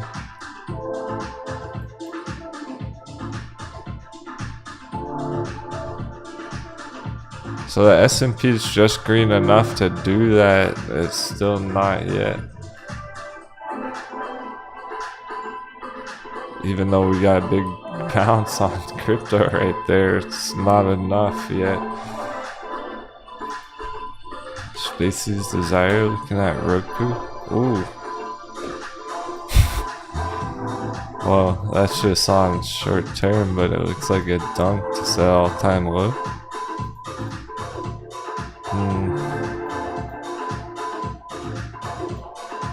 2020 crash. That's the full crash target.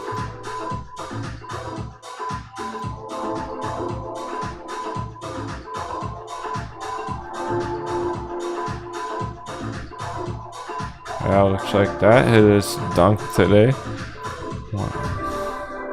Down 23% on the day. Yeah, if you like that one, Species.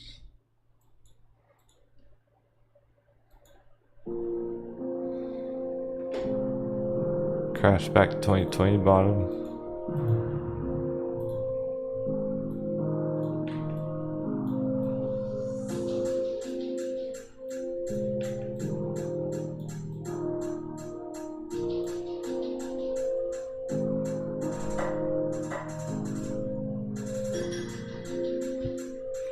Hey, ETHEREUM, GameStop going green? Yeah, it is.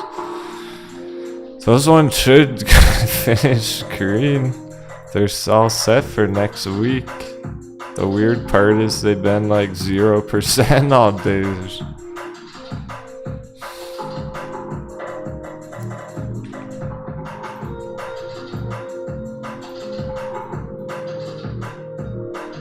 At least it's moving a little bit.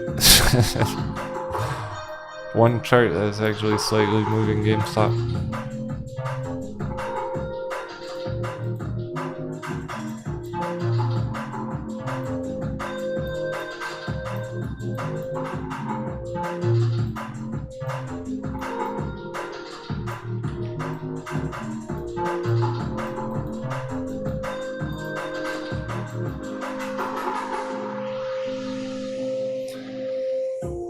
So that's what I'm talking about. It's like if S&P is gonna stay green and just hold 410, I want to get a nice power hour. Let's get some charts popping off. Finish strong going into next week. Let's get some action. Where's all the action?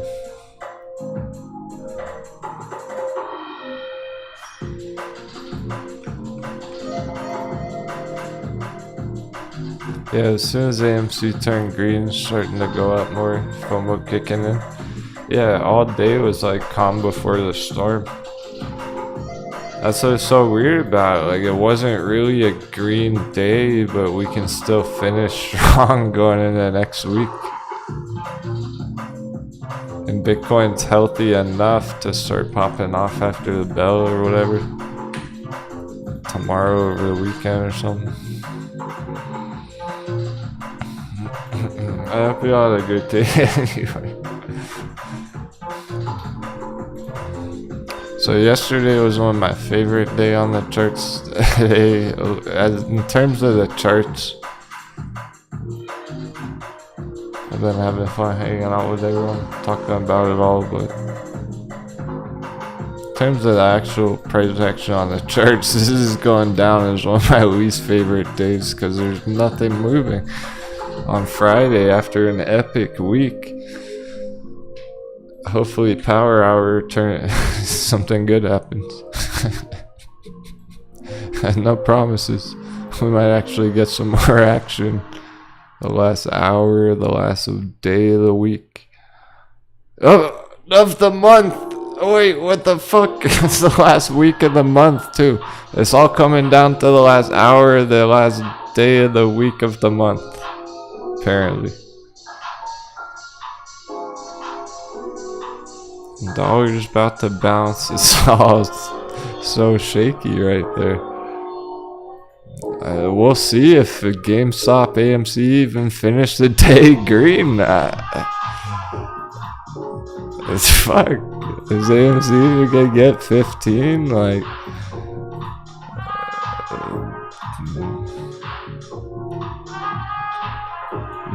I'm not even convinced yet. We need a good power hour, like.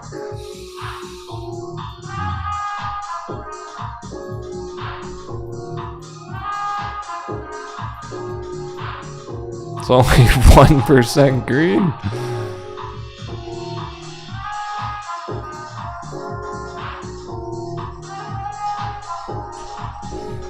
Be right back. 2 minutes.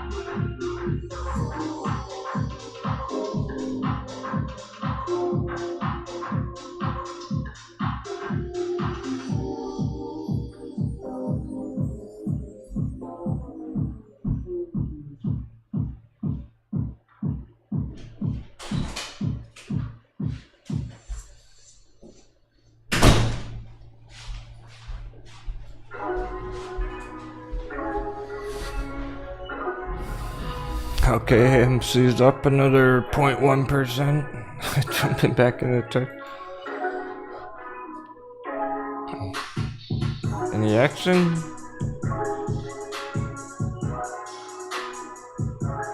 Bitcoin 0.09% green.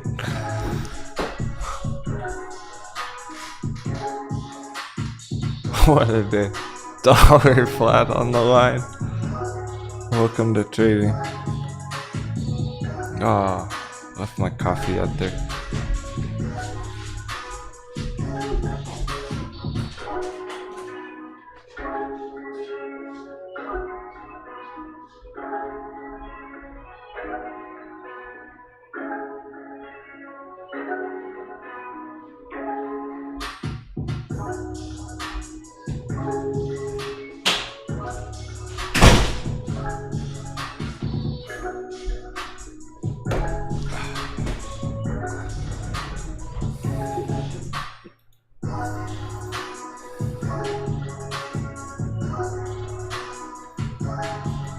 So what else is new? You guys see any good movies lately?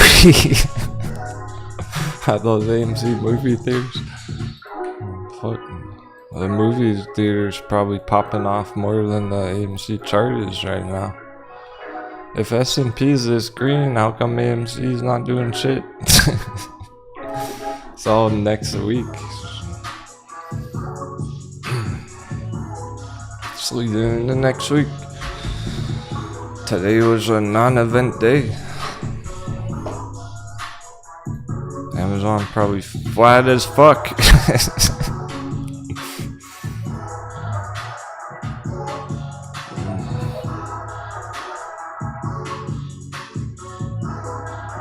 This is the most likely chart to make a move here all day.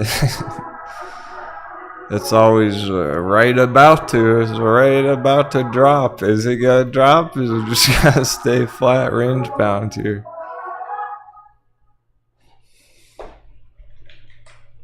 We don't have all day. We do for crypto. If crypto starts ripping, I might get excited and keep streaming, and that'll be a fun, awesome end of the day. We got more time for crypto to make his move. The stock's gonna be closing soon.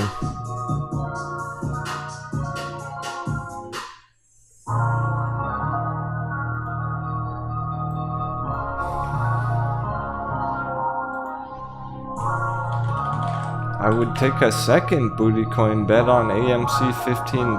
Do you guys think AMC's gonna close $15? Just tell me in the chat.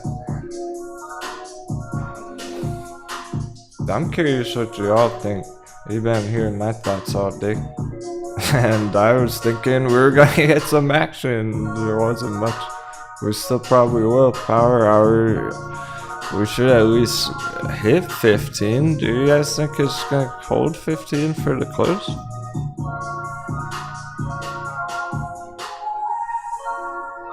Or is it gonna fuck around?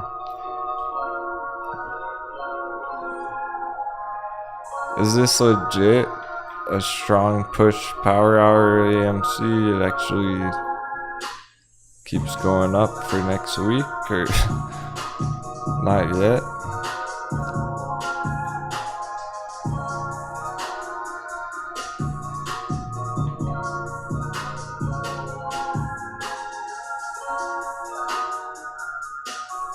Your GameStop, that'd be up here. 37. Should hit 37.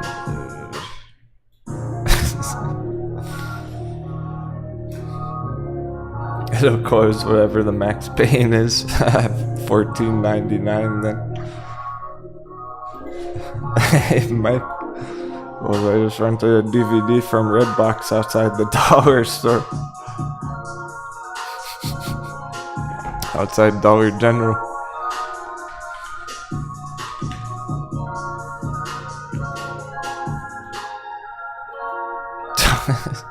All-time high Dollar General.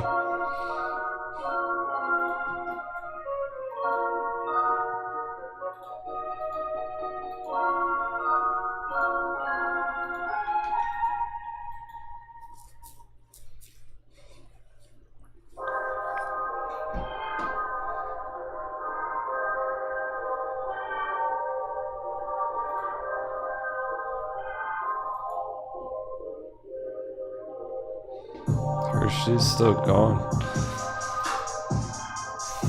I think it's just very mixed right now. There's a lot of charts that are putting in slight green, or they open green.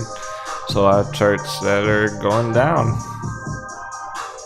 It's all kind of wibble wobbling around, canceling each other out, balancing out. Some good, some bad. Not much ugly, except for my face. The only ugly's right here. Anyone see anything ugly today besides Amazon being flat all day?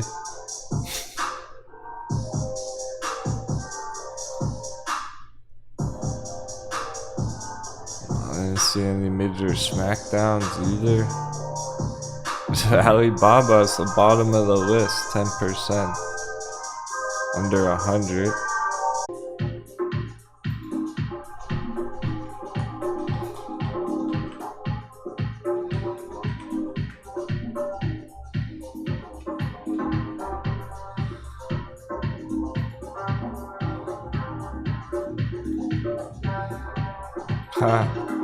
Thanks for the sevens.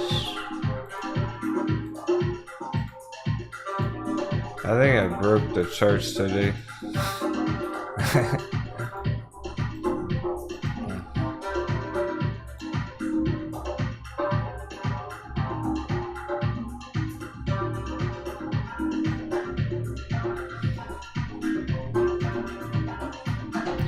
Appreciate you all.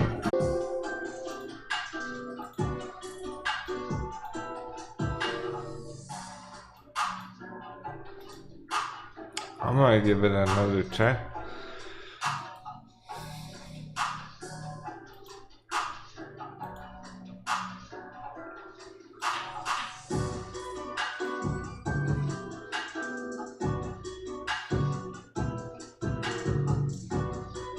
It just seems everything's trying to get in our way today. One of those days.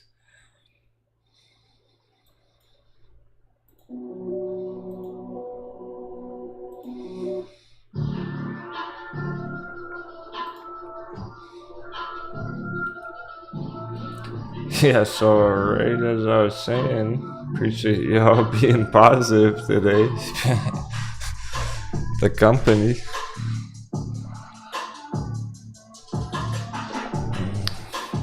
A normal person would cut the camera by now. Any other streamer would be like, fuck this, I'm out.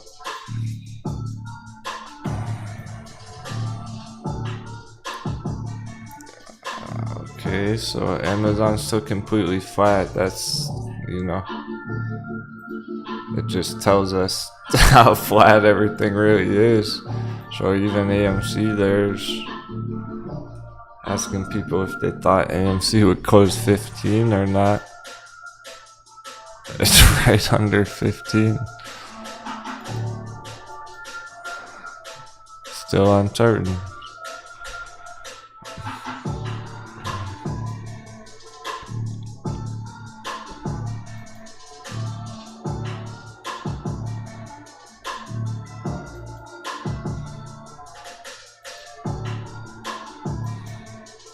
That's the most movement we've seen on dollar all day. That's leading to power hour. I like where it's heading for crypto. Even though that's been pancake Bitcoin, 24K all day. We can go now. Start crushing 25 here going into the weekend.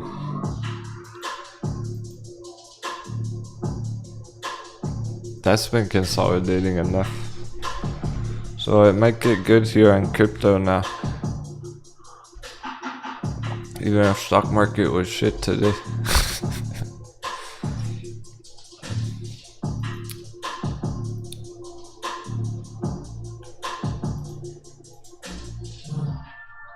Oh yeah, well yesterday on the streaming platform it was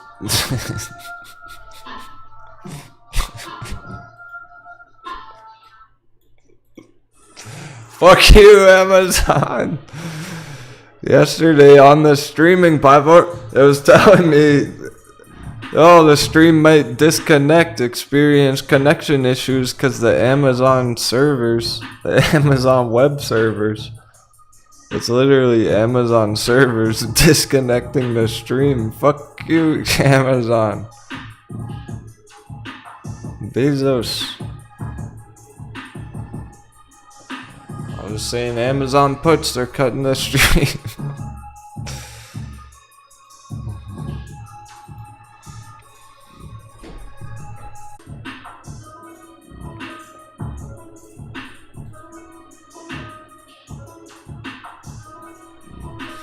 That's what it is. It's not YouTube, it's Amazon. Where am I doing? Oh, it's doing it again!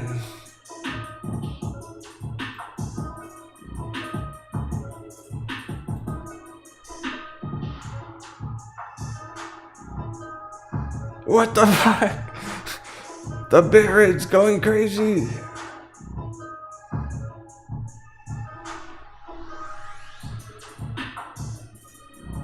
Right when I said that.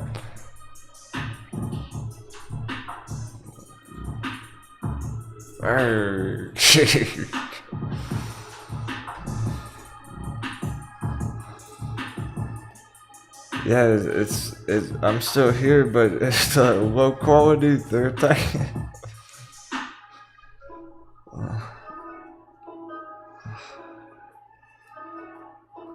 Okay, I'll stop talking about Amazon. Jesus.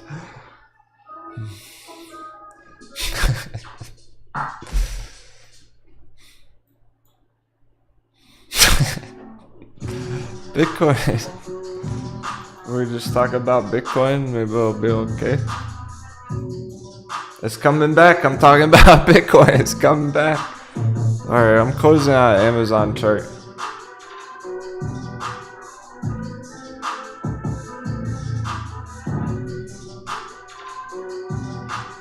It's literally running through their web server.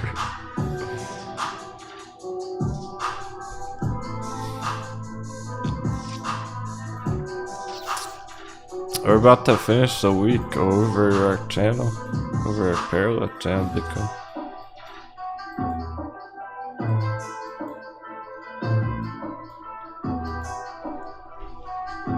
Anyway.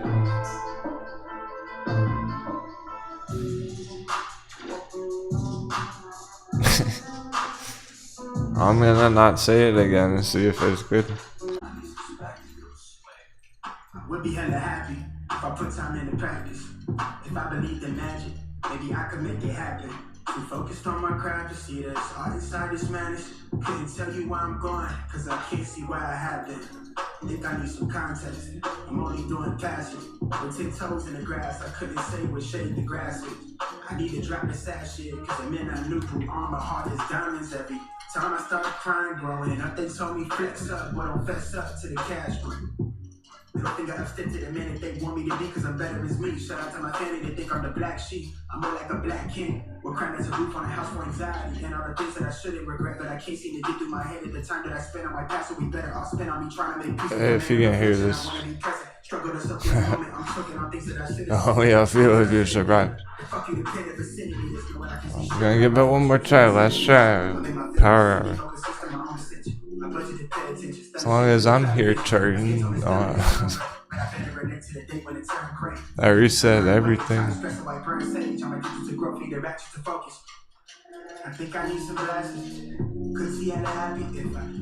I don't give up easy. I'm too focused on her ass to see there's beauty in this damn world. Think I need some glasses. Think I need some contacts. I need a better view. Think I need some glasses. If it keeps dropping, there's just nothing I can do really. Try again later or something, go on Discord. If it happens again, everyone go on Discord. Think I need some glasses. Think I need some contacts. Holy fuck. There goes GoVex. There's some movement. That's what we were looking for on all those ones. Took all day now, smashing. Yeah, exactly. Top Caroline cheers. Other streamers definitely would have given up by now. It's like, oh man, charts are pancake. Streams disconnecting. Have a great day, but I want to crush power.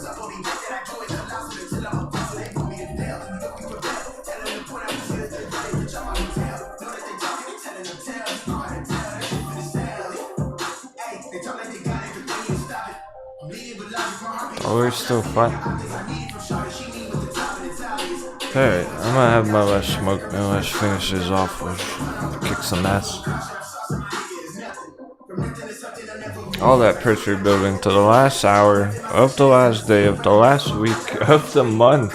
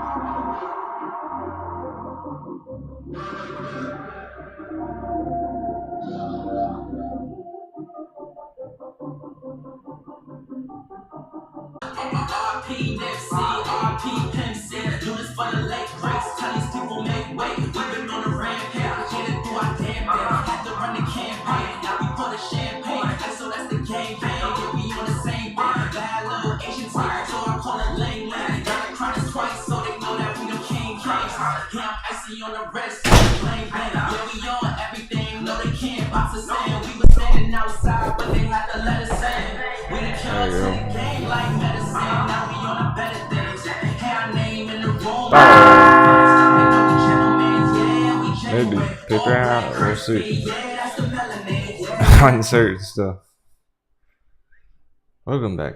It looks like it's still low on the connection.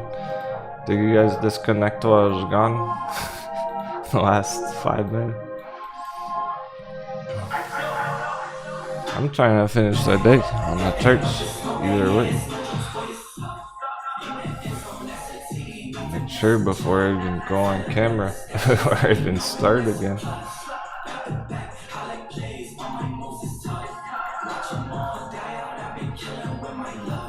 We're live right now. We're all back in live. You hear me right now.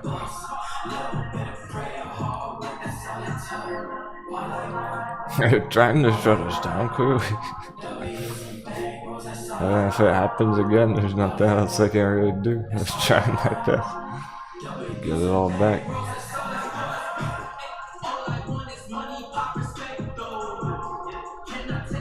So I'm gonna be here. I'm gonna watch the charts, talk about the charts either way. If it happens again, see you on Discord.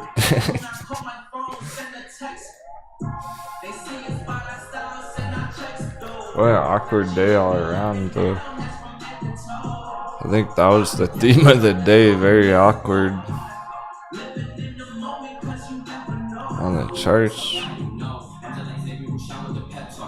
on the stream. Some weird energy out there on the dollar. How's the dollar not triggered any alert yet? Done anything significant on a Friday?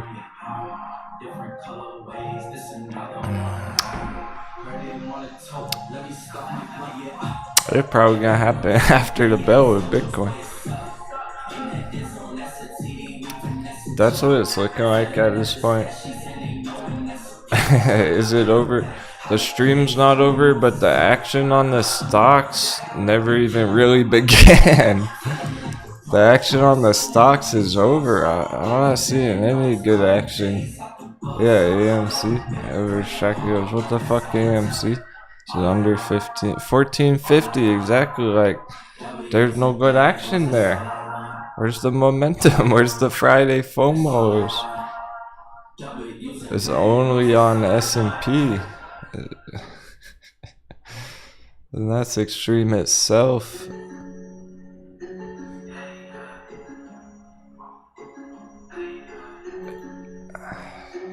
And dollar, you could say, has gone down on the morning, so there should be more green right now. There should be more action. The dollar dip on the morning there. The S&P being super green. AMC should be able to get over $15, but it's not doing it. So honestly, like, awkward day on the charts where they're really not doing shit. And after a pretty eventful day yesterday. And at this point, for the last hour, I don't think we're gonna see much on the stocks. And then after the bell, we'll probably get some action on Bitcoin, on crypto, which is the irony. Because crypto is getting set up right now for the best. For potentially a pretty green weekend. But then you gotta wonder, then we have to wonder, well, is Bitcoin just gonna be flat as a pancake all weekend somehow?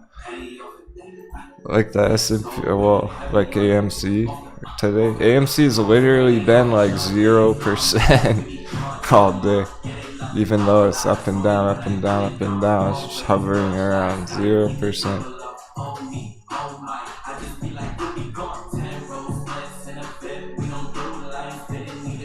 Is Bitcoin just gonna do that all weekend? Those pancake for 2 days, and then next week. So, what happened to all the momentum? I don't know. That's what's awkward. We had so much momentum this whole week going into all this. And it's still set up on crypto, but flat all day. So yeah, it's almost like, okay, it's probably gonna be flat all weekend at this rate. But I want to see if we finish over 24 on Bitcoin. If we can get over 24 soon,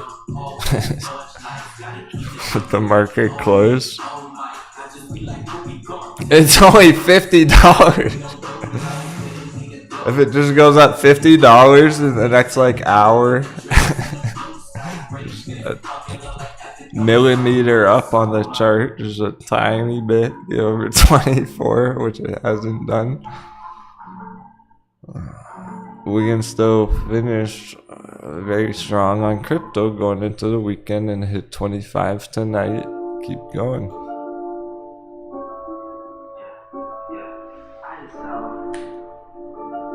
I'm not feeling any action, any momentum.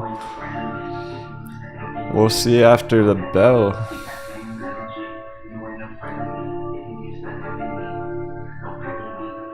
And that's tricky for anyone trading anything, and really the timing's the hardest part. So unfortunately, like, did anything change? Shit, wait, let me think for a sec. Did we get any development today at all? Well, Thermogenesis was popping off, but that was yesterday too. That started yesterday.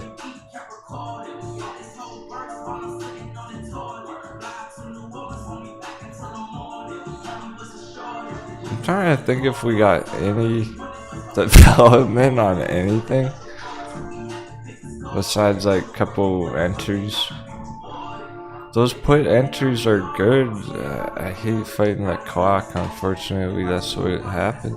Even though Hershey's, it has been going down the whole time. It hasn't made it far at all. It's barely even gone down 1%. That's not enough to trade.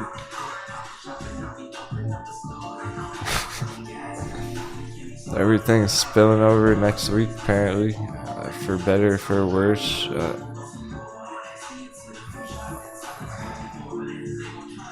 And I mean, for better or for worse with S&P, it's not exactly good right now on that. I don't like how it's behaving today right there. Because now it looks even more topped out. Now it looks even worse to go down on Monday. But will it? We'll see. If it finishes strong, it's still come tumbling down right now. Power hour. There's so many variables right now.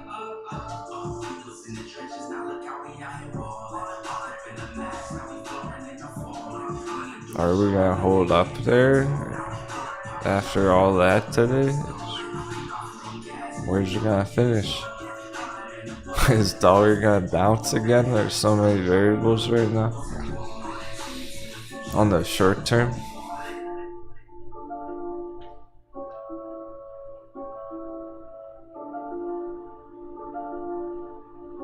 Is GameStop gonna close green or red? Stay tuned. Find out on the next episode of Denwo Trading. Fuck, is even GameStop 0%?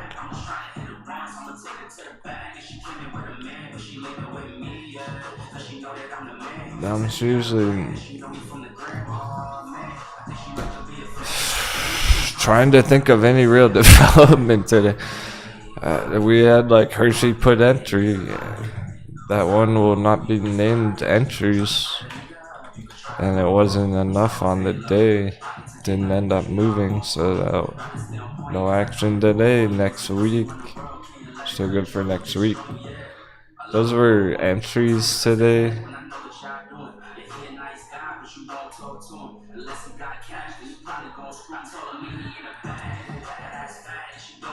Not developments. Not.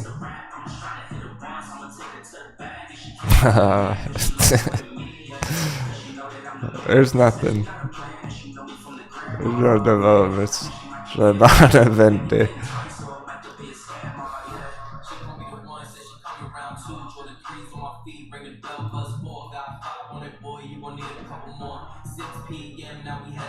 Everything's just headed on track for next week. That's really all it is. It's progress day. And crypto setting up. I really would say the biggest development's the potential setup here on Bitcoin to keep going after the market closes. Which is really ironic. That's awkward, right? Because I'm saying Bitcoin might go green after the stock market closes and stops fucking around. The stock market is holding back crypto right now. We just need the stock market to fuck off, and then we can go over 24K on Bitcoin going into the weekend. Yeah, did Grayscale Litecoin do anything? That was 0% too. Oh, it did. We bumped back up very end. So it's, yeah, I mean, it's clear that we're going to be crushing it on that next week. It was flat 0% all day though. Even that. After this huge chops. After it opened up 25% green, it came all the way back down. Turned into a pancake.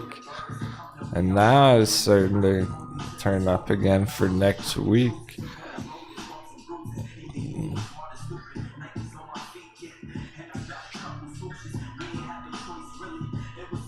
I would hardly call that a development. That's the closest thing to it though. Legit, the closest thing to a real major development on our charts right now was that move on Grayscale Litecoin.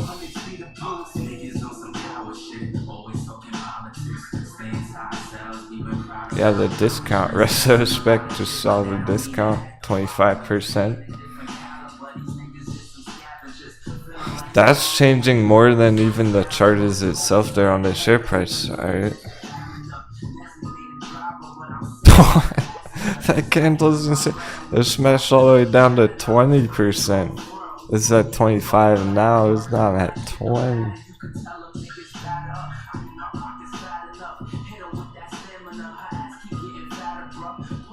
That was the real development today out of everything.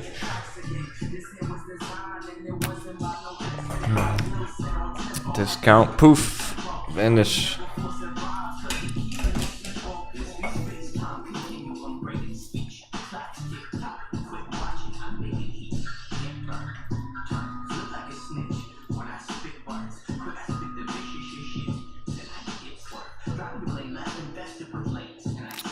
Okay, and we're in that breakout box. We should be well in that breakout box, so that's the development.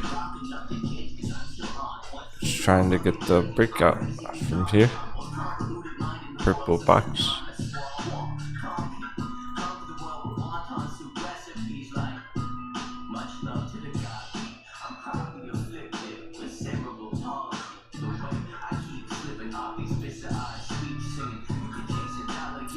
Hitting the top of that development. Finishing green, set it up for next week. It looks incredible on crypto still. Everything is well on the way with crypto. I really feel like the stock market held it back to it. It's just as flat as every other chart right now. I'm hoping that after the bell we start blasting off more on crypto. It's been doing that consistently lately. Stock market closes and we start getting big moves on Bitcoin all of a sudden. And even sometimes the dollar dips after. Even last night. Yesterday after the bell, we finished like up here and I had the alert and it triggered the alert overnight.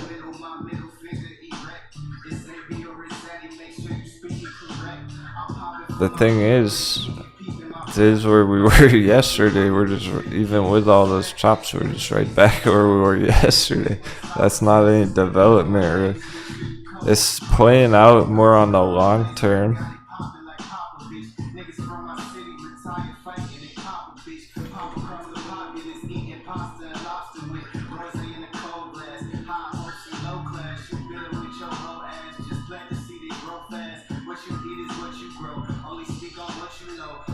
I needed to push some hip hop music, feel like we're still winning. Maybe if the charts aren't doing shit.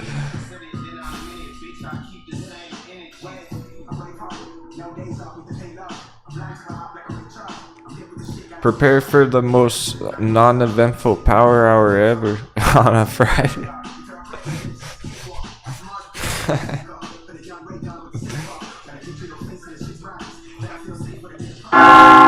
Ding ding is pancake hour.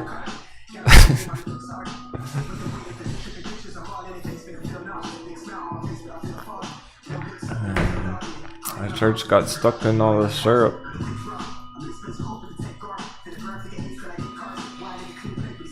Gamers. World of Warcraft. It got stun locked. It's like sapped. The rogue sapped the charts. 30-second cooldown.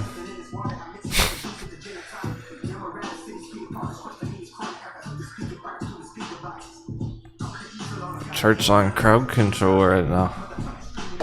Whole market. And I have to believe there's a lot of retail looking at crypto. Sorry everyone.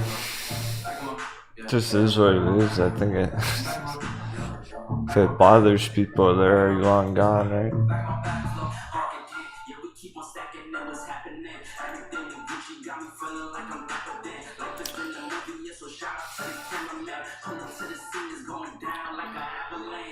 So yeah, as long as we pop back up quick, it's not that big a deal. I still want, I'm determined to finish out the day one way or another.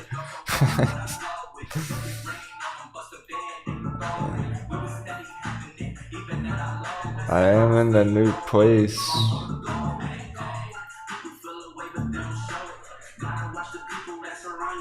I'm definitely not satisfied with how the internet's been compared to the last, but I don't know if it's the server stuff that they were warning about yesterday, or if it's the internet or what. My charts are still going.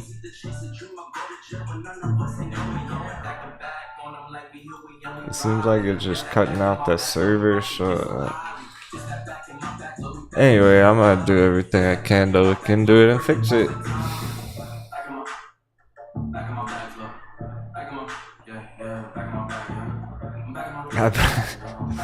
I've been pestering my brother to call the internet place and send out a fucking tech or something. Or at least talk to him about it and try and upgrade it or something. And he keeps forgetting. I keep reminding him every day. I'm gonna put a big ass note right on the refrigerator. I'm gonna spam his phone every morning. Or I'm gonna try and get his info and call for it. I can't call him because it's not under my name. So stupid. Hey, you're all determined. That's awesome. Pretty much everyone came back.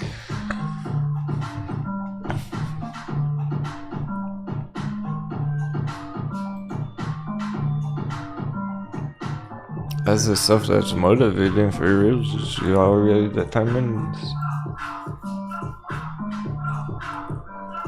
Choppy days, choppy waters out there.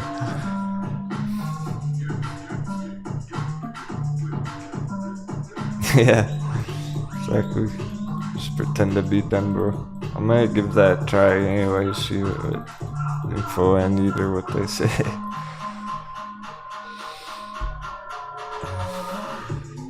So I'll make that happen. I'll fix that shit somehow. Cause I feel like it's worse than the last place. Gotta be something. Got that. Yeah, exactly. The business internet. 40-person connection. I need a direct line right to the house, right to the computer from that mainframe. $2 right on the ultimate line. I feel like it's gonna go after the bell. 30 minutes. That's what it's coming down to now. It's funny. Kinda funny. In a way.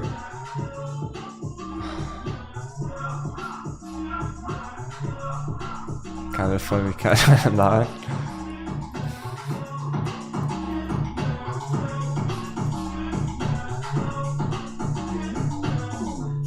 Because we were waiting for power hour, like, okay, it's coming down to power hour. No, not anymore. Now it's coming down to after hour. Until something actually starts moving more. At this point, the S&P is just whatever, right? There's clearly nothing's gonna change. What about the other charts? Bitcoin flash pancake. They're double digits. There's a handful of double digits. It's very scattered. I can't really count Blockbuster. Yeah, the hedges were really trying to beat down my morale today. And let's all have a nice relaxing weekend.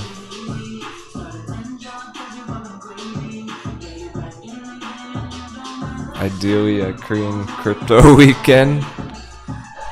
If we actually can get any kind of momentum here. We'll have a relaxing weekend. We'll crush it next week. Fresh.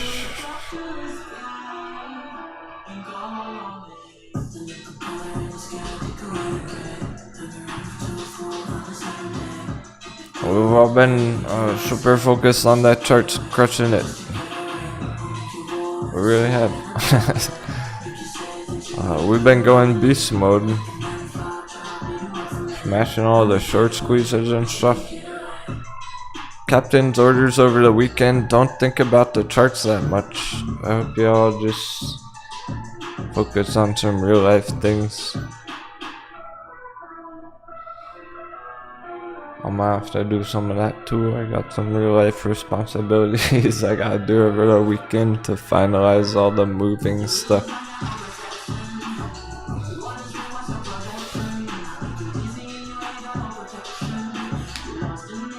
Today's one of those days where it can throw you off. It can ruin your hype or ruin your morale or your confidence for next week.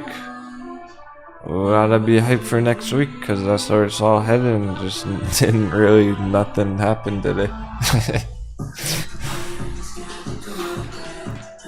And then we'll do a quick recap before the stream disconnects again.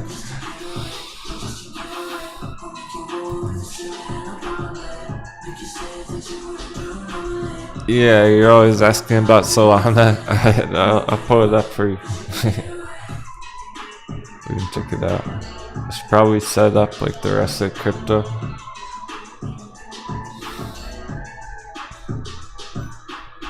Let's do an overall quick recap of where we're at after today. We hit a huge peak on Dixie earlier in the week, last week even. The federal announcement catalyst. That was the tippy top of dollar. We're going into dollar crash. We identified this important trend line. Essentially, the cliff, looking over the cliff, it falls off there, smash dollar crash. We're starting to breach that, but we also knew it was gonna fuck around there a bit, and we're definitely getting that fuckery happening there. So really, it didn't really break through it today. It is set up for next week. That's why everything looks great for next week still. But that explains a lot of the pancake, the weird price action today on a lot of the charts. S&P's off in its own world. The S&P's in its own world right now, and it kind of sucks in a way because I don't like what it's doing. I want to be clear about that right now. I'm not very pleased with that price action on the S&P today, even though it was green. It didn't help the other charts go green. We're not trading the S&P. I want our hot bevies to pop off, go green. I want our crypto to pop off, go green. None of that happened. Pretty much the only thing that is green today is the S&P. So unless you're day trading the S&P calls, whatever, that's kind of irrelevant in a way. It's just obvious that we've been heading onwards upwards to 420, so again it's set up nice for next week. That's the real takeaway there, that is also set up for next week. More green, more upside. Go to our long term, but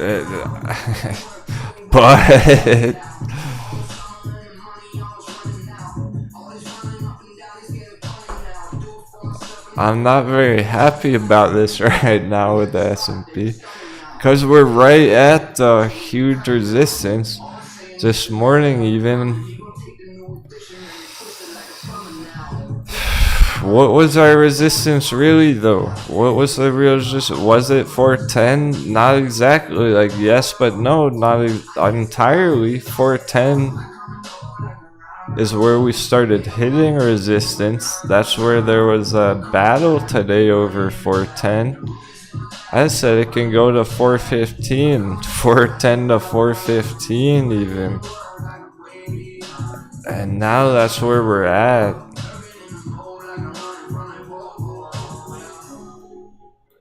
And that's not exactly a good thing. Because even though next week is set up,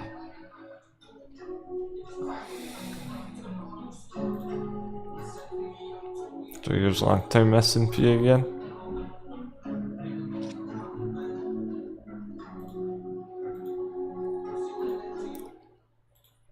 It's clear that we're rallying all the way up to 420, 440.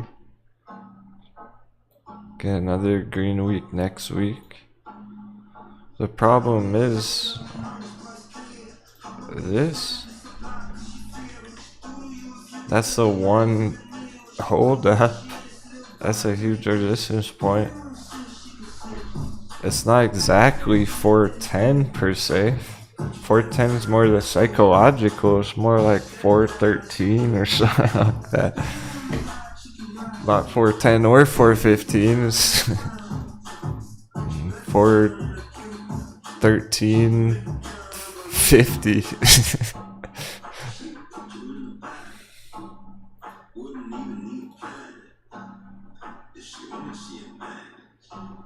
So I'm not exactly thrilled about that.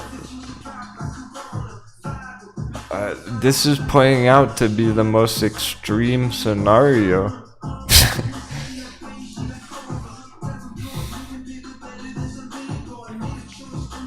Where now it's gone way too far, way too fast. I'm actually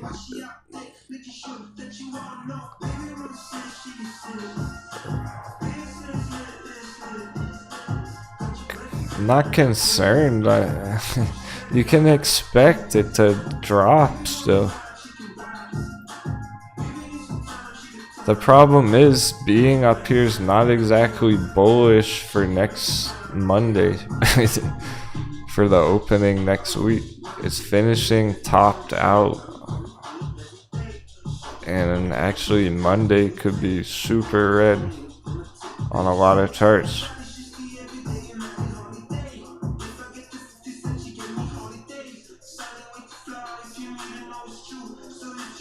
It would have been better if we went down and hit 400 now and we finished there going up into next week.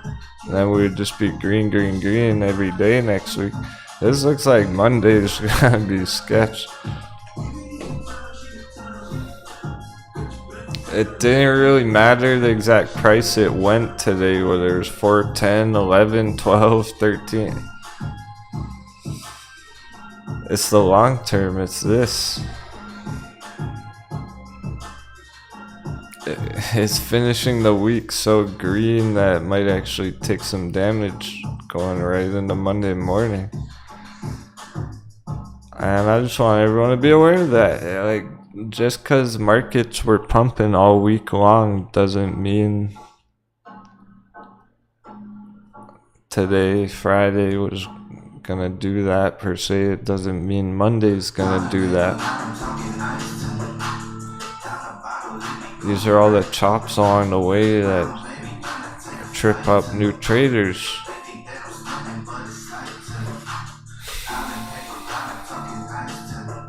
Because it looks so green that everyone's trying to FOMO in, and it's not a good idea to do that. Yeah, if you're in those puts, like Pertman's still going for some Apple puts for the Amazon. Oh, I said the word. Looks like we've done okay. That one too.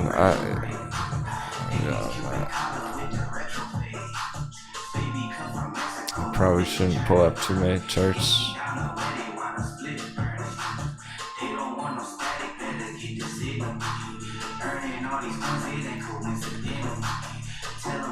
Still red on the line. Ridiculous. Yeah, that's still on for next week. Yeah, so unfortunately it didn't do anything today. With the S&P looking like that, it's probably gonna go first thing Monday or even after hours. And once again, the problem was that not the chart or anyone trying to make that trade. the chart's perfect. The setup's there, still valid. Once again, the problem was fighting the clock. Like, it took so long for anything to happen. That's been a consistent problem. So unfortunately not today. The weird part is, yeah, it's still set up for the next market day or Monday. And that's how it's awkward today. That's why today's very awkward on the charts, because none of that actually played out today. And anyone who's been buying S&P today, anyone who's been like retail SPY traders, going along on that all day long, they can get wrecked first thing next week.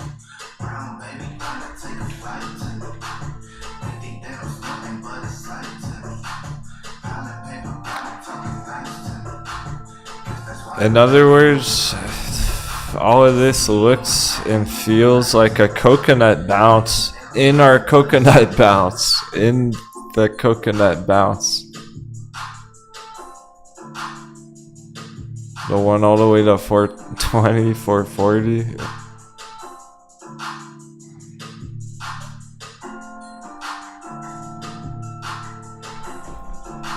Which is okay. That's okay, because it's still heading to 420.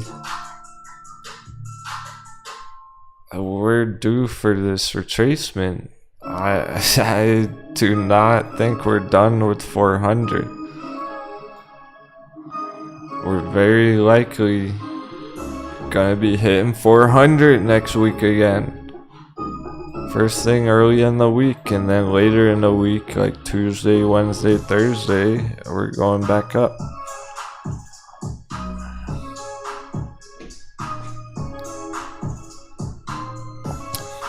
And with the dollar, okay.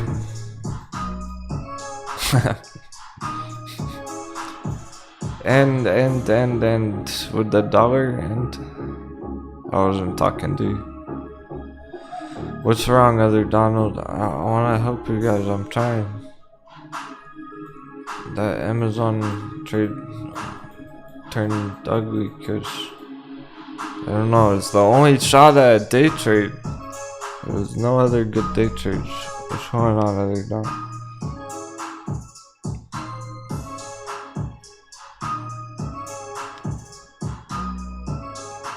And it's still valid. Damn, the problem was time. Ran out of time today on the action. Not good day trading conditions.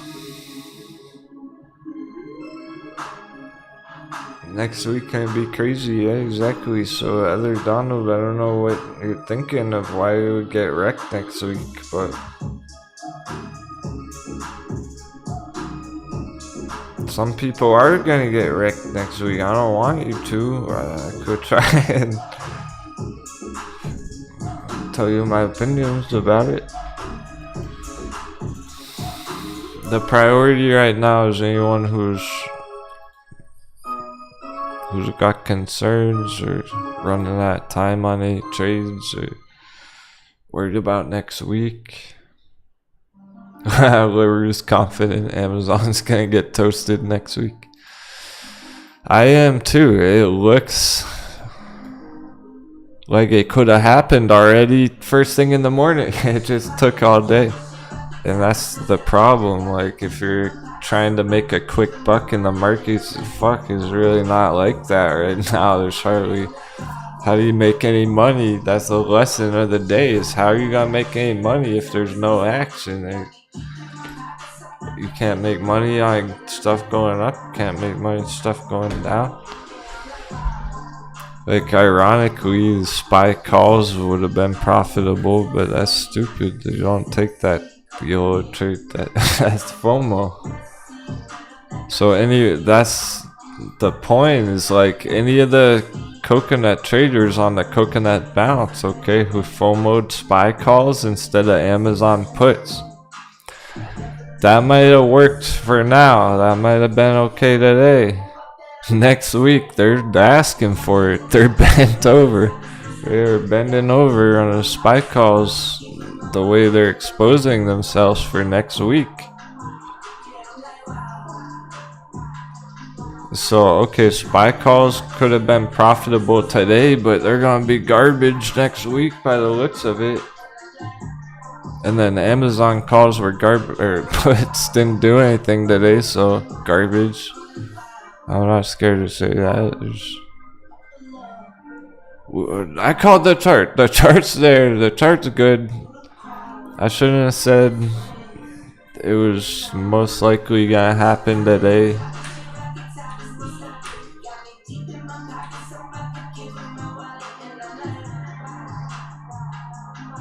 I don't know why it's taking so long, exactly. That's the lesson. I don't have a reason for why their pancake just all developing, I guess, going into next week. Compared to yesterday, it's like slow motion. Oh, well, yeah, so he's like, oh, I could cut my SPY calls yesterday. Well, that would have been like a profitable snipe real quick, right? Just hold it for the afternoon. That's what we were hoping to do with some puts on Amazon. But people who are doing that, right, that might have been green today, they're gonna get SPY calls for next week though. They're loading up SPY calls for next week. 420, and that can sell off hard Monday, and they paper hand. And they run out of time. We might not even hit 420 next week. It could take longer than that.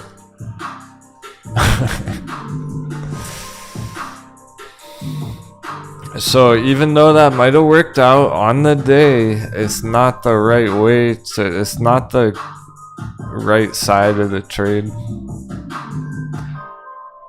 Moon Boys basically got lucky today on SPY calls, okay? They FOMO'd and they didn't deserve that, but they got lucky and it worked out for SPY calls today. They're gonna try and do it Monday morning. It's not gonna work out Monday morning.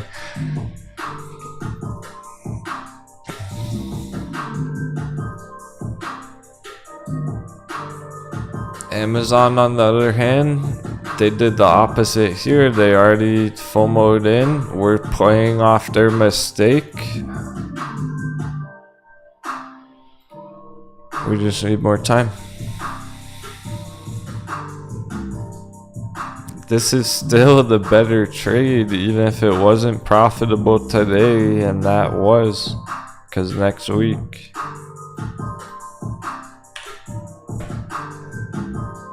Reveal their true colors. With the dollar right now right on the line, with all of that stuff that we just went through, all of that in mind, what that means for dollar, we can bounce again at this rate, and that's what I've been thinking for a few hours now. I've been thinking that all afternoon. I just haven't talked about it yet. And now we're getting to the end of the day and market summary. Like, we're hitting a speed bump. We're hitting a speed bump. That's why none of the other charts are green. If the markets are so bullish right now, if S&P is straight up green, if the markets are so fucking bullish,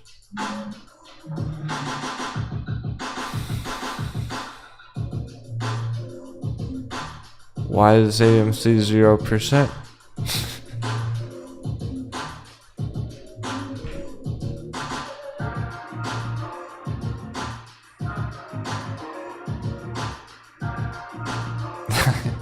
And Andrew funny.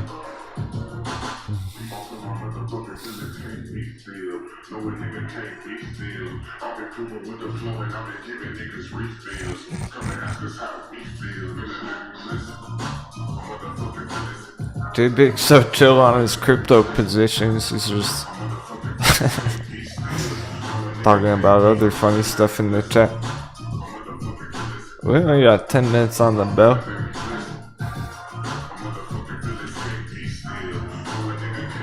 So much for power hour, guys. What kind of power hour was that?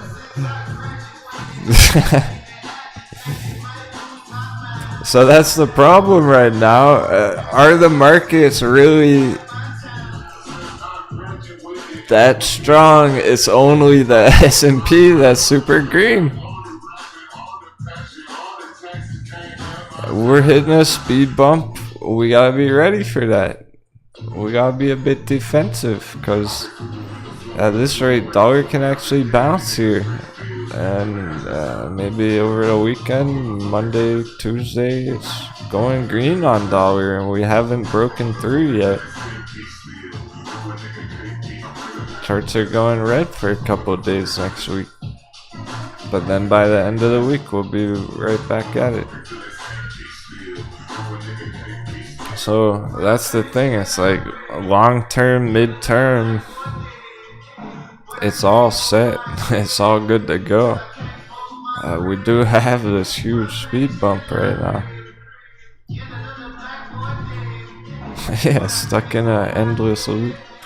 It has kind of felt like that today, like in programming.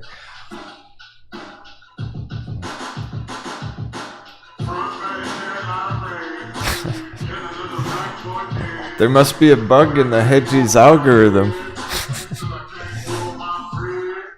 The Hedges algorithm on Bitcoin is stuck in a loop. Buy, sell, buy, sell, buy, sell at 24K.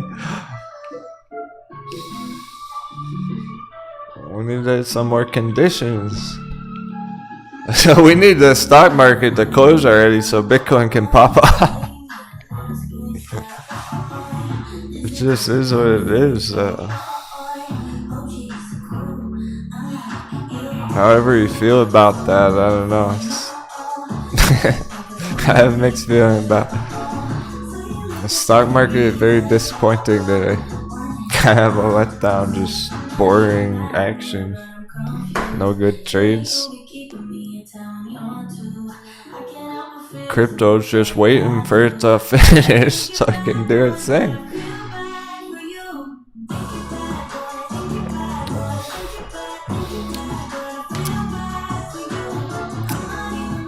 Here's the cool part, why we can crush crypto right now. Why we can pop off 24, still hit 25 right now after the bell. Because of the S&P doing that. All eyes on the S&P, everyone's gonna be talking about that on the news, whatever.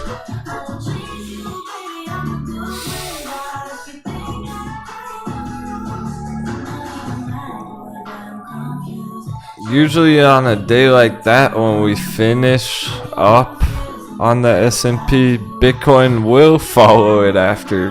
Bitcoin's looking to follow this actually stuff. Bitcoin's still down here, stuck down here. All eyes on SP, here's where all the green is. After this bell closes, all eyes on crypto. So I have mixed feelings about it myself, because S&P was green enough to be good for crypto, and we can even have a nice rally over the weekend still.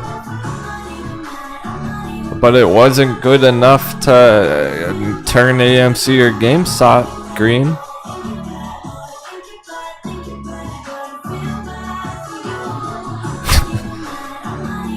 So, and it's in bearish territory right now, looking sketchy for next week, and I don't really like that factor. We'll get through it. I think you're all ready for that. Today itself is like a major speed bump.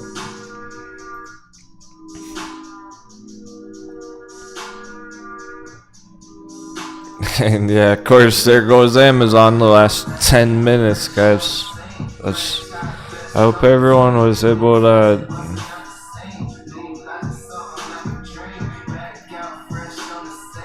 They're probably not even here anymore. Oh, fuck.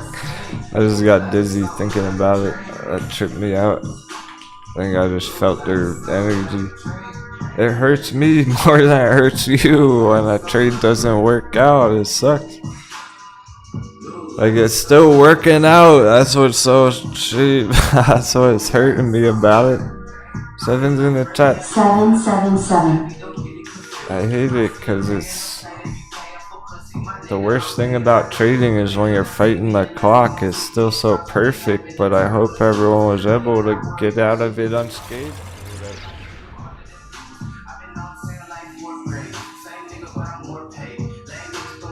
I wasn't thinking about the less experienced traders when I was talking about that this morning. I didn't think less experienced traders would be brave enough to go for a trade like that. I don't know. It hurts me more than it hurts you when it doesn't work out, because I'm thinking, fuck, like, I could have prepared them better. They weren't ready. I should have helped them plan it better or whatever.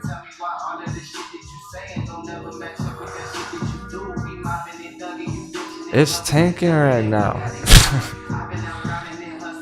The hard part is it's still valid and it's still gonna win. Like, people are gonna win on that trade next week, but some of the less experienced day traders might have went for the end of the day and they ran out of time.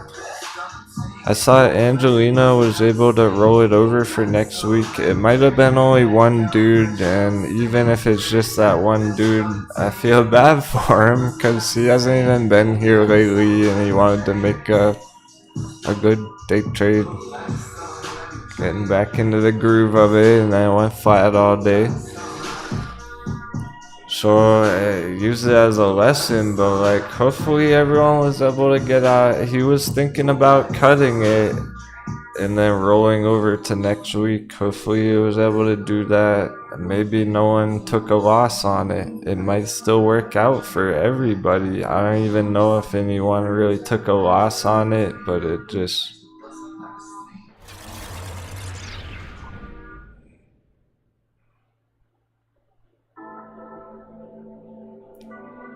I'm right here with you on the trade. Like, even if I'm not trading it myself, I still feel the pain if it doesn't go according to plan.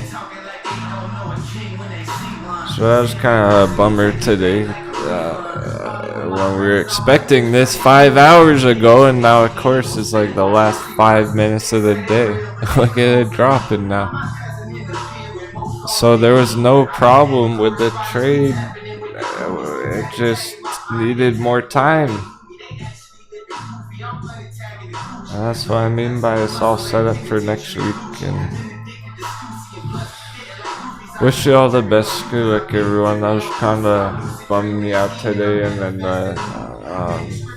the disconnects and everything really threw off the momentum. And I apologize about that earnestly, because I wanted to say it before the bell. Everyone's still here. Because it could have been a really fun, just epic day, and we were all excited for the end of week Friday FOMO, and nothing really happened. It's like, what the fuck? That's just how it goes sometimes, but we're in it together. We're getting through it together. Next week's gonna be awesome. It was just that one thing that took too long on the Amazon put. Hopefully everyone rolled it over and y'all have some more time, and it's gonna be an epic win nonetheless. It's even better if you rolled it over next week and you pull it clutch. That's gonna be so clutch on Monday morning if you gave it more time. Because we were talking like, look, if you have any liquidity left in that before it drops to zero, you roll it over next week. And then it could go up a couple 100% next week and you're winning. And S&P ran out of juice.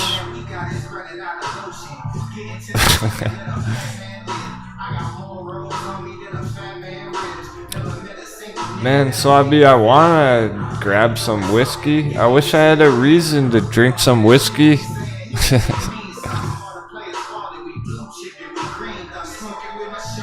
If Bitcoin was hitting 25k, I might have some whiskey.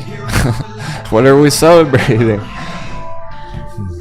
That was an epic week, but I gotta have a reason to celebrate. Save the bottle for next week. Now the dollar's gonna try and dip after, but if that happens, that's so crazy. This is gonna be insane if the bell hits and then the dollar dips and crypto rips. After all that. Yeah, I'll have a shot of whiskey if Bitcoin hits 25k. We're gonna do some crypto crunch. 30 seconds on stocks. Fuck off, stock market. Can we all say that? We're all cool with it. Enough's enough, stock market. Fuck off. We'll see you next week, stock market. I don't like that action, how it's been behaving today, because it's all a big trap. There's all a bunch of traps and pitfalls and coconut bounces. Get some real action next week. Time for crypto. 4, 3, 2, 1. Alright, fuck yeah. And we finish going down. Finish red going down.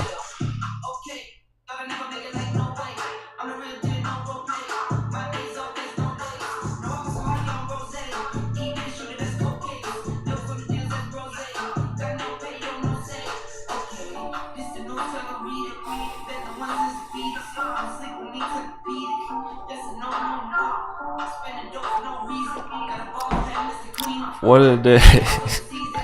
That was, you know, Bitcoin can save it right now. Bitcoin can save us.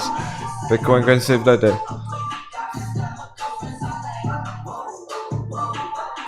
But that's going down as my least favorite day on the charts of all time. What the hell? That was the worst price action on the charts all year. That price action sucked. Nothing moved at all.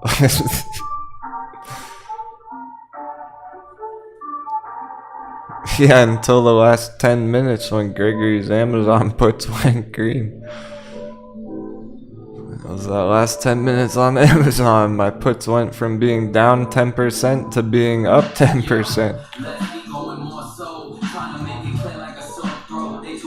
That was pretty crazy.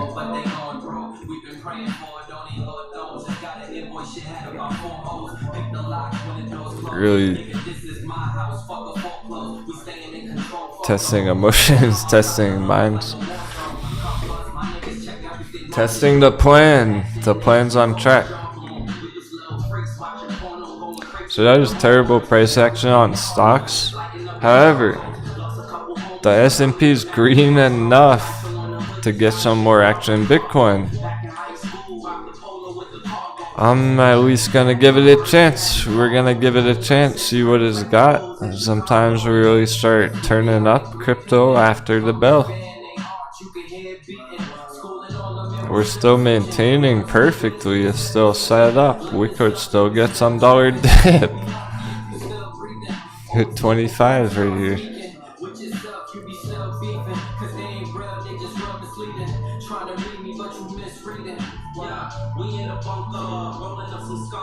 You gotta wonder if it's gonna stay flat all weekend though.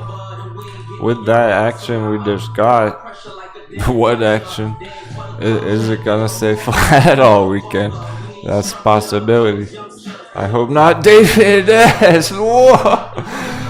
Let's go! What? Surprise Super 7s! We're not done yet! Bless off! His crypto is moving! He's up 10 stacks on CHAINLINK! Incredible! There we go! That's what I'm talking about, crypto crew! Get that treasure! Who needs stock market? Anyway.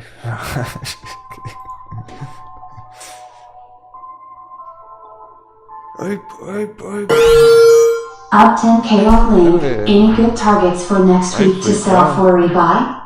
Great job and congratulations and thank you.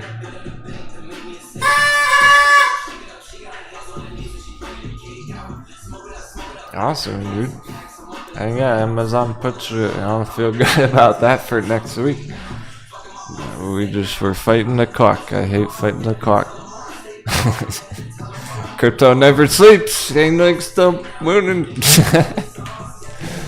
Dang, what price did you get in that? You're gonna have to tell me your cost average, guys. That's a pretty epic start. Chainlink's just getting started. It hasn't even gone up that much. He's already up 10 stacks. He's already up a whole band.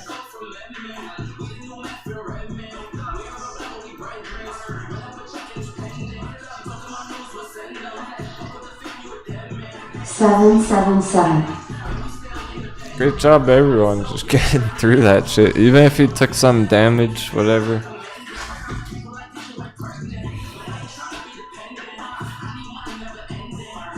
Maybe somebody took some red on Amazon if they ran out of time. Shit, it happens. I don't know. They need more experience. That's how you learn.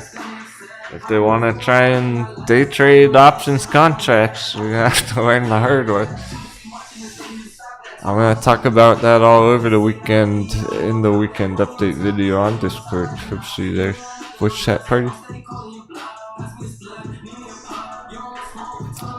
But really, everyone's assignment right now is just to enjoy their weekend because it's all on track for next week. And look at today as an awkward mind game kind of day.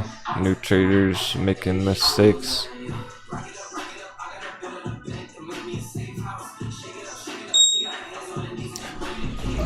What the? No way! You gotta be kidding me! Dollar dip! Now!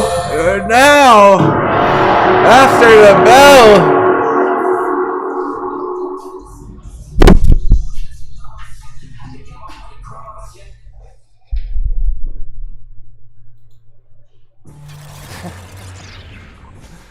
Good morning, ladies and gentlemen. Coming at you live 1:06 p.m. West Coast, USA. There's gonna be a beautiful day on crypto. The dollar's dipping. We're about to crush 24.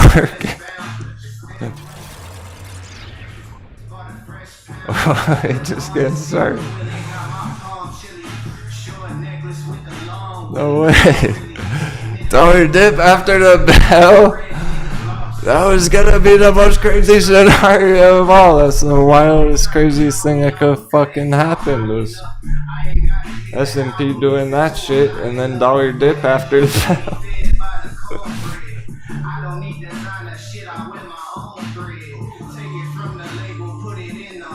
Wow. We're waiting for that one all day. 43 goes country ties me copy. Oh yeah, we gotta do some crypto crunch now. Now we're required to do some crypto crunch. Oh, this is getting epic. Let's give David some chainlink gloves there. He's already killing it, chainlink.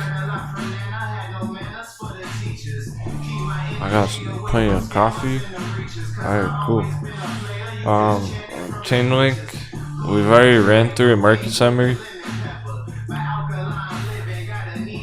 I'll do like a 1-sentence market summary.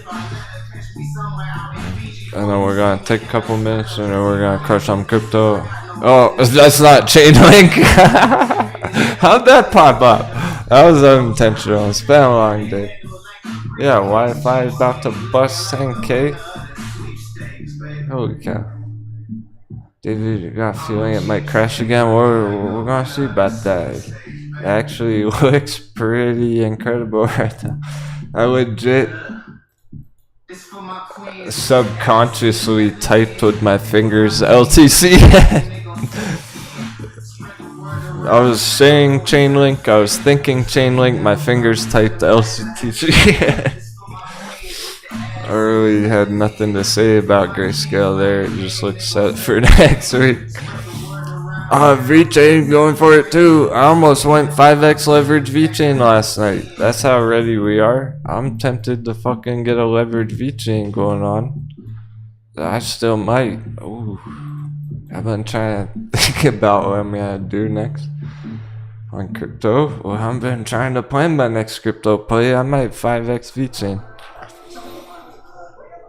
If VeChain goes up here, that's 200%. That's 10x on a 5x leverage.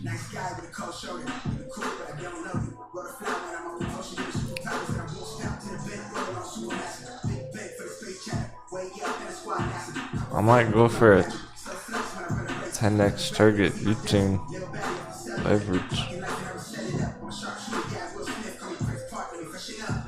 I've been considering it, but if I wait any longer, like, this is gonna keep going. What? No, VeChain keep going up this weekend. They're not stopping by the looks of it. So, but Chainlink. That's what I'm thinking, cause damn, look at Chainlink go. Oh, it's over 8. It's not stopping. David. I didn't even know you were crushing it like that, bro.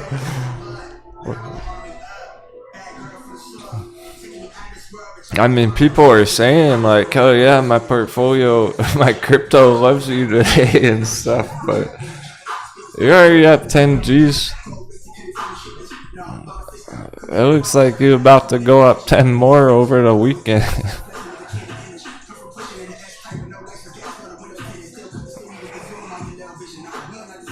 No, I didn't stop it. No, it's not your target. Keep your eyes on the prize, my friend.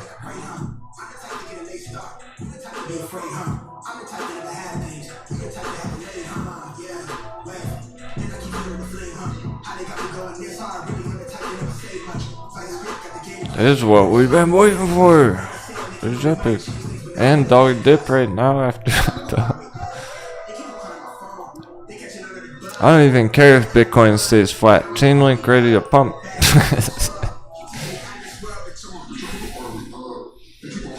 Altcoins gonna do it anyway.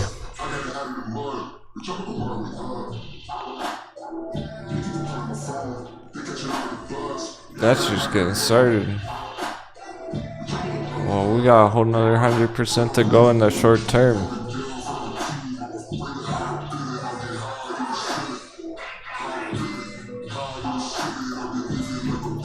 Are we in crypto? Are we fucking around with crypto? For 37%? No. Wrong button.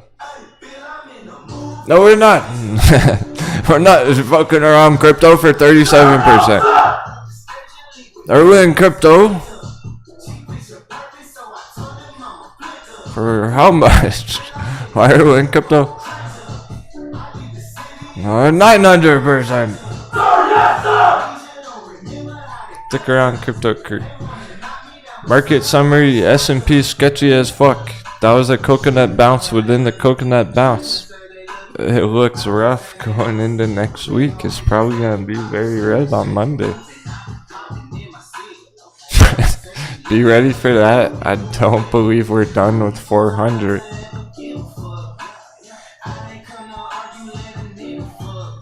Ultimately, it's still going to 420, 440. We'll just bounce back up after a couple of days of red. So maybe Monday straight down, Tuesday's red, Wednesday we're already bouncing back, Thursday, Friday we're hitting 420 next week. All good in the longer term. Shut up, sir. This is more just short-term volatility, waves along the way. And they're taking a while. It is what it is. The reason we know that's coconut bounce because what? AMC did even close red or green? Red.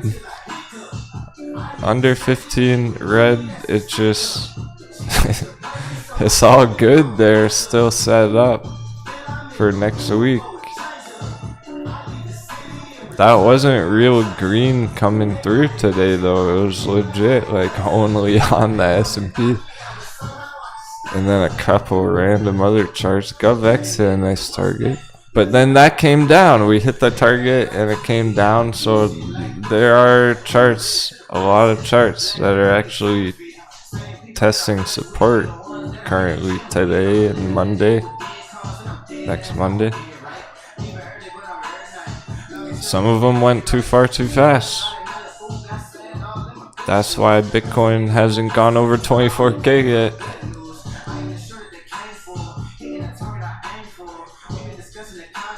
And that's why it's uncertain over the weekend right now.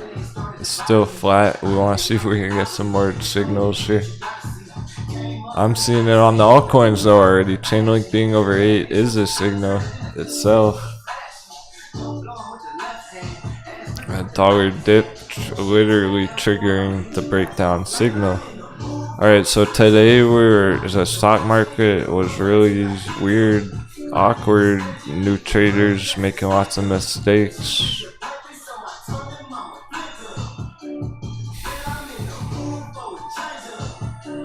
No real developments. There was not many developments at all whatsoever. Now we're getting developments dollar. Now we're getting developments crypto.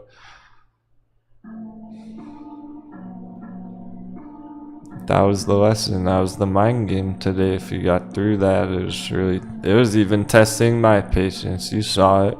I tell you could tell. I'm sure you could tell. Even my patience was tested. I was like, come on, when's it gonna happen? Something's gotta happen. Alright, cool. So everything's on track for next week's stocks. We'll get lots of green still from here on all those bullish charts. Some of them are just sketchy as fuck right now, the S&P included. Amazon's one of those.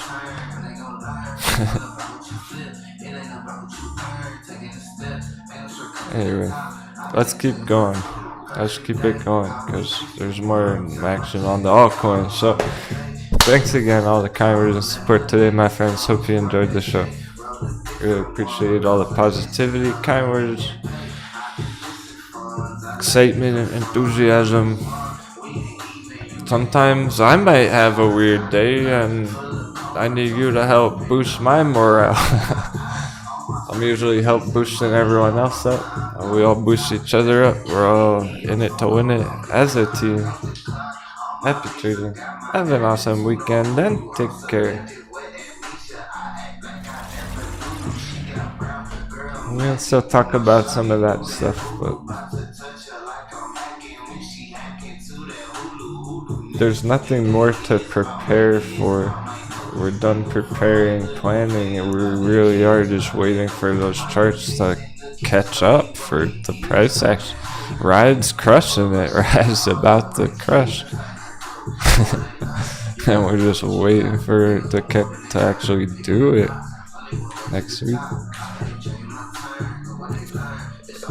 Yeah, choose David Stevens. Why didn't the S&P bring up many other charts with it? That's the whole point that I'm trying to get you all to realize. That's unusual. It doesn't really add up. Essentially, the S&P was the only green chart.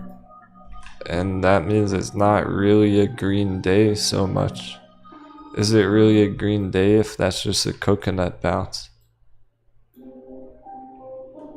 That's what a coconut bounce really is.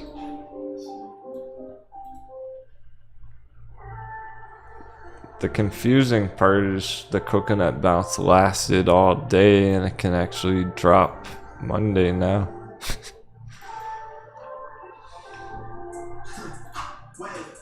So I don't think many other charts followed the S&P up today because that wasn't real green coming through on the charts, on the whole markets. It was just a bunch of retail FOMOing into stuff like Amazon, Apple, Tesla, slightly green, shit like that. If it was really that green, that bullish of a day today, AMC would have closed over 15. More things would have gone up alongside with it. That's why it's like, okay, this might drop down because that wasn't real green.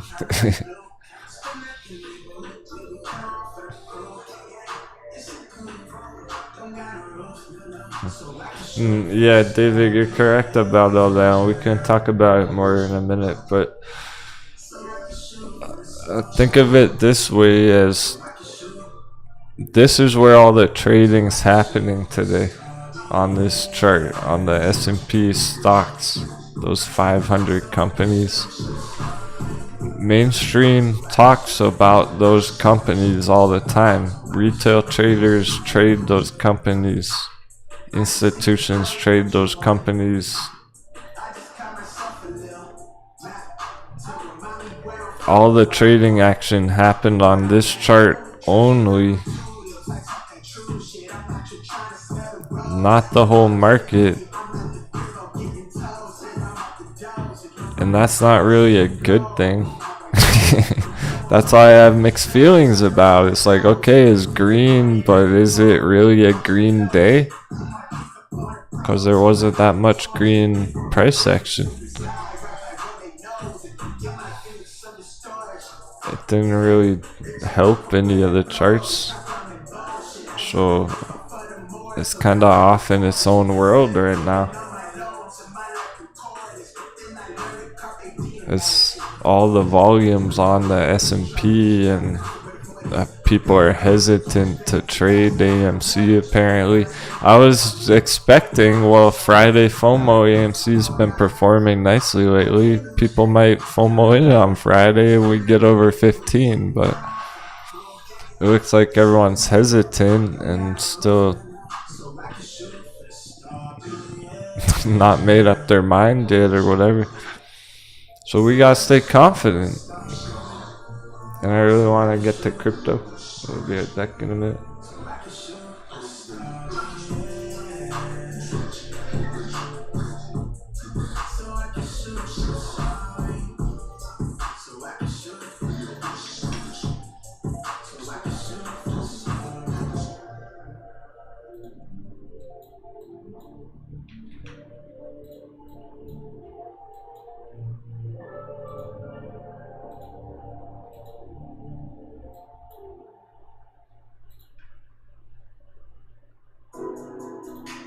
Okay, there's 106. Portland on dollar. We just had the alert trigger after the bell. Under the line, see how that goes. Are we really gonna get some more dollar dip right now? That'd be insane. Bitcoin actually would blast off.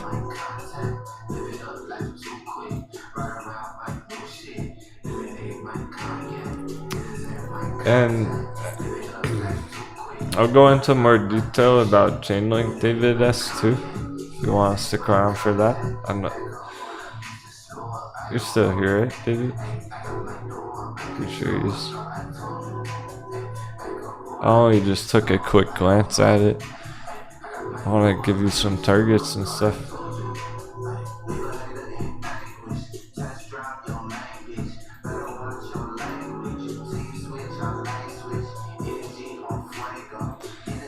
Yeah, the irony of like, that was almost fake price action on the charts all day, and now we're getting the real price action, dollar dip, Bitcoin real.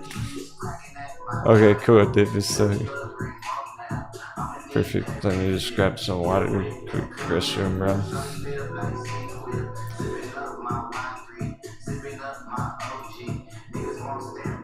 Yeah, the hedgy manipulation for sure. It really does feel that way. It's like the hedgies are screwing over day traders and stuff.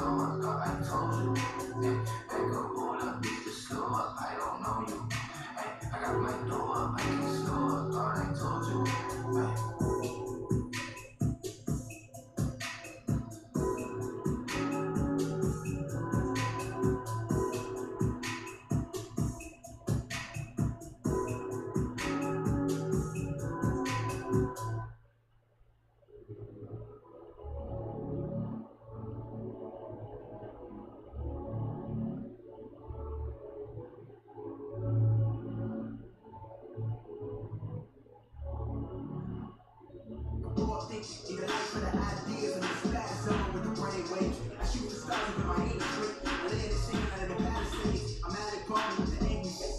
Christian Bale with the black on black. And fuck these thoughts about to save the day. But the minutes it probably would be the change of pace. Mom's right, I need to change for ways. I need to drop the cream into the redwoods. Break the music from the money trees. Plant the seed right behind the scenes. I painted the dream how I live. There's nothing everywhere in the I swear that I'm sick of God issues. Sick of these bodies on limits. Bent off a six of a mixer. They want me to promise a digit. My man are not honest and kidding. They know not too much for attention. But been that shit popping, I mentioned. This shit been slap, I'm a fitting. Fuck it, this kid, yeah, I get it though. So fuck that's about how they do, that's my quote. My act in the truth, this shit looking body. The pilot they know I'm fly shot. Not much to say about the product, guys. Go ahead and let them decide about me. State of mind that I've acquired, quiet. Of course, you know, they can't check on me.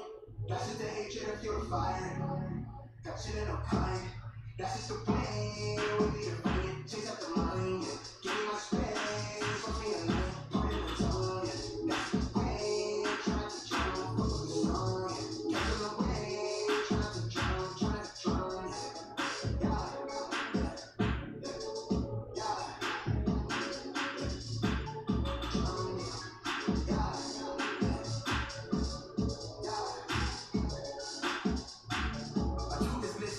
This life is sweet, my mood is out of a you think you could get a bronze this from broken shit, these niggas flex, switch the switch, excuse on the temperament. You can catch a nigga right in bed, it's not a thing, you got it, and now this shit, I'm so up with the fellow temperament, talking with the kid, yeah, I'm on something, got no kind of jail, lately I don't even deal shit, I need like real shit, fuck with the skill, I do not have time to kill, the more money I put in, the more that they feel me, is right with the way they build this, the reason I feel, spilling my feels, but fuck it, I'm breaking a skrill, bitch, you keeping it chill, it's all for the moment I check off the list of these thrills. Trying to see here, don't fuck with the kids. Shit, you got it, the wheels, pivot. Looking at a witness. This is how I'm looking for my life on the sentence. Murdering your beat, giving a nigga life sentence. Only Lord knows, but I'm thinking for the minute, so I'm asking for repentance. The cop me a pendant. My act in the truth, shit looking violent. The body they know, fly side. Not much to say about the product, guys. Go ahead and let them decide about me. State of mind that I'm quiet. Of course, in my mind, they can't check on me. That's just the hatred and fuel fire. Got shit in no kind. That's just the pain. Chase up the money, yeah. Give me my space, watch me alone. Put in the tone, yeah. That's the way. Trying to drown, fuck with the song, yeah. Get in the way. Trying to drown, yeah.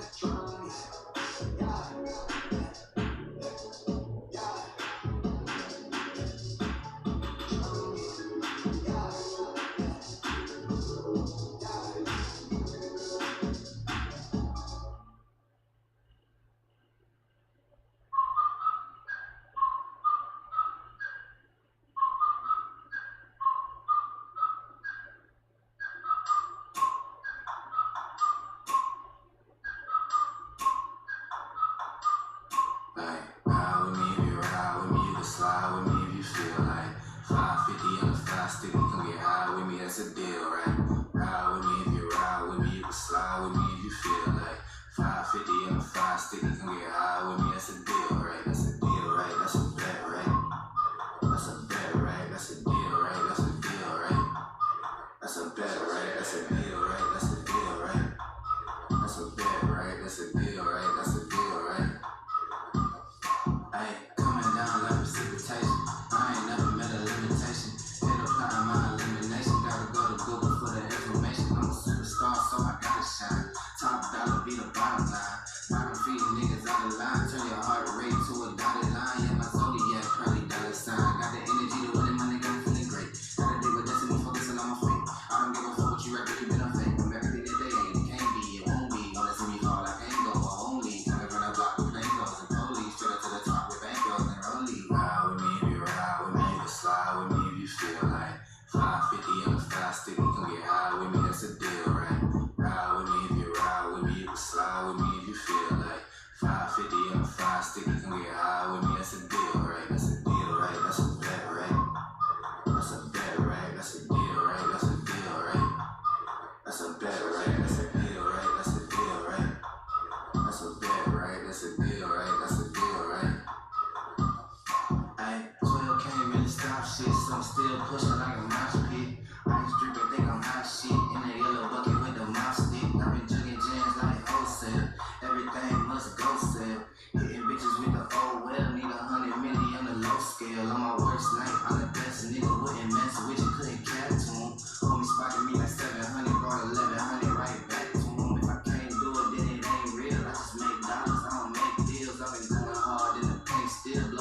fast till I can't feel like. Ride with me if you ride with me, you can slide with me if you feel like. 550 on the fly stick, you can get high with me, that's a deal, right? Ride with me if you ride with me, you can slide with me if you feel like. 550 on the fly stick, you can get high with me, that's a deal, right? That's a deal, right? That's a bet, right? That's a bet, right? That's a deal, right? That's a deal, right? That's a bet, right? That's a deal, right? That's a deal, right?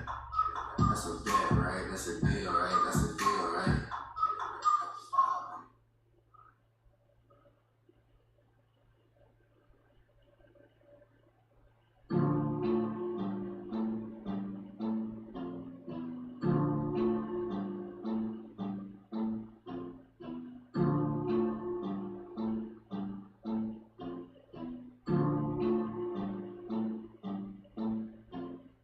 I've been all in my bag, you been all in my business, you be all in your feelings. I've been all in them trenches, I've been all in my bag, you be all in my business. No, they notice me flexing, fit all in my fitness. I've been all in my bag, you been all in my business, you be all in your feelings. I've been all in them trenches, I've been all in my bag, you be all in my business.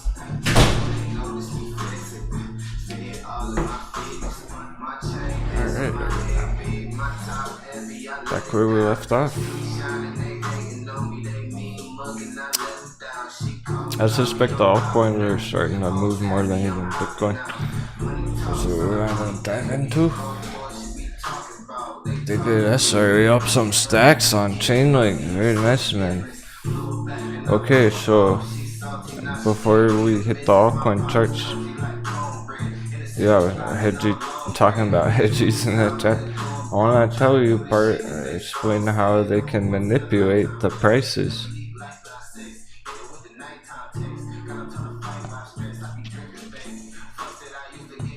I think it was Nick Swabi bringing it up on Discord about the order books. If they can't be anywhat of an indicator, any bit relevant. And yeah, especially on crypto, they actually can, and they do fuck with the order books all the time.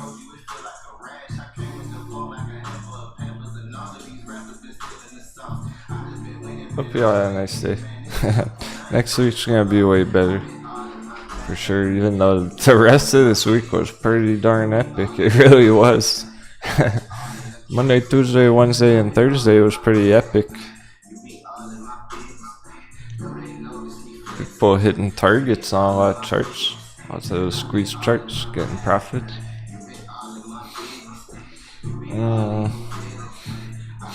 Okay, a smaller one, like Vertcoin, ranked 770. I was looking at it last night.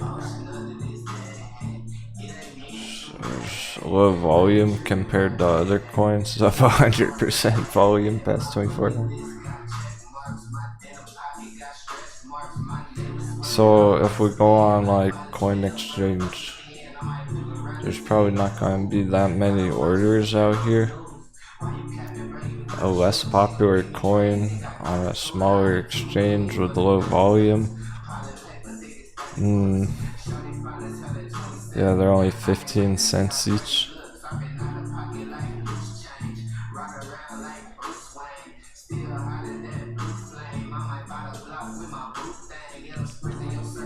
I'm gonna do it with Steam because I know it'll be here on Steam. Okay. Here it is on Steam. Let's say you're a hedgie or a whale and you got lots of money to throw around. Maybe some of you have this potential yourself. Anyway, depending on the altcoin, you might have that kind of ammunition where you're actually affecting the chart yourself. You're actually creating waves on some of those low volume altcoins if you're smashing down a huge buy order. So look at the prices, the sell orders in place on Steam token right here. There's 8,000 coins at 25 cents and 10,000 at 26 cents.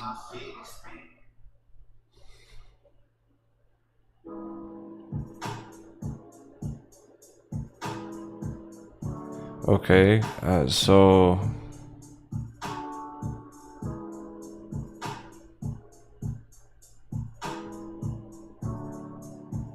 that's not even that much. That's like a few $1,000s. So this I think that's about 5 G's right there, 5 grand. Yeah.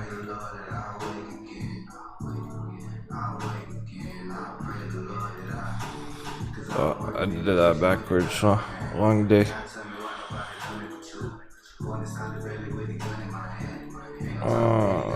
5 G's, yeah.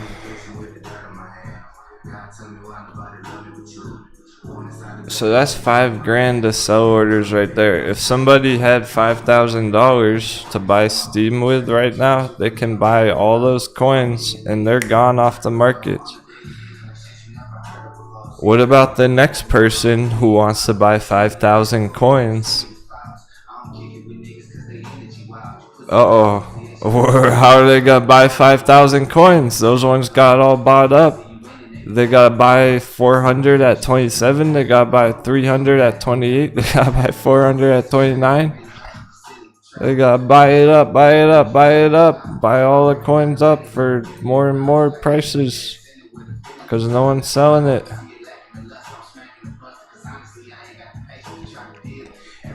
These orders right here, it's like a sell wall. The hedgies can put those orders there. They can throw down an order with like $1 million sell wall, and when they're ready for it to go up, they just remove that order, and all of a sudden all you're left with is this. No coins for sale. And if you wanted to buy it, you'd have to pay a big price, up and up and up, to get a good amount of it. So the hedgies play with those order books, just putting sell walls and then removing it, or putting a buy wall and then pulling the rug, removing it, and then it drops. So if somebody sold 10,000 Steam coins right there, it would drop. The next person who goes to sell it, they sell it lower, lower, lower to fill their order. They can do that on a big scale. There's just a small volume altcoin. Imagine if they were doing that with like billions of dollars on AMC. They go, oh, we're just gonna smash like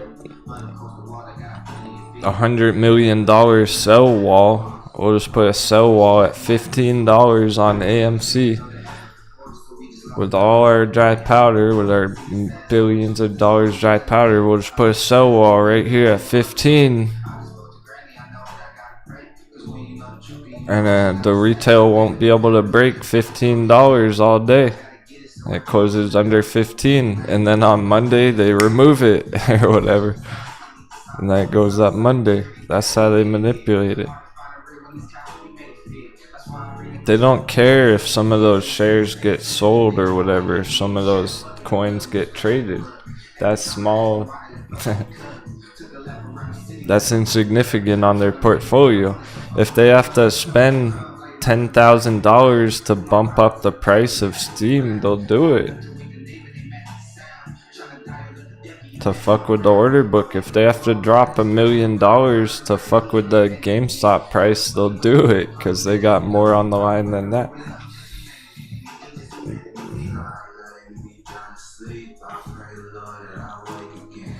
So that's what it is on AMC right there. Hedgies put a sell wall right there. There's not enough FOMO today to push it through. Because hedgies probably had some contracts around there, whatever, right? So they actually had more on the line with their $15 contracts, and they're like, oh, well, it's worth it to put a sell wall there, even if some people buy it. Because their real trade's profitable. Okay, let's talk about CHAINLINK, because crypto, even though that's the case on crypto, right? Too, I was just showing an altcoin. It's harder to do that because the crypto market trends up as a whole. So you have whales trying to do that. Maybe they're trying to do that 24K, some whales out there or whatever. If there's enough buying pressure from retail, if there's enough FOMO hype about it, it'll crush that sell wall. The hedgies are okay with it. That's their collateral damage. They consider it collateral damage. They might be trying to drop it from 24, but the bulls are too strong and we crush right through, and the bulls buy it all up and it breaks their sell wall. Or they just, it's filling their orders and they're like, oh fuck it, it's not working, and they pull the wall, they remove it. They drop the order and then it goes up. And they try it again up here. So even though, yeah, that's true on crypto, it's more the case on the smaller altcoins. That's why you get lots of rug pulls and stuff on those smaller coins. It's too hard for them to really do that effectively on Bitcoin itself because it's a huge market cap. It would take tons of money to do that. Not just millions, but like billions. To really manipulate it that much. So they have limited control over the crypto charts, over Bitcoin itself, more so the smaller volume ones. It still is effectively that, because even if it wasn't a whale doing that or a hedgie, there's still bears who have sell orders at 24, so whoever the bears are out there with 24, smash through that.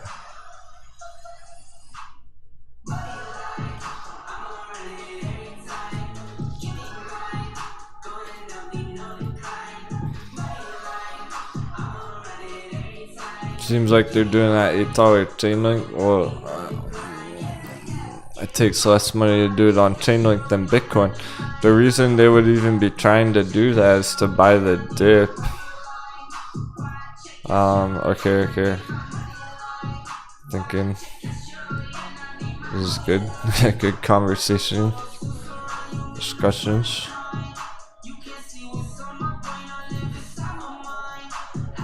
You're all smarter than I am. I just have a lot of experience.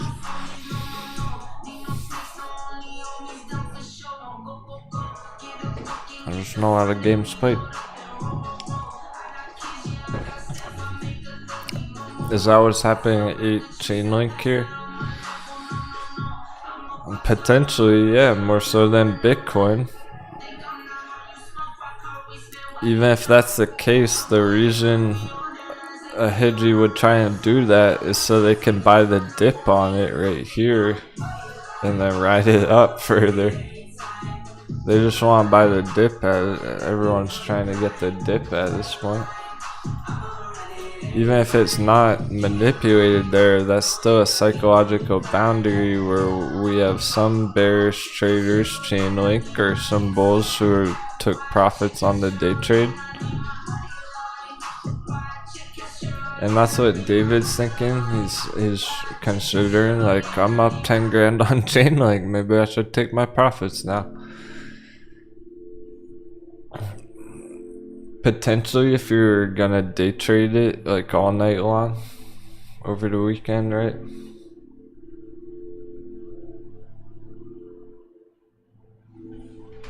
If you really wanted to watch it all night long and make sure it all played out and check it all weekend and try and day trade it, you might be able to catch that wave like that.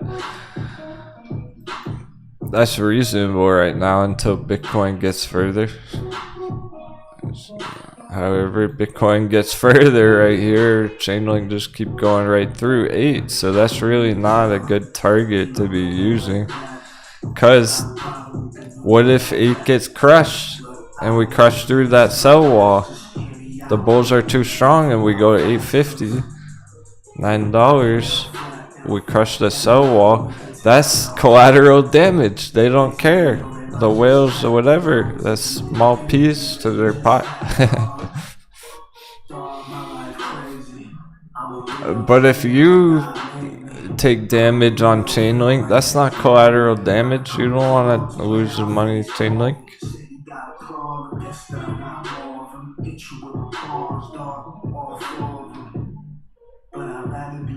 So if the hedges are selling it at 8 and it goes up further, they don't really care. They have more Chainlink they already bought down here.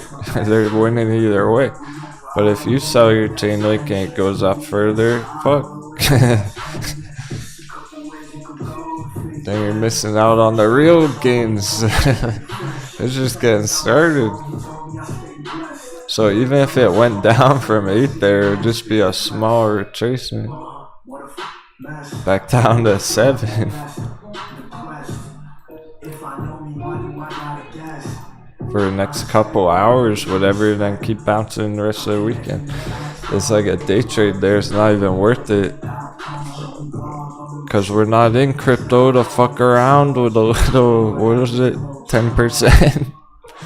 It's not worth trying to fight that battle for 10%.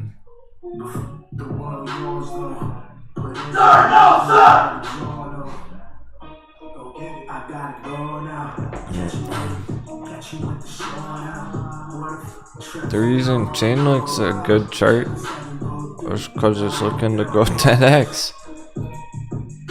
Hundreds of percents, not just this down here. What is this down here? A bunch of fuckery. A bunch of shakeout. Oh, it's $8 again. I guess we're crushing that sell wall. Why if I was 10k? Oh! It just hit 10.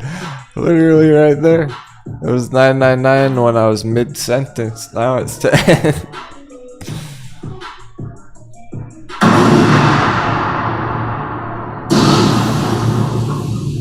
And that's a psychological goal. That's like Chainlink at 8.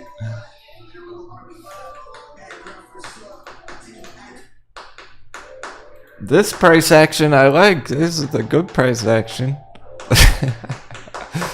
This is what we've been waiting for. Bitcoin 24k. Let's go. Crypto. I heard a bullish meow out there and everything. No joke. Bullcat's meowing her face off at the door. What a day.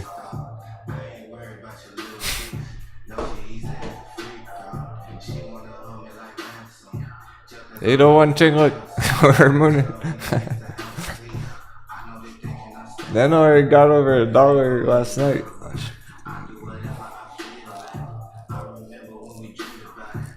802. 802 and a half. Let's cruising now. 803.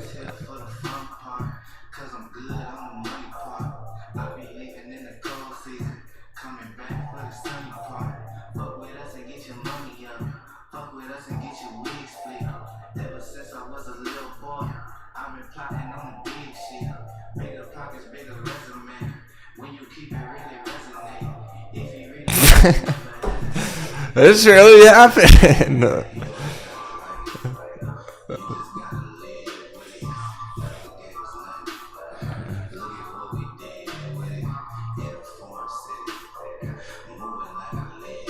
I'm liking the price action today a lot more now. The Bitcoin's saving the day right now.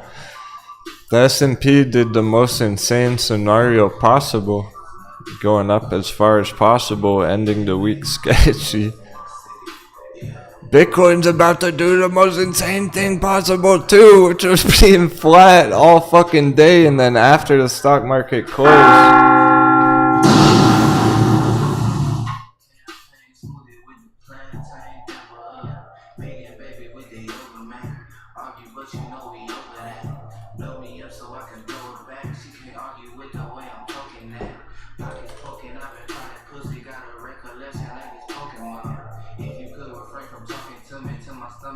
How bullish we feeling? How excited are we getting? I might go FOMO some altcoins right now. I don't know about you, but hyping the death?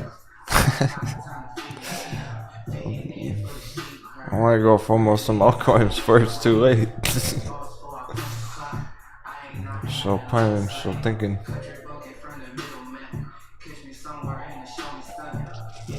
That VeChain leverage tempting.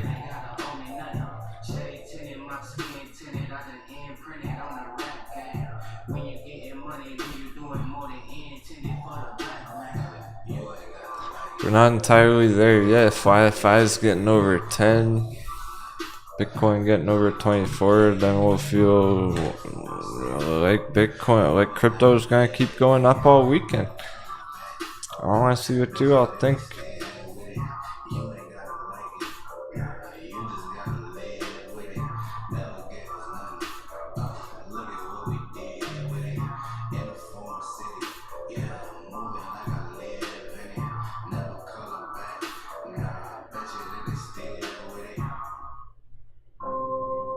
Vote, let's go. Vote, fuck yeah, let's go.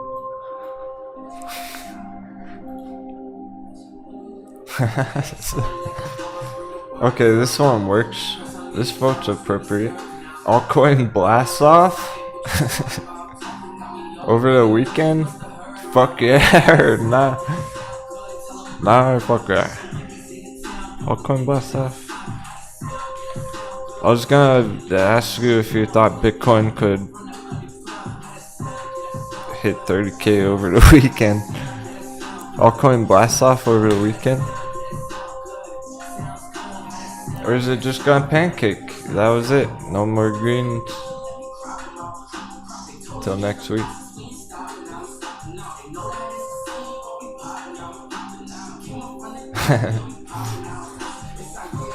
Pickles are in. Fuck it is still set that way. It still is looking that way.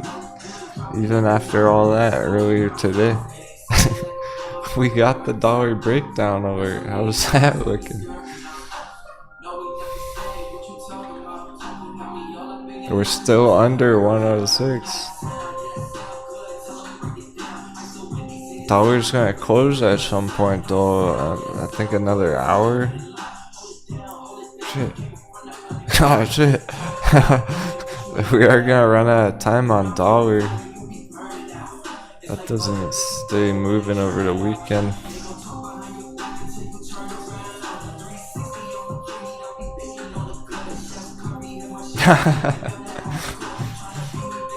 Oh, y'all sending it?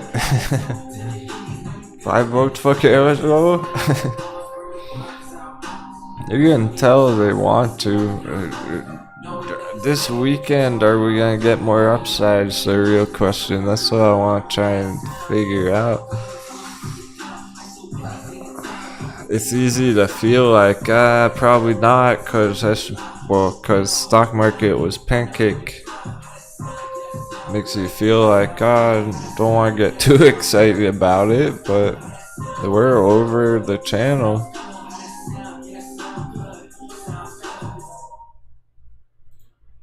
We did finish the week with a bang, rallying up on crypto.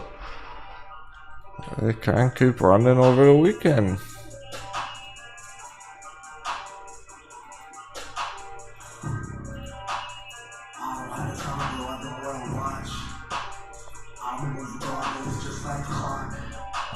Last Friday we really ran out of momentum.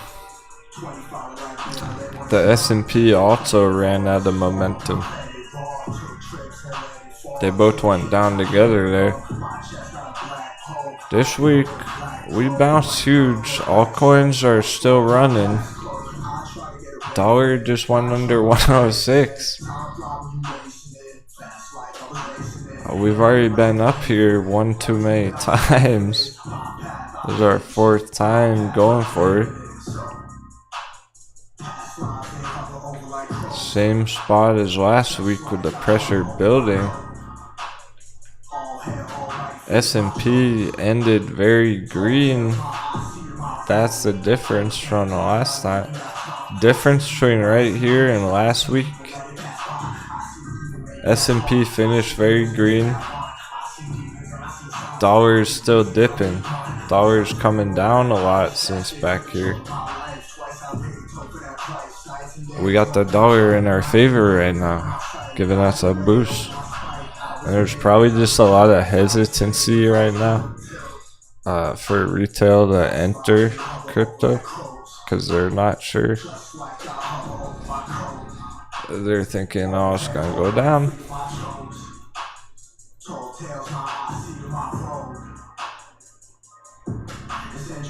But really, the chart doesn't look that way. The chart looks it's gonna keep running. I wanna see if we get any more signals here.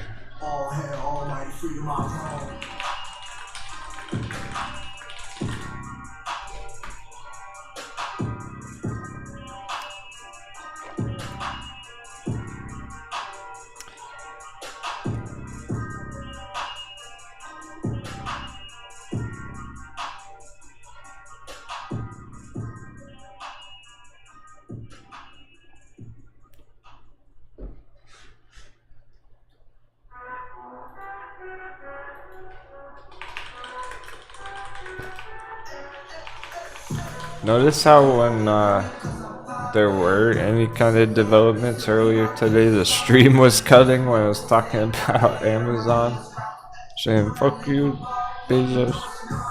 Now it's probably gonna cut again.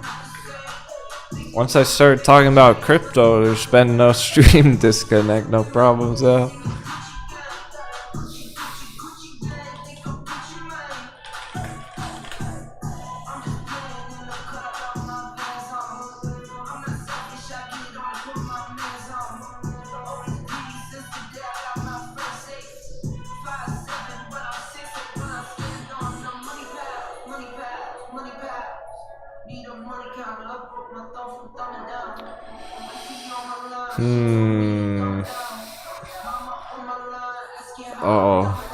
The dollar might freeze in 2 minutes. It looks like the dollar closes in 2 minutes.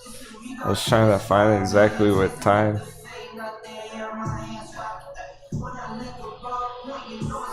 That's a cliffhanger. That's a question mark. Because does Bitcoin have what it takes on its own if the dollar's frozen over the weekend? It'll open back up Sunday night.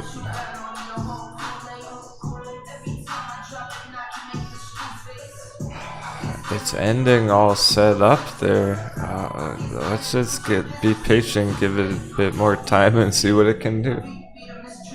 Let's see if we smash right through 24 here anyway and keep running.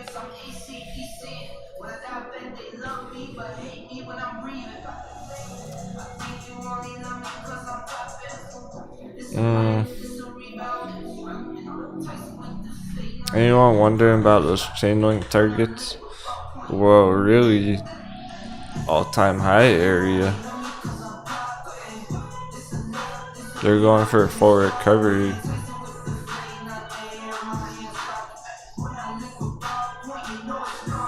No. An important concept I want to mention. Oh, baby, let's get you your pirate hat on your character. See Hornet down there.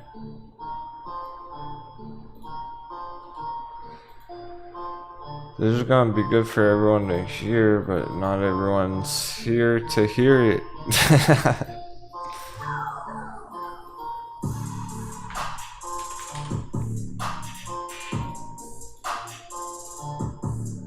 Gonna be good for those of you who are sticking around to hear this.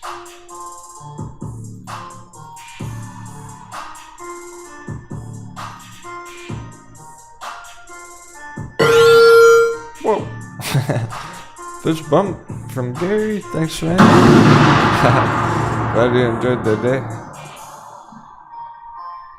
I think y'all had more fun than I did today. It was a really awkward prediction. But I like where it's going. I'm gonna save for next week. And we might still go in crypto. Like the head boost, because we might get that price boost too. But dollar is frozen. No, hard. What a cliffhanger.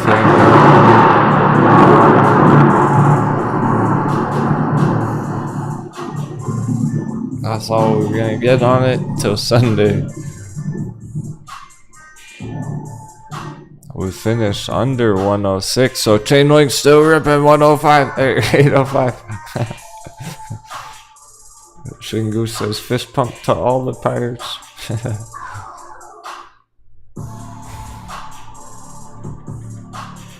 Yeah, great job everyone. Crazy week, crazy month. Month's ending real soon.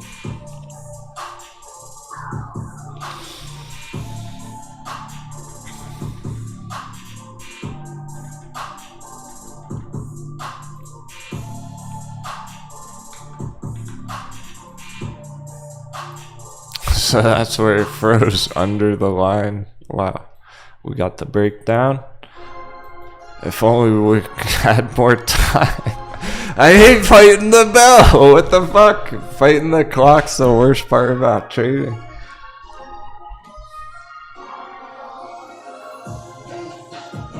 Rat time again. But of course, crypto never sleeps. Let's see if we break 24 or not. It's still quite green, pushing up through the top position. Look, we're up top. Call that the local top.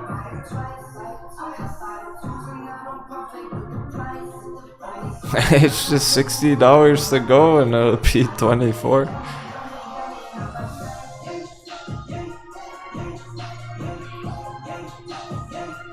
We hit 24, that's still a nice move, because once that happened yesterday, it went to 24 and a half, 24,500. So it's not gonna stop at 24, go to 24.5, 25k. We can still hit 25 right here. I'm actually expecting it. I'm still expecting that actually, because a lot of the altcoins have done this. Lots of those coins are currently up here.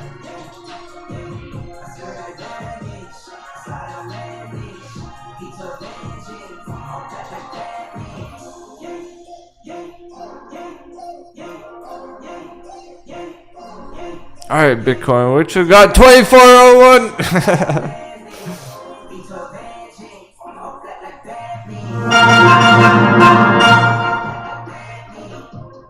Like I just said, it's not gonna stop at 24.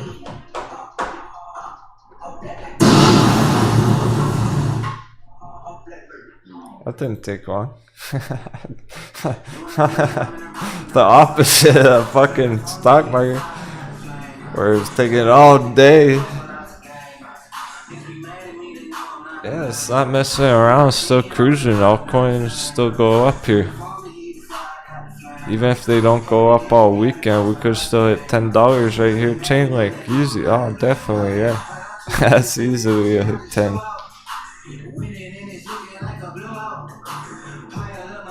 It's not gonna stop at 8, because we were already back at 10 2 weeks ago. What was that? A month ago. We've already been at 10 last month.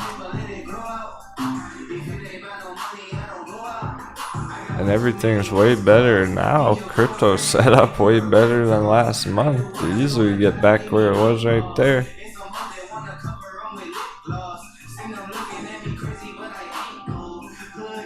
Bitcoin keeps going over 24. Chainlink go to $10 tonight. That is pulling Grayscale Litecoin. Oh yeah, I want to point that out. Everyone was talking about that after hours yesterday. Okay, check this out. One trade view.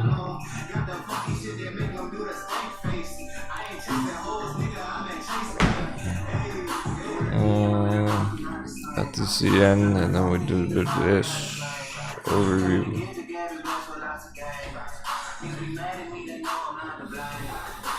It actually doesn't show it on this right now. It did on my phone yesterday. Probably will soon. Maybe just the interface that it will on your phone, perhaps. Post market. When I looked at this yesterday, it said no post market trading available. No after hours trading. It said right here on Trading View Grayscale. Actually, it doesn't say that right now, but I think it's maybe just because I'm on the program and not the website, perhaps. That might be.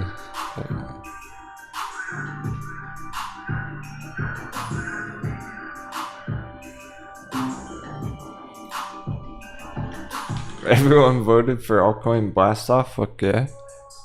The altcoins look more ready than Bitcoin with the YFI 10K. CHAINLINK 8. I'm sure there's more. Nano was hitting $1 just yesterday. VChain's looking one of the most ready right now, actually. If anyone was gonna make like a crypto weekend trade, it would be for VChain. That's the one I would go 5x leverage on out of any of them.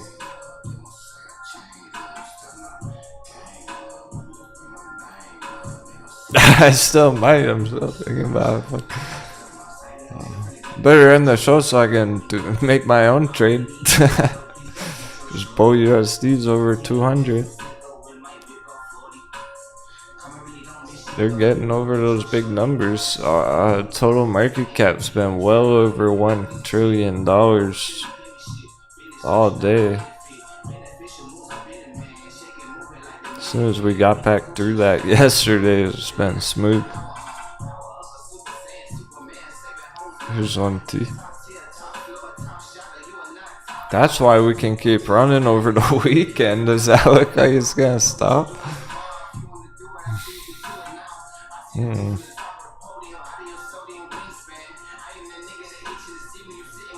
But we need to we need to hold 24 after all that. There's so much doubt, you can tell. Retail's still not sure. They're like, oh, I hit 24, but maybe not. We need to get over 24, hold there for like 30 minutes. Gary's thinking it'll take a breather and then keep pushing up. Or it is taking a breather right now. It really just hit 24K. It's a minute ago. And it's all processing right now.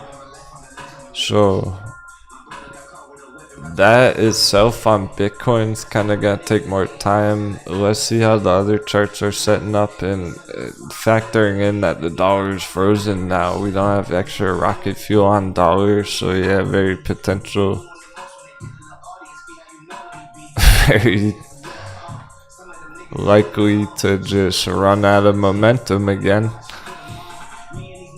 But we are still going green, and it did just hit 24, so maybe we got other developments coming through. Let's see how that 10K YFI looks. It looks like it's ready to crush right through 10K right now.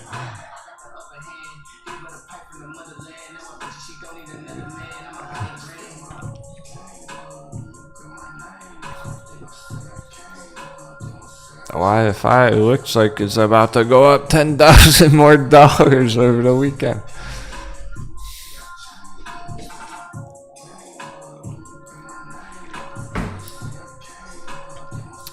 I'm not even necessarily saying I think it will or I expect it to do that. It just looks like it wants to.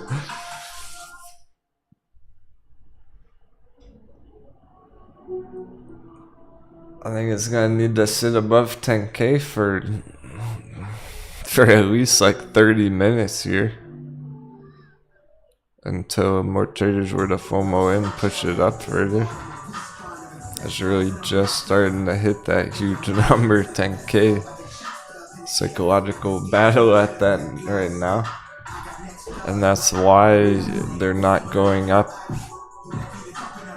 right this second per se. That's why it's not through 10K right this second.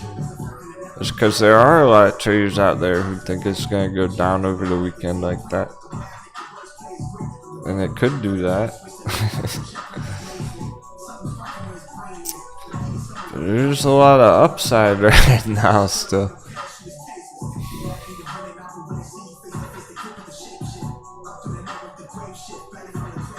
Again, it's kind of, although again, it really is kind of like setting all up for next week, and I'm kind of skeptical too if there's gonna be much action there tonight or anything.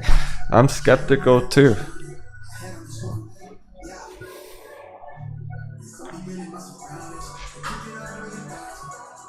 I wanna believe.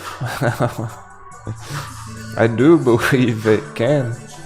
I know it can, that we can crush 30K this weekend if it really is that ready.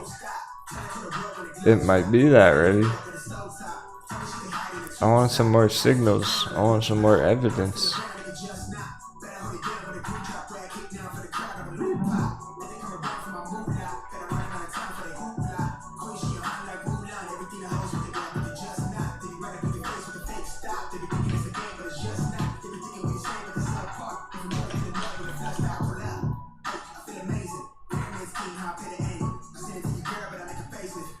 Seems the vote 100% on the vote. Everyone thinks the altcoins can keep going. It is a bit of a difference there between Bitcoin itself and the altcoins. They are stronger right now, so that's the kind of signals we're gonna need. 9999.99 YFI, what the fuck? We need to see YFI get through 10K, then we'll know.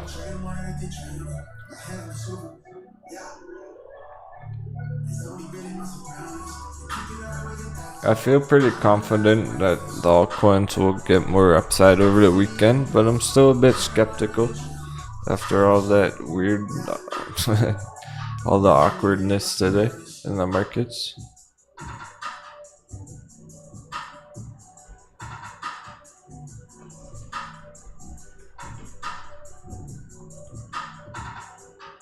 Let's put an alert.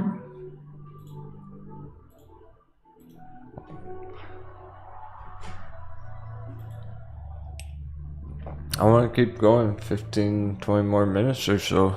I think that'll be able to trigger that alert by then. See if we can get over 24 Bitcoin solid by then. Not just hit it, but actually hold over it by then. Now that the dollar's closed, we gotta wait for those other developments. Another thing to consider is the daily candles not done yet on Bitcoin. We still got 2 hours 45 minutes on that daily candle. I'm not gonna be streaming for that long. We can talk about it on Discord though.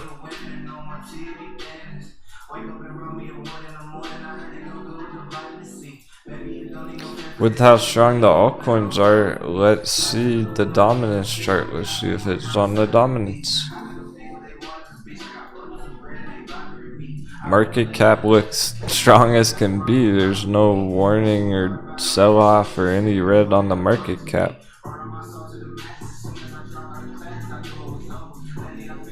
Quick check on altcoin market cap. Those look like they've gone even further.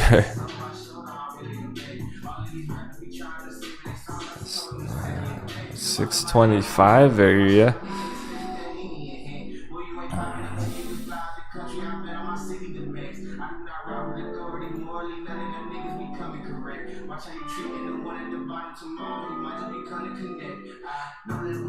There's no sign of stopping, or let's say there's no sign of turning around or anything or any danger, but they might slow down over the weekend. That's the uncertainty. Oh no, guys, the altcoins might not go straight up over the weekend. They might slow down. What will we ever do? after Grayscale Litecoin after Gary's up $1,500 on that. Nicely done. Well, you earned it. I'm not even green on that.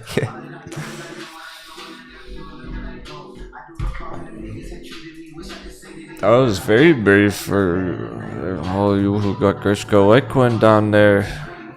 You had to feel strong about Litecoin itself to want to do that.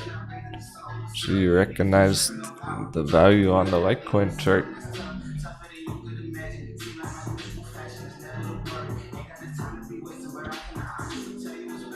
That's a lot of different conditions being met there to pull that off. You're very brave.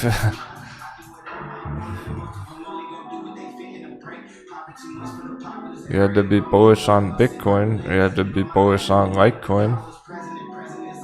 You had to get it at the right time.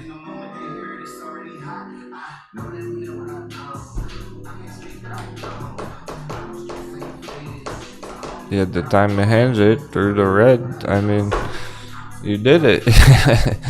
If you're green Grayscale Litecoin, you earned it. That's your reward for winning the trade.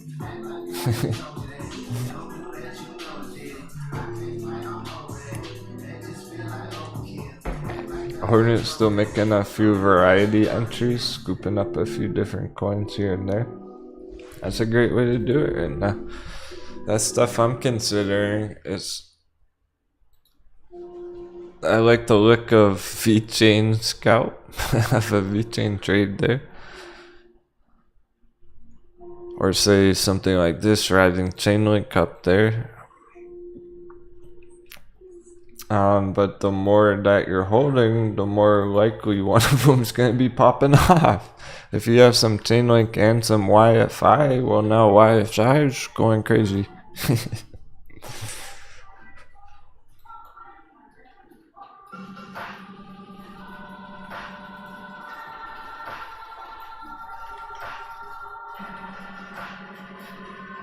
Going crazy parabolic to the upside through the giant psychological boundary at 10K.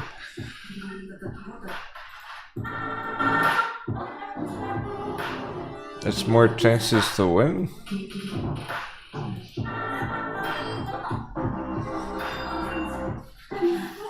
More rounds in your chamber. Yeah, Ocean Goose looking for another entry on some.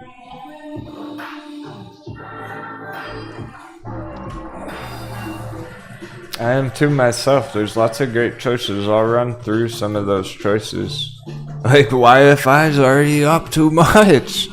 This was a great entry at $5,000, $6,000 a couple weeks ago. Do you really want to FOMO in with $10,000 YFI now? This is great right there. Okay, a couple months ago. That one's already too late, so I'm not gonna touch that one.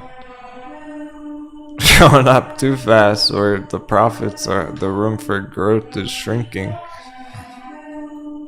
It's less and less upside there to be left over. It's very green right here, but not as much the further up it goes already. Left over for you after you get in. So anyone who's not in YFI, miss it. 10K. Just hit 10 again.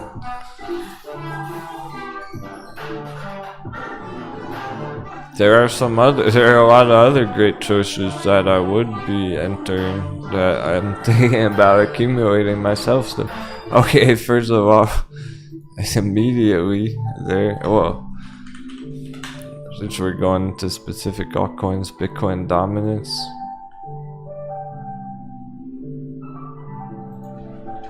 Let's check that dominance. Are we still under that line? Yep. Hasn't moved much, but it is still under there. And this shows you altcoins have been outperforming Bitcoin right here the whole way. for the last 3 months there. The altcoins already have been outperforming Bitcoin for 3 months. And they're looking to keep doing that for 3 more months. That's why it's like, okay, Bitcoin might stay kind of flat there, but the altcoins keep going anyway. Okay, Jeff. Guys, are here. What am I going for right now? This.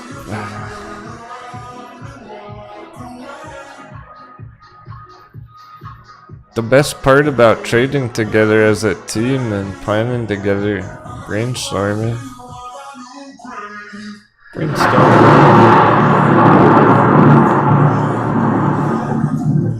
The best part about it is you all are aware of these maiden points already. You know the bigger picture already, so I don't have to waste time talking about small details. These are kind of questions people should be asking. What altcoins Captain can buy next?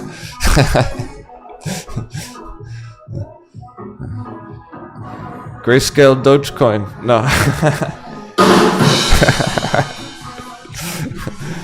Grayscale Bootycoin.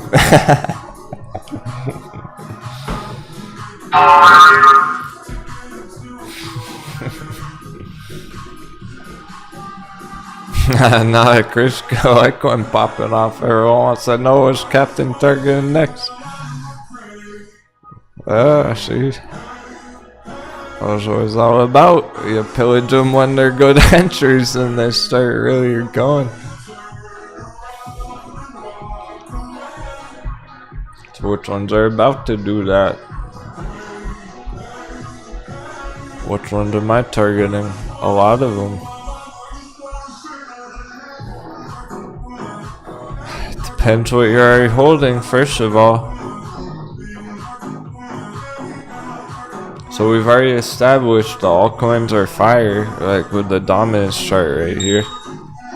Why if I bring a 10k, altcoins are on fire.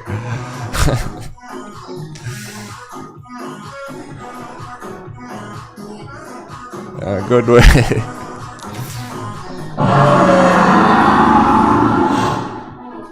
Oh, it's power hour. Oh, look at that. I don't even know. Short Squeeze watches power hour.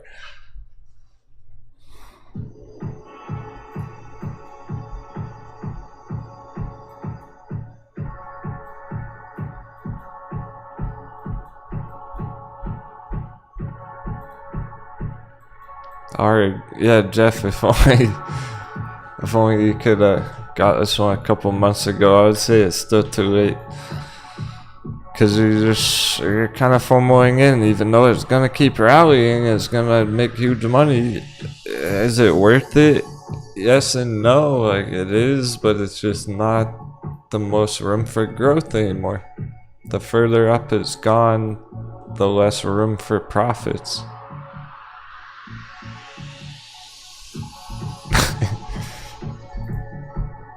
AJ done, there's no dragon? The beast is unleashed. What do you mean, rocket fuel engaged? The beast is unleashed. That thing was $5,000 last month. Going straight up. And it still is right now. It's going to 20k over the weekend by the looks of it. So, oh, there is no spoon. I like that. Matrix reference.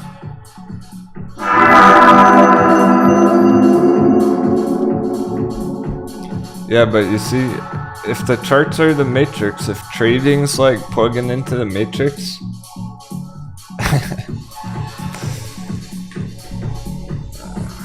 well, I'm not actually Neo, I'm not the one. I'm more like Morpheus. Unplugging you from the matrix, from the real world one, the chart tricks. The red pill or the green pill? The bulls are the bears. Crypto or stonks? Crypto or stonks? Which one's it gonna be, Neo?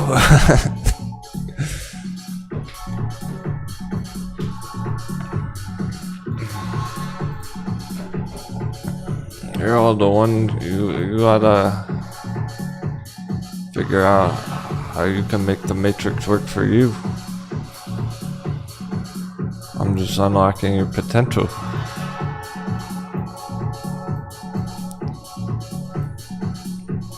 And you know, never FOMO anything, especially not in times like this. It needs to hold above 10k for a bit. Chainlink needs to hold above 8. Bitcoin needs to hold above 24 for this to continue over the weekend.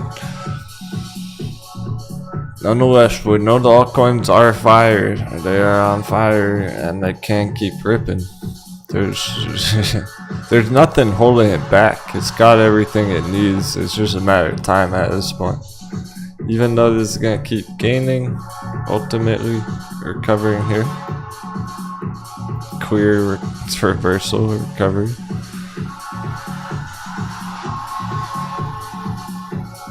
That's a nice spot to do it. It fits on this chart right here. Perfect with our target at the top. Perfect. All-time high. $100,000 YFI. 5,000 to 100,000. Damn, I should have bought a YFI back there. It's too late now. I'm not gonna FOMO in at that price.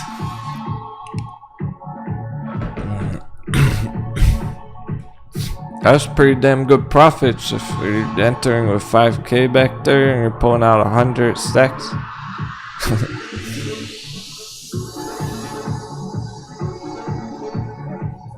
Even though it's gonna keep pushing like that, if you're getting in here, it's not as much room for growth. Now all of a sudden it's a normal 10x altcoin. Boo! Still epic. Nothing wrong with 10x. Still super epic. 10,000 to 100,000. Gary. Rock on, brother. And he's got that cup in this picture. He's keeping cool. He's cool about it either way because he knows Chainlink's right behind it. You know, it's Jasmine's going next. Got the cup in his picture. This thing got hold shot.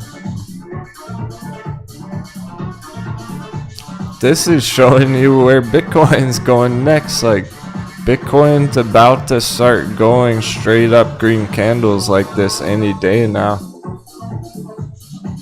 By the way.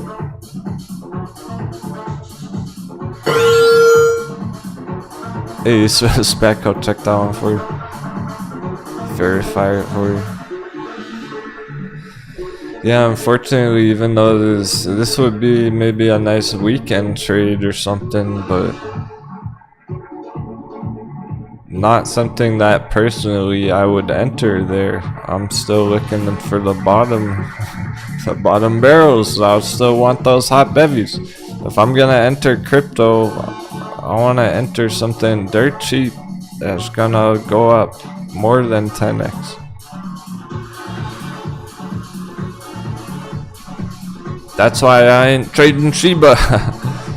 Okay, SHIBA bullish too. That was breaking out a couple of days ago, still holding the line. SHIBA's full move from the bottom to the top, about 10x. It's, well, if you caught it at the very bottom. That's about 10x from the bottom to the top on SHIBA. That's not even enough to get me that excited about it. I want to see 20x, 30, 50.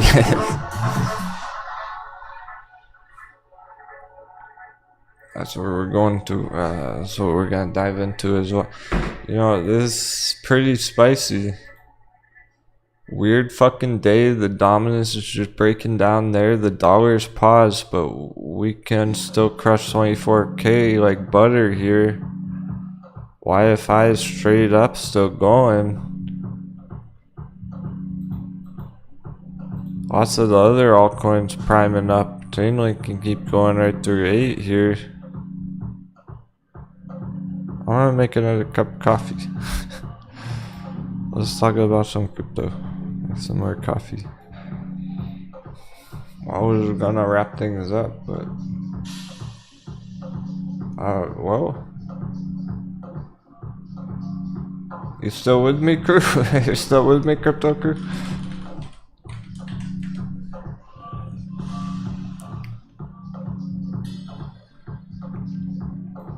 I'll get lonely if everyone else tunes out. But I kind of want to keep crushing the charts for a bit. Talk about what ones are the fire entries, what ones are about to do what YFI is doing. All of them. Awesome, alright, cool, yeah, what's up, hipster? Hey, Chupa Batman, hey, Benz 951.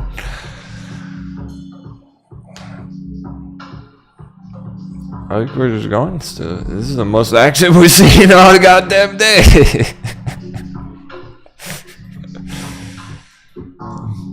Why if I get an vengeance candle, it's not just 10k, we're already 10k $400 on that. Triggins in? Alright, sweet. Yeah, pirates are hungry for that green. Yeah, you know, let's see what it's got. Cause again, it's like, here's what's really cool right now too, is even if Bitcoin stays flat, we can keep running on the altcoins. So I do want to go through the hot altcoin charts. Which ones are the best entry, even for my own knowledge. Because I'm still planning my next accumulation, my next move. You all know Grayscale Litecoin was my last one, and that's going pretty fucking well.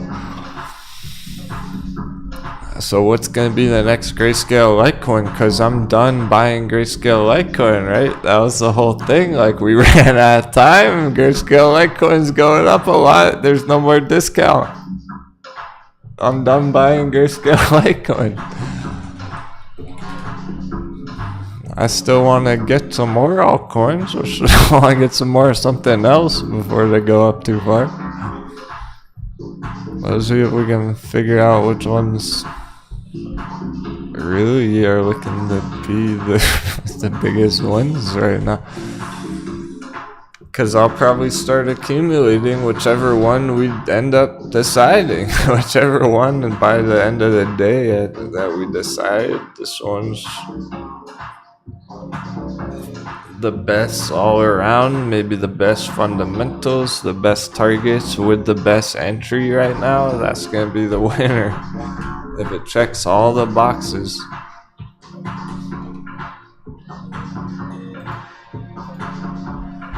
Okay, cool. Make quick coffee while it's all dashing out.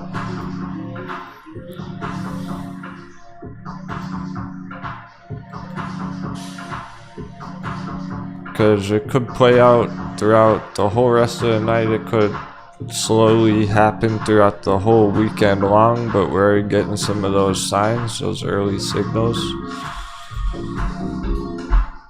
Someone asked Filecoin, I'll take a quick look at that. Just get a feel for where it might be. Because I'm here to help. Yeah, all-time low. I want to check that more closely. Yeah, words, sentences. Crypto! Be right back. Thanks, everyone. That one may have potential. If it was ugly, I would already say, I would just go, oh, it's ugly, no way.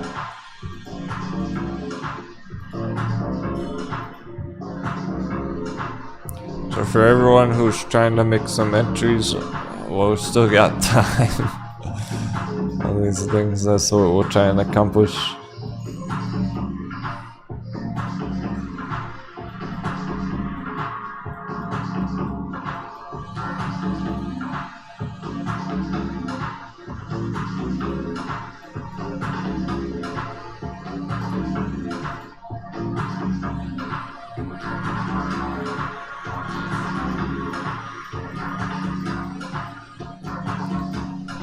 this really kind of makes up for the non-event stock charts.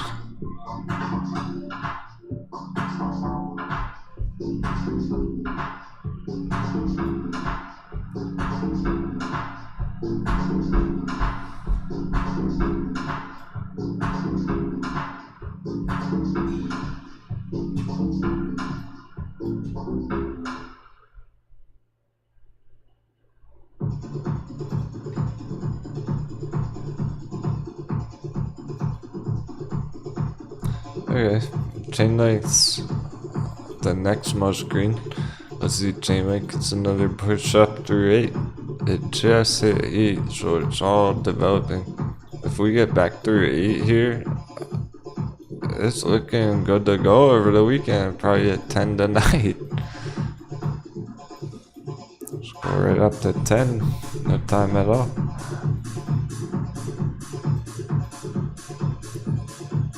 They don't look done. We just need a bit more verification. We need some extra confirmation.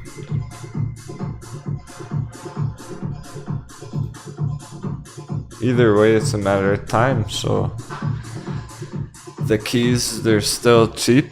They are still pretty undervalued right now, and they're just starting to recover, and we got an opportunity to still pillage some. Before Chainlink goes back up to $50, and then it's not even close to a good entry anymore. Would you want to buy Chainlink for $20, $30, $50 right now? Because that's what prices it was last year. Before it goes back up to $20, $30.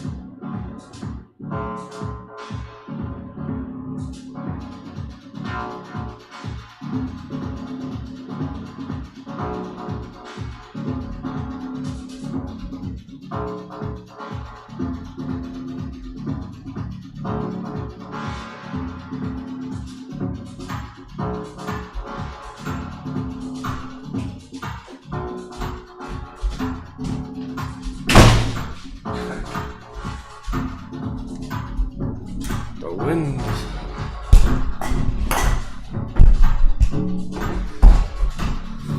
Getting interesting on crypto. We'll have one more charting session to finish it off. And that crypto pirates. We're scouting out those entries. People are getting green on their holds. So it's like right now the best thing to do is just be time enhancing or accumulating. Truly.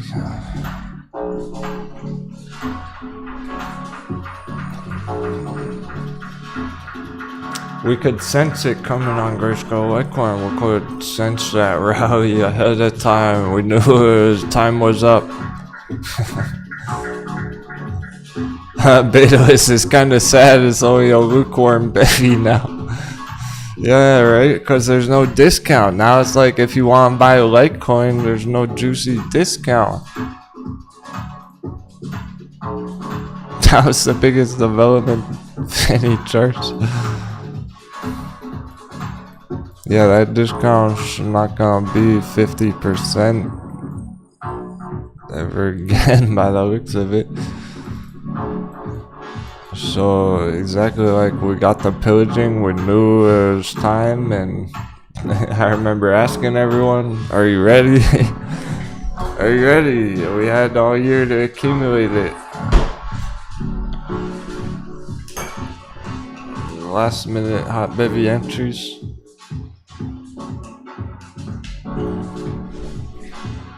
Now you're right. Now it's like lukewarm. It's still good entries, but it's not the same. Cheers, Super Batman. Maybe we can catch up on the end of the show over the weekend. Cause I'm gonna go into some other coins, do some real damage on the charts. I don't know if we're gonna see Bitcoin 24 right now. It's all those uncertainties again, all those variables. Like maybe not right now. Does it even matter when the altcoins are popping up?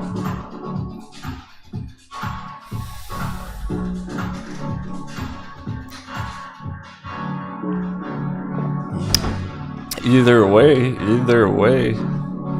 We know where they're heading next. Even if YFI stays $10,000 all weekend right there, we know it's gonna be up here soon. We're a long way to go up now. It's when they've been selling off for 6 months, 7 months. How perfect, how fitting. Crypto's has been crashing 7 months at least. They're about to go up for 7 months. That's how big of a pivot it was, how big of a reversal that all was. We're literally crashing hard for 7 months. Now we're gonna go into a savage bull run for 7 months.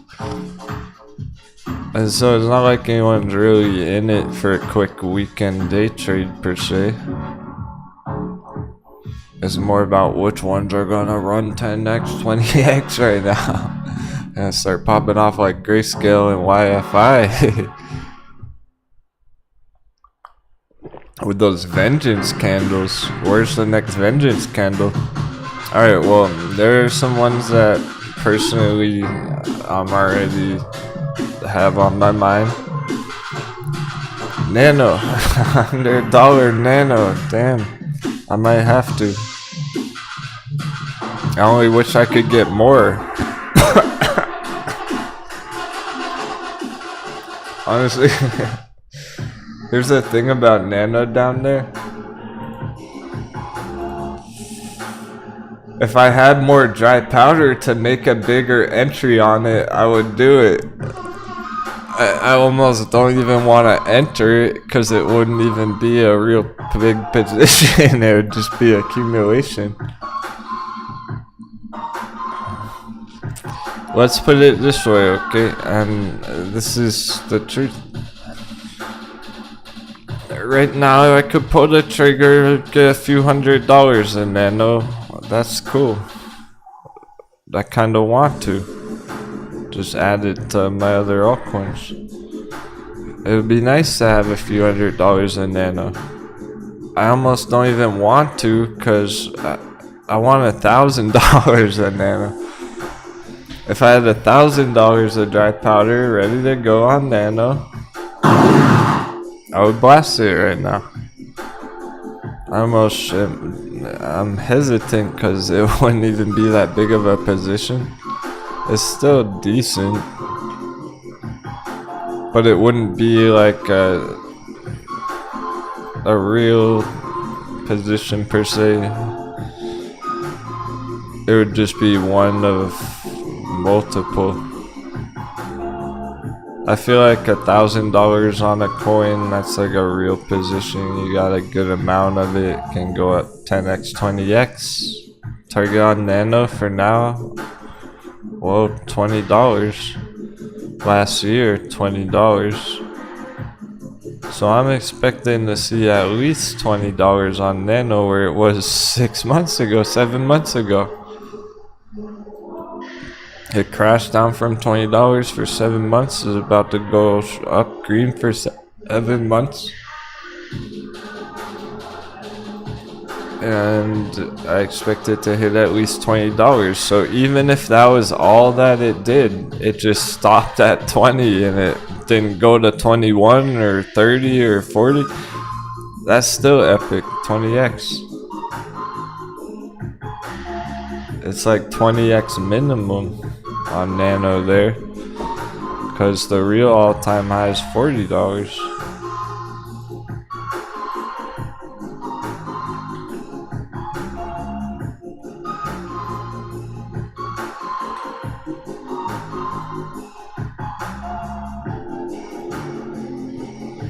So I do expect Nano to at least recover to where it was back here. Last year's top, $20 on the real charts. Crashed from 20 down to 99 cents right now. 98 cents. 2017, 5 years ago, it was $40. Our targets from $20 to $40 effectively. Like, those are our two targets essentially. Our first target's $20 fucking back here. Our second target's $40 up there. With that much room for growth on it, even if it just goes to the first real target, $20, that's epic.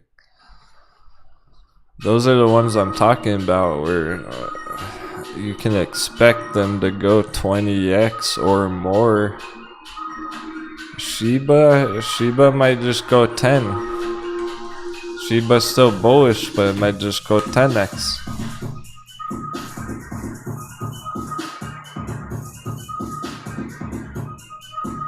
Nano goes 20, double that, triple that. So I wouldn't enter SHIBA, I would enter Nano.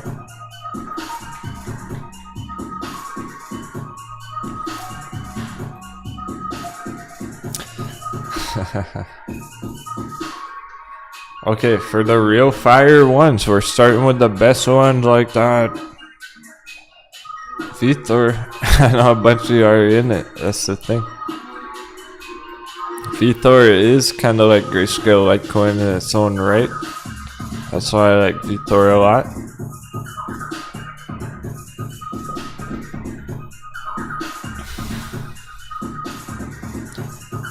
It's like a leverage trade on VeChain. So I was talking about getting a leverage trade on VeChain. I basically already have one because I'm holding Vethor.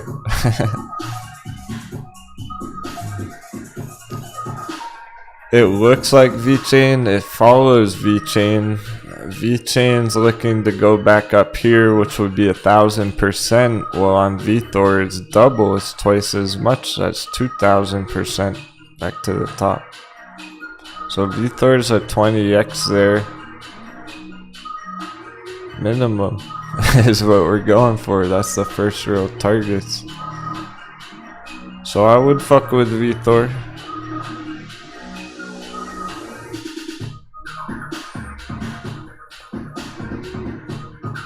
Vitor Nano.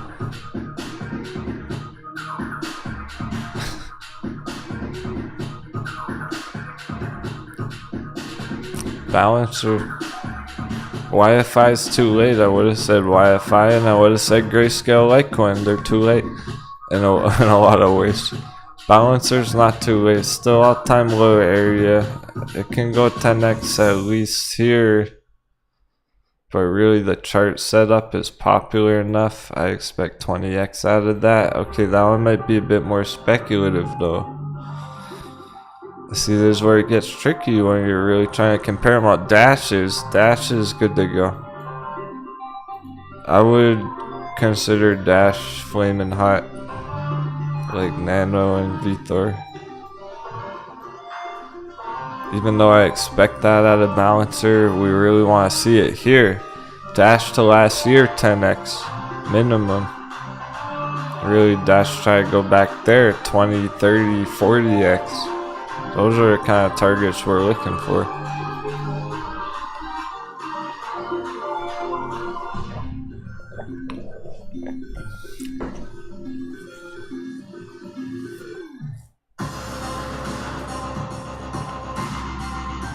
I'm gonna write these out, make a quick list.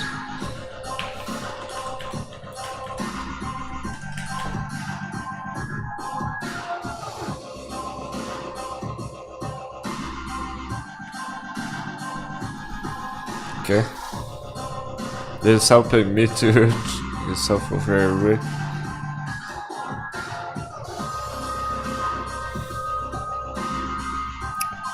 I'm gonna have to check a couple. That's why we need to dive deeper on some of those. I want to verify a couple of those.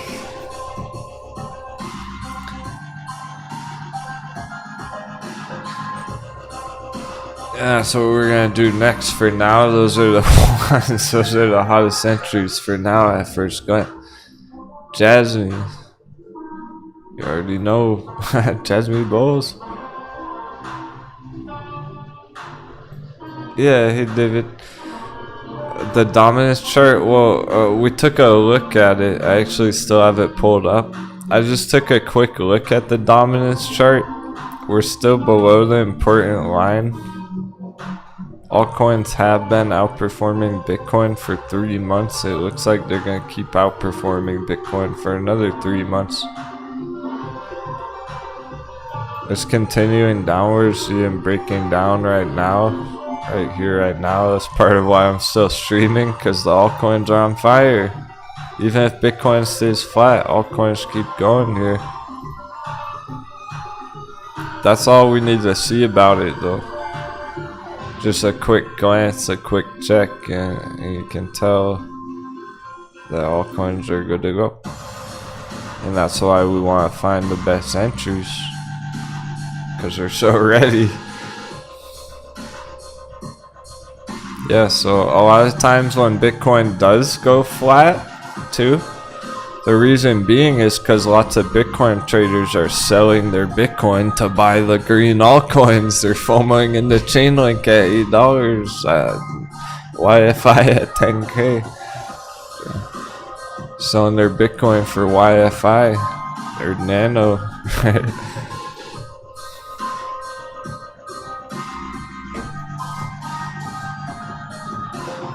Jasmine's got the setup. Even just to bounce up like it did a few months ago, 500%. These are large moves, Jasmine. Huge waves that we're surfing. Goes back to where it was 7 months ago, 30x. Thousands of percents on the Jasmine chart right there. And yeah, there's a bit of dilution, whatever. It still checks out, it's okay.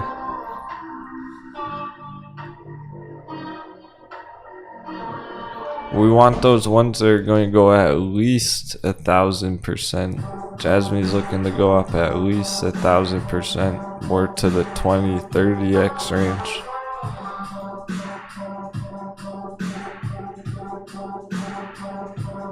So I would put Jasmine in that category. It's just not one of my personal favorites because it's not been around as long. I like the ones with established history on them that have been around for years and years, like Litecoin and Dash. Like Dash. Check out the trend line too, going way back. It's our exponential growth, or logarithmic growth on Dash over the long term, like the crypto market total.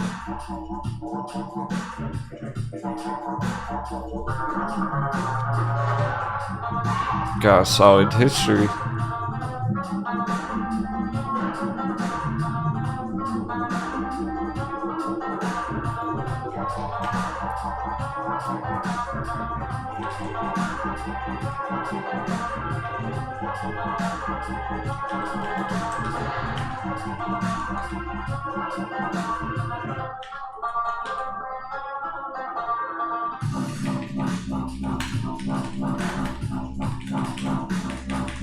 Working on the list.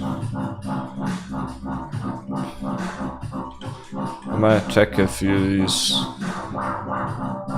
How hot are those targets on them?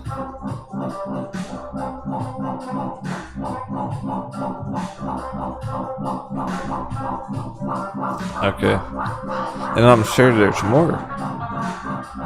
There's probably more just down here on the watch list that we're not noticing are really good.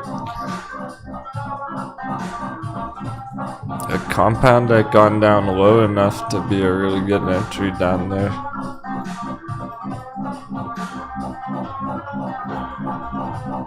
Now it's a bit late even.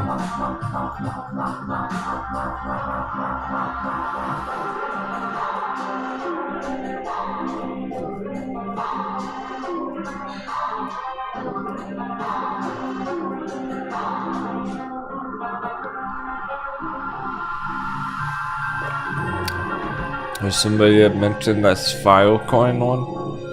Take a quick look at that before we close out of it. What rank is Filecoin? 40? Still pretty big, pretty popular. Supply unknown. So this is how I'm gonna verify that the targets are within reach. How much potential do they have? It's more about the market cap even really than the price. 12 billion market cap, 1 billion right now. It's more like 10x. That's more 1,000% on the way back up there. Alright, I'm just gonna do it and I'll let you know. Stuff stands out. Check them.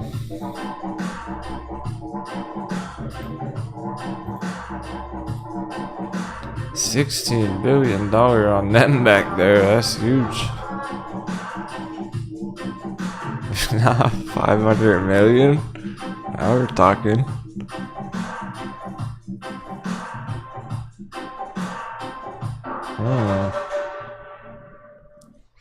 Them checks out.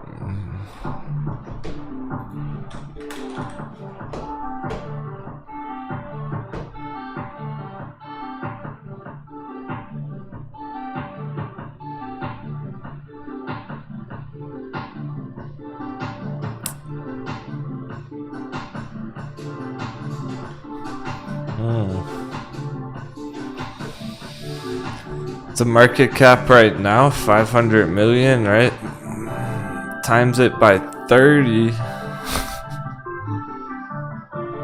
That's what the market cap was back here.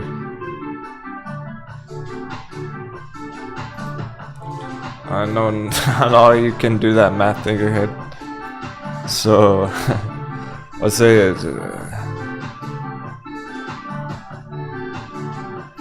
it's $500 million right now, 500 million, right?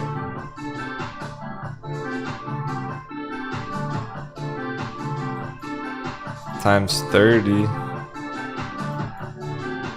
15 billion. 15 billion back here, 2017, 5 years ago. If it was 16 billion market cap back there back then, it can get back there again in the future. It already tried to last year with the head wave. That was the start of it going back up there later on next year. NEM checks out. That's 30x target NEM. Filecoin didn't really check out there. This target's not quite as good as it looks on Filecoin. I wanted to make sure these other ones actually are. Oh shit.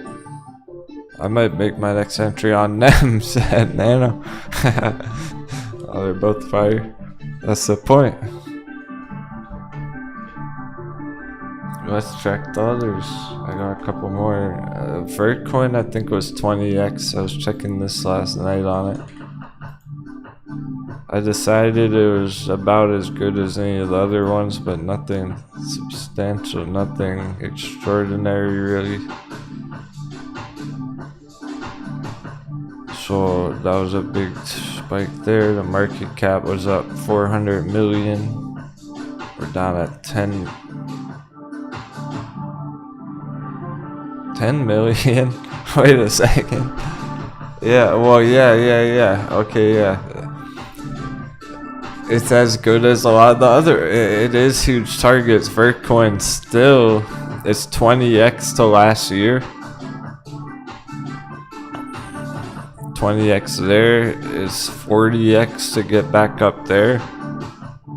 There's does have 40x targets Vertcoin. However, on the chart, this is the one that looks like it has 100x targets.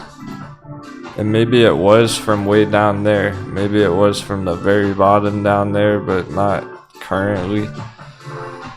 So currently you see 80x targets there, but it's half that apparently. It's more like 20, 40, not really 80x, 100x.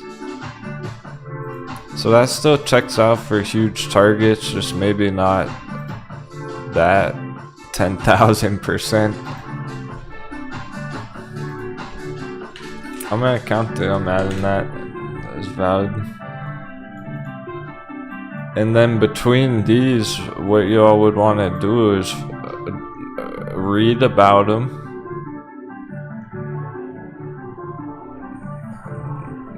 Do a bit of research over the weekend about them if you've never heard of them before. And pick your favorites out of those, which one sounds the best to you. Because the targets are all huge and epic and they're all good entries on these ones. But you might not like the sound of NEM.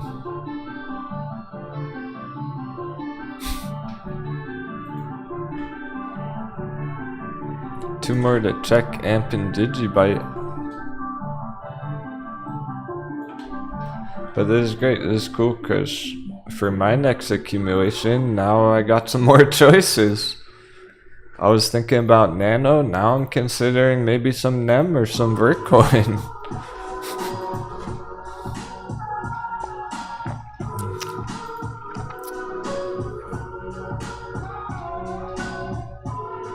Maybe this is what we should have been doing all day.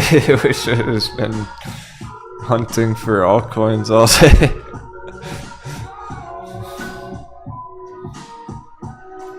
Okay, here's AMP.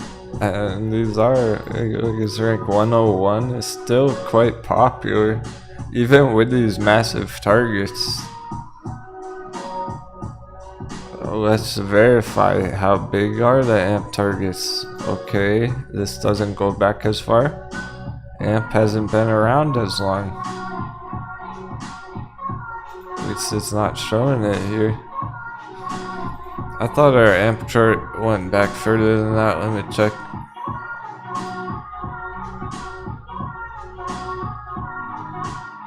That doesn't show the full chart. Oh. This AMP chart goes back 2016. It's not even showing that on CoinMarketCap. Usually CoinMarketCap will show all of that. This doesn't go back far enough on this chart. We're not going to be able to tell, but we can verify at least last year. Where was it last year? 5 bill? And we're at 500 mil. Okay, so 20x.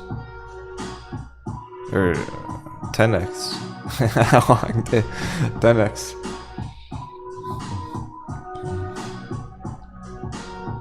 I'm gonna have to wrap it up after this, because call those fuckers about my internet and playing my altcoin entry. I'm on fire cannon tonight. Talk about it on Discord. So I'm trying to really figure out, is it worth scooping up a little bit of AMP right now? It's hard to say when we don't have the full history there. Maybe we can get the market cap on TradingView.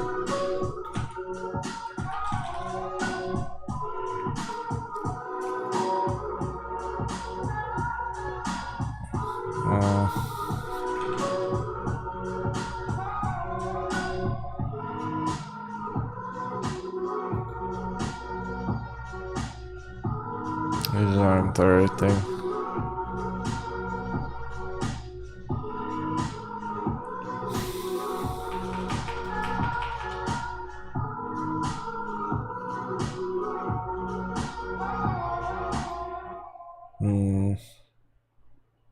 It's gonna be hard to verify that on AMP. We're not gonna be able to then, if we don't know what the market cap was in 2017.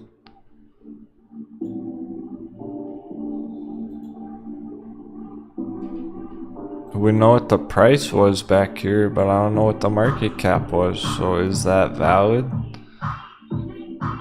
100x? It seems kind of too good to be true, so we would want to be sure of that.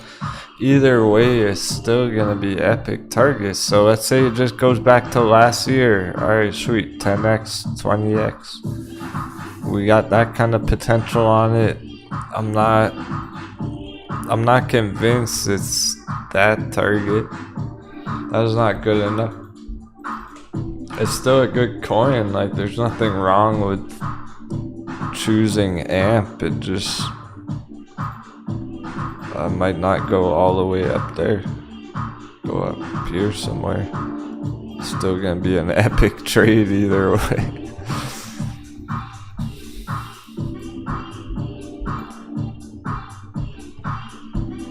Okay, one more to check their DigiByte. I'm not satisfied with that on AMP. It's still decent. Not exactly what we're looking for.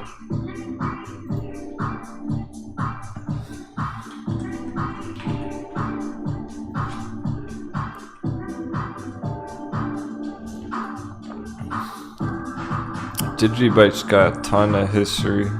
Been around a long time. It's always been fairly popular.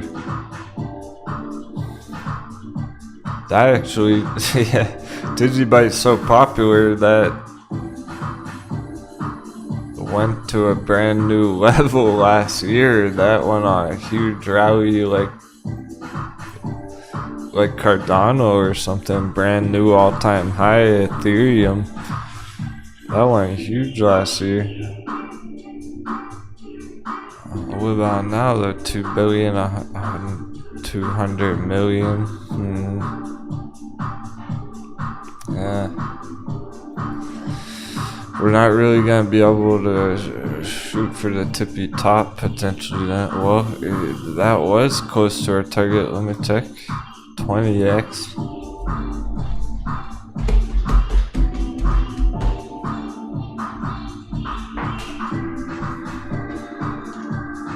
That's not really good enough either. That's not really what I'm looking for either.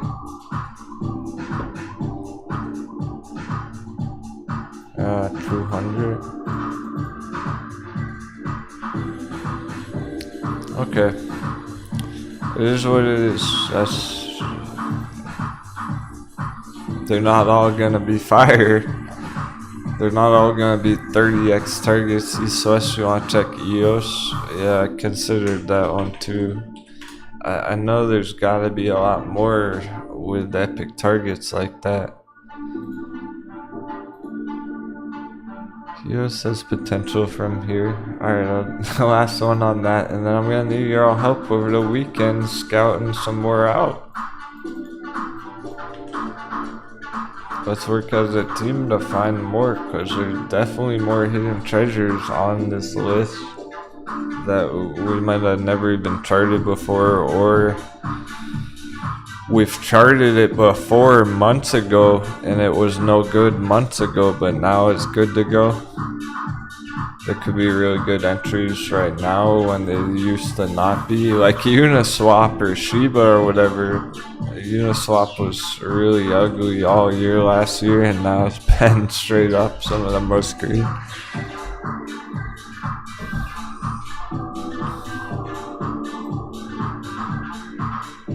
Yeah, we don't even need to verify on Jasmine much, because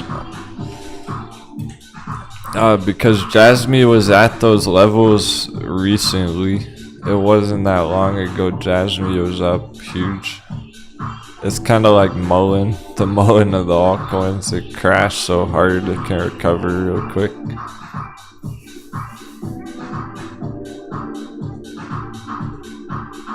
We're not really, Jasmine doesn't have that established price history. That's why it's not really one of my favorites, like, in my heart.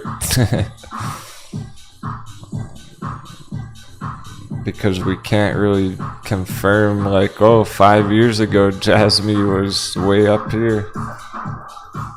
It was more like 5 months ago Jasmine was way up here. It's moving really fast and snap right back up there. 5 months down, 5 weeks up.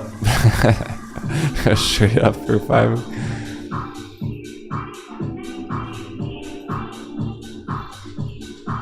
EOS checks out where it would have been even so much better if he had gotten in under $1 there. Then it really looks like it could have been worth it. 20x. Still not magnificent by any means.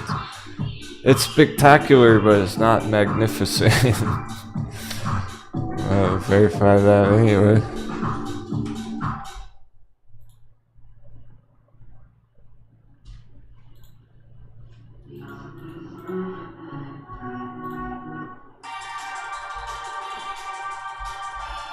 $20 billion, and we're down at 1 billion. So yeah, that does check out for 20x targets EOS. If you're going for 20x targets, I'm looking for the ones that are 30x, 40x. It's still very good. There's nothing wrong with these. There's nothing bad about that. I'm looking for the next grayscale Litecoin. Which one's the next grayscale Litecoin? That kind of potential. Well, here's where we got. Here's what we concluded with all that. An hour of hard work. A couple hours after the bell. This is what we concluded.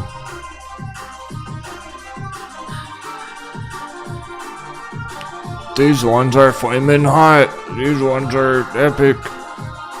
Dash, Nano, Vthor. Those are the next grayscale Litecoin. Those are the winners. Those are my favorites. They have the biggest targets. And they're awesome projects. They're all solid fundamentals. They've been around a long time. They're gonna stay around. And they're epic entry. They're dirt cheap and they're looking to grow and gain a lot of value. Dash, Nano, Vthor. That's where I'd start. That's where everyone should be starting, the starting point. Whoa, what the fuck just happened? Wait, what just happened?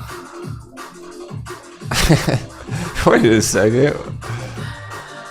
Mike for real has won 100 from the slots. Pirate Hornet has won 100 from the slots. Are you guys hacking?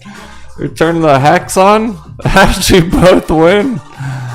the same time.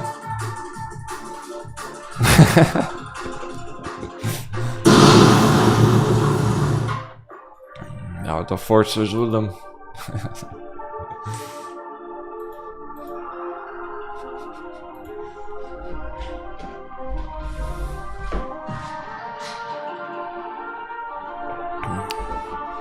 Chainlink's about to breach $8 again, by the way. It's interesting because it's still all playing out. It's just slowed down. Take all night for Bitcoin to go up 25. And before that happens, before Nano gets back over $1, Nano was over $1 last night. That's good right now.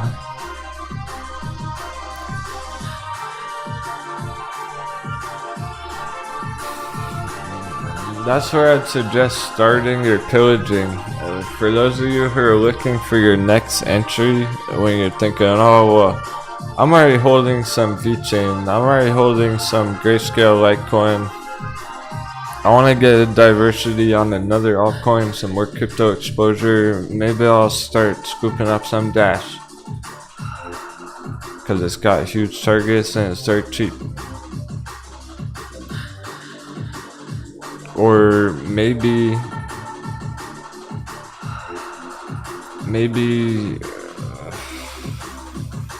you're not looking for your next entry per se on just one of them.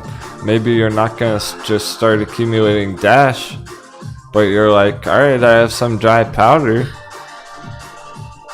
I'll get a little bit of each one.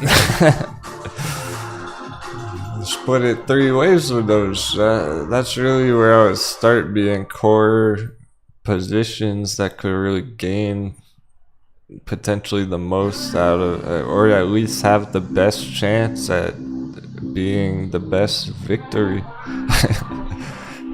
The best chance at being the most profitable. Which is a win-win. That's 2 great things about him. All those bullish me out the door. Pirate Hornet won the slots again. Oh, I'm feeling lucky. What the fuck? Robert won 200 from the slots. What is going on today? Are you seeing this? Well, crypto's going great. What the fuck?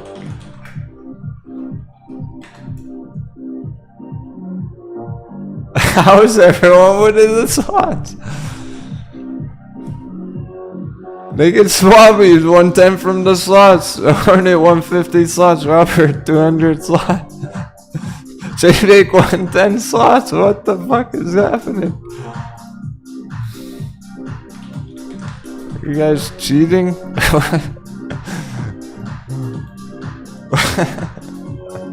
I'll win on such slots. What the fuck? 43. Skull and crossbones 160 booty. David broke the lucky streak. What? Denwo trading 160 booty.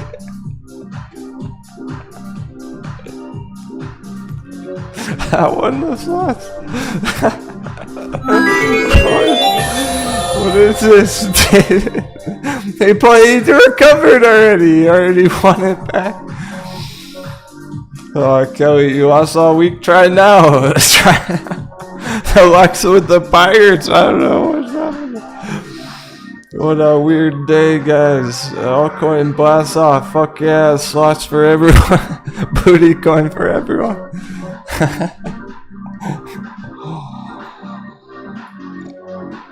What the world? You're not even supposed to be able to bet that much on it.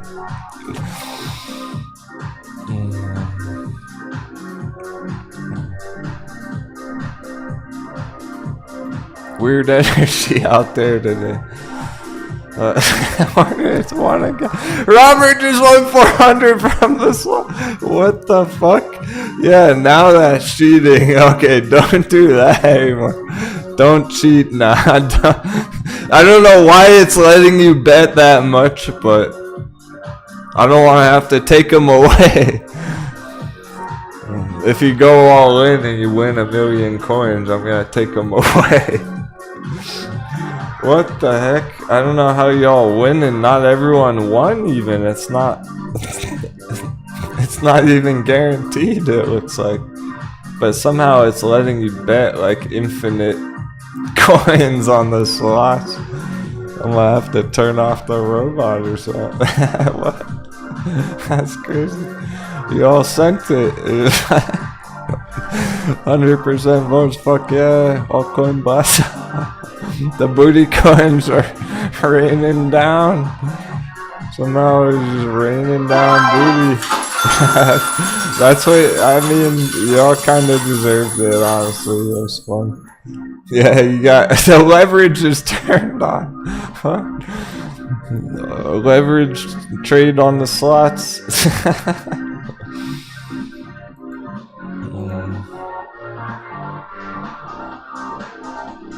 That was wild. There was more developments in terms of anatomy of a bubble and psychology, critical FOMO levels and stuff than there even was on the actual prices. Look at Chainlink, $7.99. As soon as I cut camera, Chainlink's going over $8.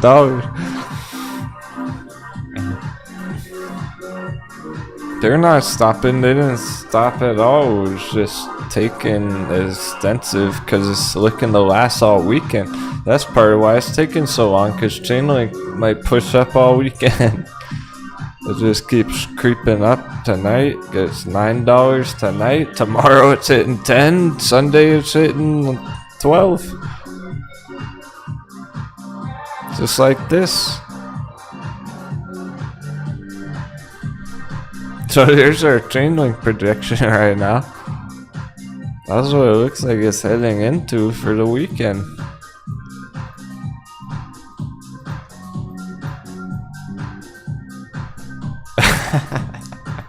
I turned it off. Oh, it's still going. Yeah, I'm happy you're winning something. It was really difficult to win any trades today, any charts. Even though we're killing it, Grayscale Litecoin, that's been so epic this week. We didn't even go up much today. It was hard to even get any green on Grayscale Litecoin. It only finished 6% green.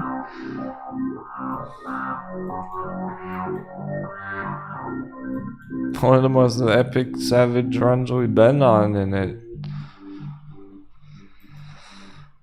you couldn't even really have made any money trading that today. Chainlink $8, but here we go for crypto over the weekend. That's the irony. Now that, oh my god, what? This is good. That's the thing. This is the most insane scenario on crypto, though. 7th in the chat. I can't even cut camera yet. When was the bell? What fucking time is it? The sun's gonna go down soon. We're 2.5 hours after the bell. And it's as strong as ever.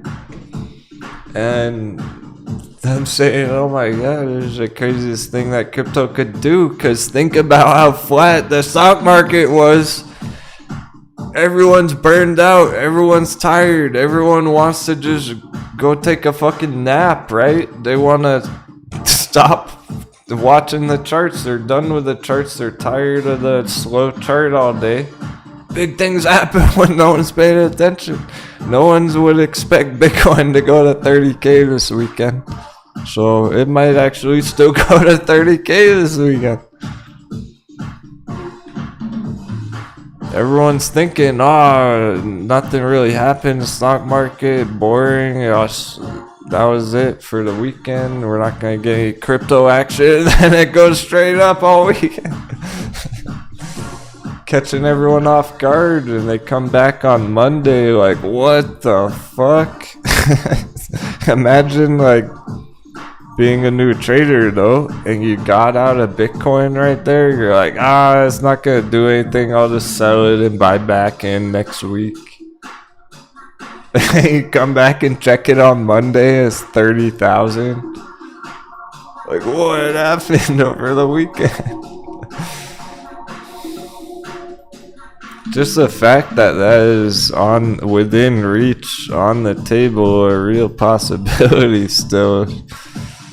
That's pretty wild. So to get over 24 again there, for Chainlink to be getting over 8 again, is YFI still over 10. Holy fuck! $10,700. Does that look like it stopped going up to you? Altcoins are moving.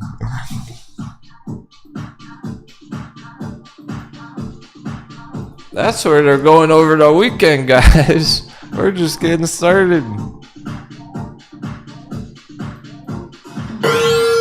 Fucking eyebrow. Thanks so much, Rebecca.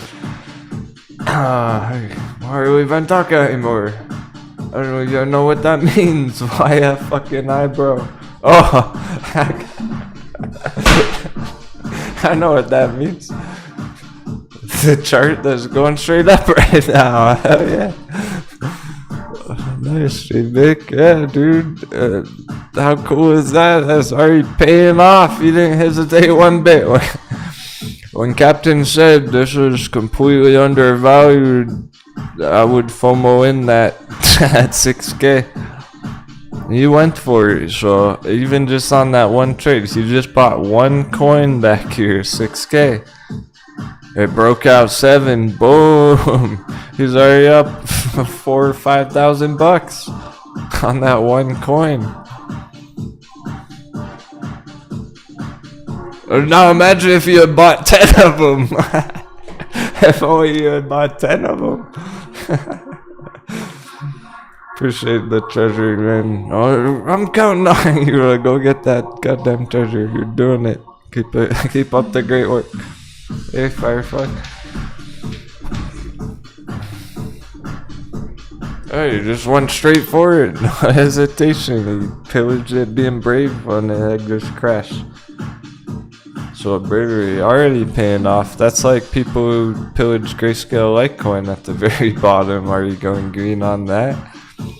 But this is one of the strongest movers on any of the altcoins right now. That's how popular it is. That's why it was such a good entry. Exactly, we want these coins that have solid history, that are popular. The only thing wrong with it, the only mismatch on this chart, the only thing that didn't match up with the rest of the chart and the project and wanting to enter, well shit, it just crashed with the rest of crypto. It just dunked 95%. You gotta be pretty savage to enter something that just crashed 95%. So savage that look how fast it's recovering, where it's like anyone who paper-handed down there already knows they fucked up. They're going, oh man, I fucked up. I want my YFI back. I'll pay any price. They'll pay 11,000. They'll pay 12,000. Fuck it. They'll pay 20,000 to get back in. So FOMO's kicking in. They want their YFI back. They can't have it because the Diamond Hands got it now. Vengeance candles.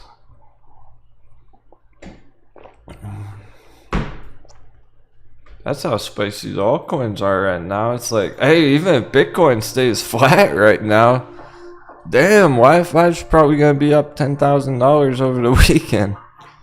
This is looking at 20K over the weekend. Altcoins are outperforming Bitcoin. That's what we concluded. And based on this, you can expect more of them to follow suit. It's not gonna only be this one chart YFI breaking out here. Chainlink should keep going over $8 this weekend. Litecoin can keep going over 60. I like that breakout on Litecoin. We could easily hit 70, 75. Fuck it, 77. We'd easily hit 77 Litecoin over the weekend.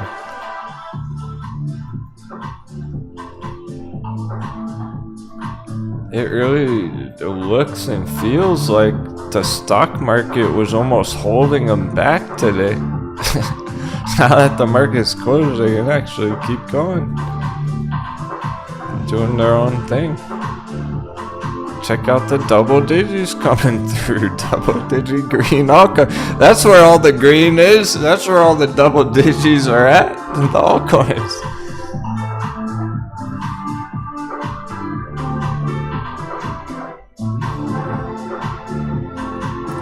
Like, basically it just became a green day all of a sudden, but the stock market day is over. All of a sudden it's a green bullish day.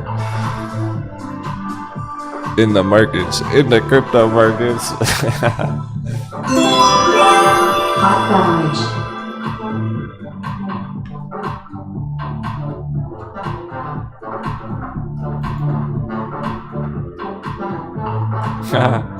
Swabby says, I love these rare days. I get home and the show's still on. Thanks, Captain. Yeah, that was a lot of fun today. Start wrapping things up because we're hitting those numbers. I'm already satisfied. We're about to hit 24K on Bitcoin again right now. This shit's happening. It's hard to believe after the pancake all day. It actually looks like we might rally huge over the weekend on crypto. I want to keep going. I still got a lot of other real life stuff to do, like eat food. Real life always getting in the way. Maybe we'll do another special tomorrow night. We'll see. If Bitcoin's hitting $27,000 tomorrow night, I'll have to go live.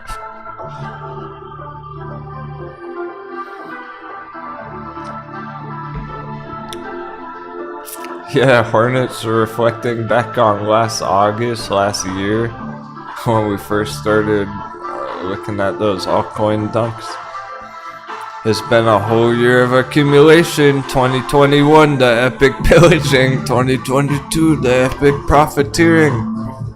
We're going into the profitable stage.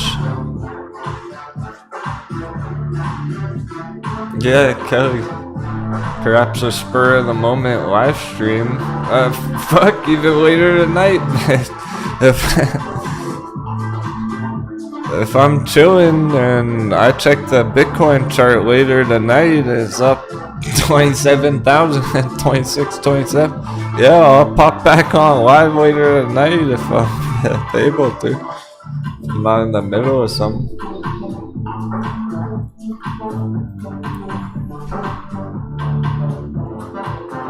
If me and Firefly aren't too busy celebrating.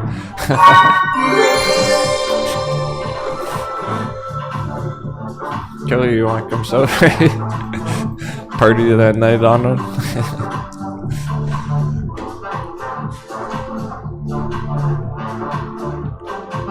Damn, look at those percents. YFI is 17% now.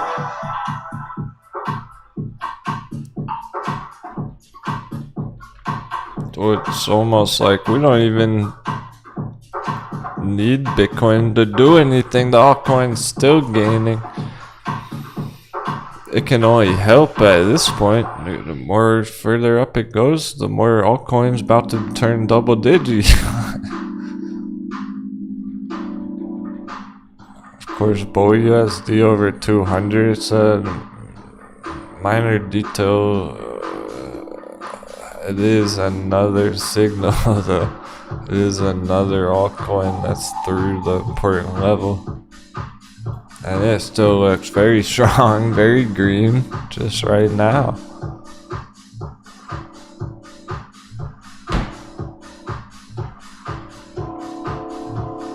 Compound's been one of the strongest too. That's about to get through 60. Okay, that would be a development. Right now we'll get another development on Compound. You see what's happening? It's just like one by one we're getting YFI is getting over 10, Chainlink's getting over 8, all of a sudden Bitcoin goes over 24, all of a sudden something else goes up, all of a sudden Dash hits $60, and we're getting all these signals still. If there weren't any of those signals right now, there would be nothing exciting about it. There would be nothing to talk about. Nano's about to break over $1. There's another one. Right as I'm saying it, Nano's about to hit $1. And that's another level breach, another critical level that just cleared. It shows it at $1 on the chart already right there. If we just finished the day and the bell hit and it's like, okay, Bitcoin's under 24 and Chainlink's stuck under 8 and YFI is stuck under 10K, Chainlink's already 807. YFI is $10,700. Nano just getting through $1. Nano can bump up to like 110 in a matter of minutes. Got another quick 10% double digit on Nano all of a sudden. There goes the entry. So much for that flaming hot entry on Nano. I have to get off the list. Nah, it's all relative. It's still epic if you're getting in at like 105, 110, maybe even 120, something like that. But you can't wait till Nano goes up to $2 over the weekend. Nano fucking goes up double over the weekend. It's $2. You can't FOMO in $2. Then it's too late. See, it keeps going straight up all night. It could be too late by tomorrow, but right now it's still at that low point. Not for long. Bitcoin about to breach 24. It's happening. This is insane. This is what we were waiting all day for. Today just got so much better. Price action on the stock charts fucking sucked. Honestly, I hated it. We were fighting the clock. It was nothing was moving. It was all pancake and it was fake price action and it was garbage. It's the real deal. This is getting good. People are already making good green on their altcoins. Shibba are crushing YFI. He's up thousands of dollars. David S. say he was up 10K on Chainlink already. He almost took profits, but he's up even more now because it's up even more. He's still raking it in. Maybe he'll be up 11,000 by the end of the day. 12,000 profits Chainlink. Couple more G's on the green. People getting stacks. It's happening. The profits are rolling in on the altcoins already. You're already up 10K, you can be up another 10K over the weekend. By the looks of it, let's see if this actually follows through right here. I have to keep streaming at this point. What the fuck though? This is gonna be one of the longest streams we've ever had. I didn't plan to do this. I don't even really want to, but I'm addicted to the game and the charts are popping up. No, it's so important right now. I want to see if we can do this. Just like last week and it didn't really happen. We're getting all those signals right now this week. This might be it. We're ready for this. It's actually playing out. It's becoming more reality now. If we get a couple more confirmations here, a little bit more verification that it actually is gonna maintain. Meaning like, if all of a sudden Bitcoin starts dropping and Chainlink crashes below 8, then it's not. It's just gonna take all weekend, but if we keep going right here, right now, oh man, they're just getting started then. For the whole rest of the weekend, with that much potential, I'm just gonna need another short trading break, and we'll keep going for a bit. It's not because we need to see it, it's more because I want to see it.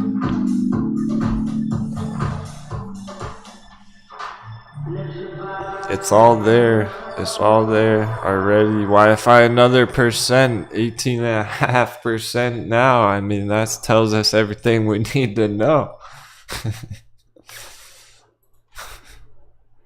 It's charging in. Chainlink right behind it. I want to make sure that it stays there. And Bitcoin can get back over 24 just to verify. Yeah, even Bitcoin is all a crypto. It's not just gonna rug pull right after we cut camera. We got the daily candle. Ah, it's in an hour. Oh my god. I might have to go to the candle. That's what a lot of the hold up is on it. The daily candle closes in 1 hour there.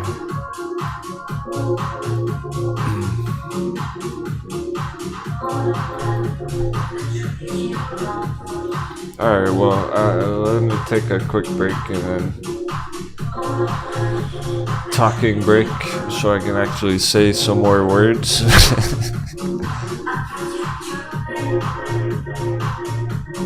And then we'll take it from there. We'll just see where we get. Take it from there. Yeah, the pops just keep popping off. The percentages keep coming. We got more double digits. More altcoins turning 10% on the day.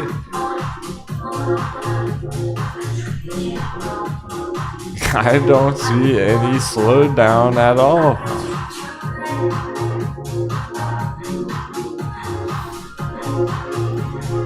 Even though the market's close for stocks. Maybe that's a good thing. That's kind of what we were hoping. It's like, fuck the stock market. That's what I said at the very end of the day for the bell. Right when the bell hit, I was like, alright, awesome. Fuck the stock market. Go away, stocks. Time for crypto. The craziest thing that possibly could have happened.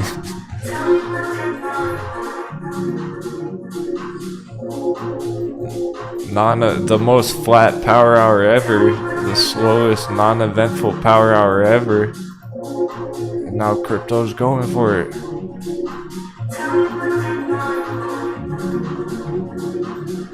Can they really do it? Guess they can, according to Wi-Fi. Let's see if we keep it going a bit longer into the daily close. It'll be all the verification we really need. If we can hold over 24K here, going forward, next 30 minutes, the daily candle close, whatever, that's it. Going right to 30 apparently. I still have some reservations. It's still hard to imagine after all that weird stuff going on earlier today. I want to believe. I know it's possible. I want some more confirmation. Let's get over 24. If we don't get over 24 here, then how long is it going to take?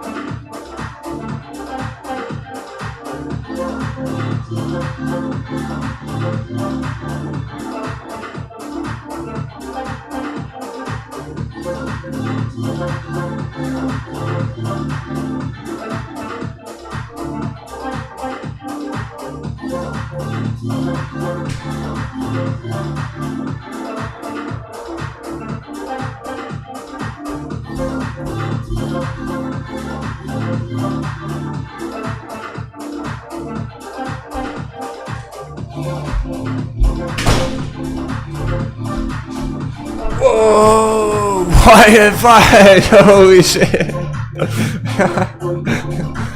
Sitting back down to the giant green candles on the charts. Okay, see, the base has been unleashed. There's no stopping it, friction. I concluded crypto's totally undervalued. We're mooning. We're going to the moon. That's what I decided. This shit's totally undervalued. Bitcoin going 30K, piece of cake. See that $20,000 YFI. Congratulations, YFI bulls. Again, there's one where people didn't even need to get a full coin. You could got a fraction of one, like a tenth of one, whatever. Half a coin. It's not like you need to get a full coin there.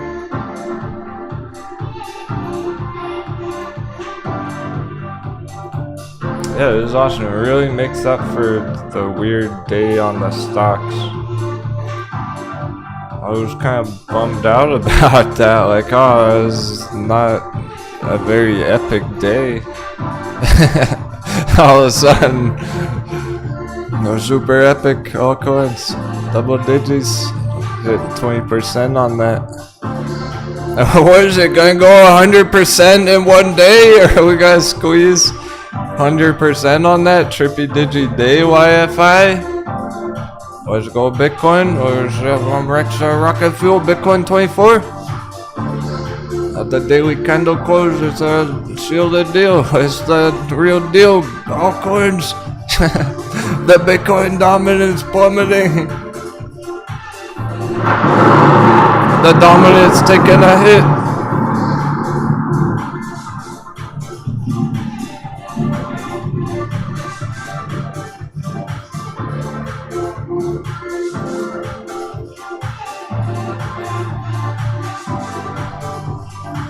Even if it stayed flat, altcoins still going for it.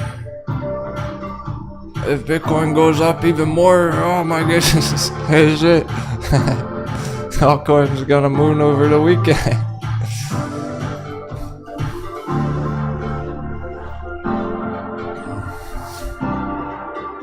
We've already been seeing it. Grayscale Litecoin, we're seeing a YFI.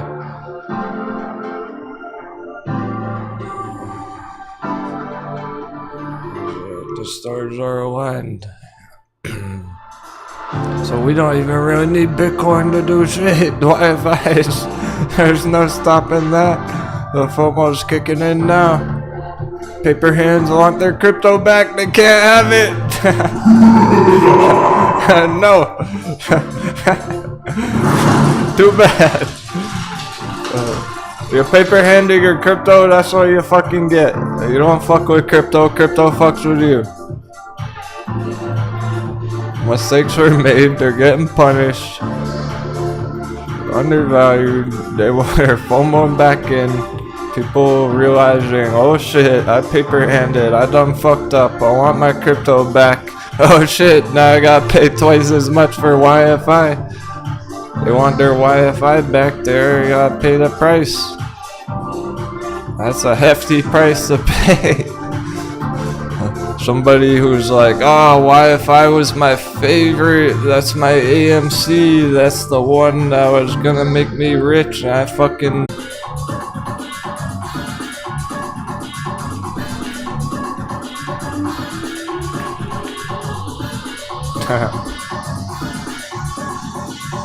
We're back, Kelly. Oh, good already.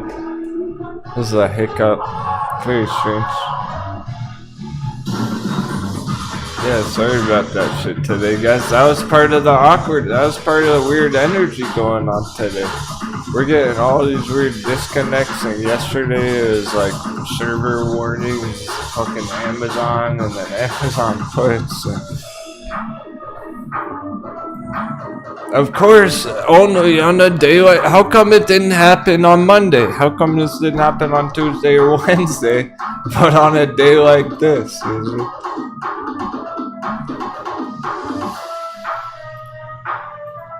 The ones who are committed will make it back, yeah. The ones who are excited will be back. So that's holding 11,000, or it hit 11K and it's still going. It's not even dropping from 11 on YFI.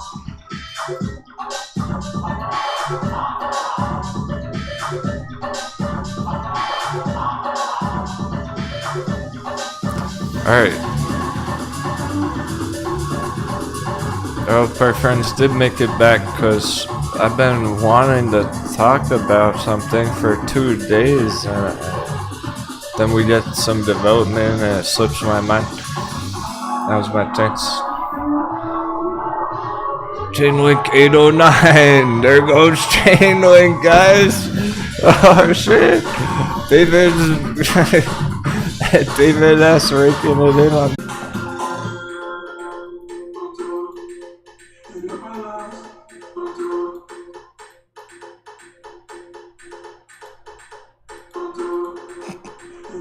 Hello?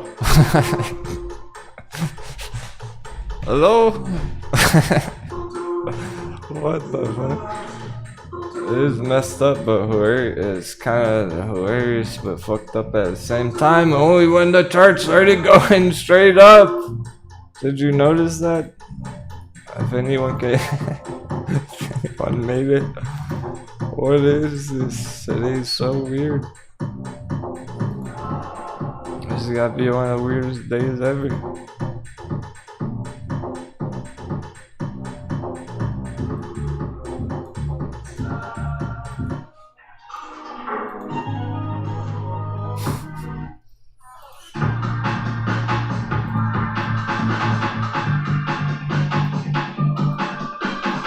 Did anyone else notice how it was all good when the charts were flat, like an hour ago? And now when they're going parabolic, it's still being all choppy. I'm afraid that I'm gonna have to cut it soon. This shit keeps dropping out. What can I do? Yeah, see it spiking up and down. It's being all weird. I reloaded all the charts, restarted it all still.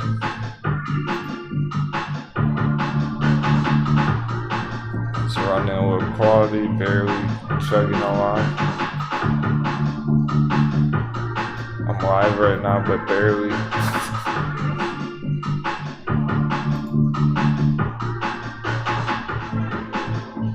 First thing I do when I cut the camera is calling the goddamn internet company. What?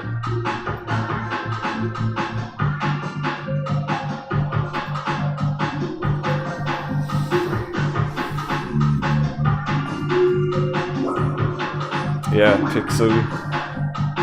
It's struggling to come back up, that's why. I can't see it. It's like I'm overloading the charts or something almost. But I'm not doing anything different than any other day, any other time. The only difference today is Wi-Fi is up 24%. That's the only thing different right now.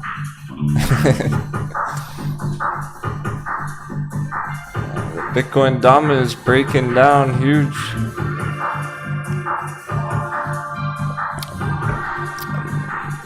I don't want it to, I gotta finish what I started.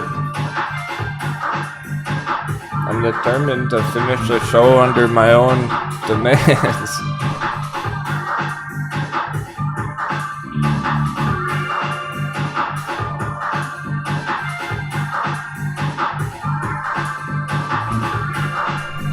And that's kinda just really weird coincidence with how weird the charts were behaving all day. We're gonna have to start fresh next week, like with our mindsets. I'm gonna have to start fresh with new internet or something, apparently.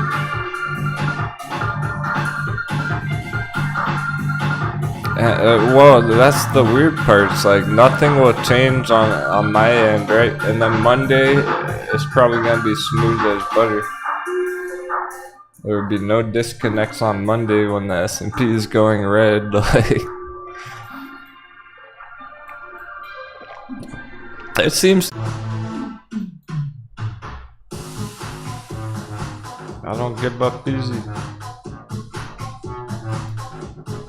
I'm still charting. I'm gonna give up soon, sooner or later. In a little bit, we're gonna have a call. My goodness, I'm not really trying to stream all night. It's hitting the speed bumps, but damn, of course, right now, and we're getting a parabolic price action.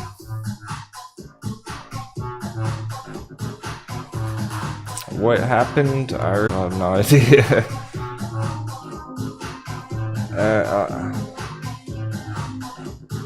And it looks like it's already still cutting, guys. It's already doing it again. I might have to call it then. Fuck. I don't want it. It seems like it's already fucking up again. Yeah, savage. Super savage. I just can't have a successful show if there's... if no one can stay connected.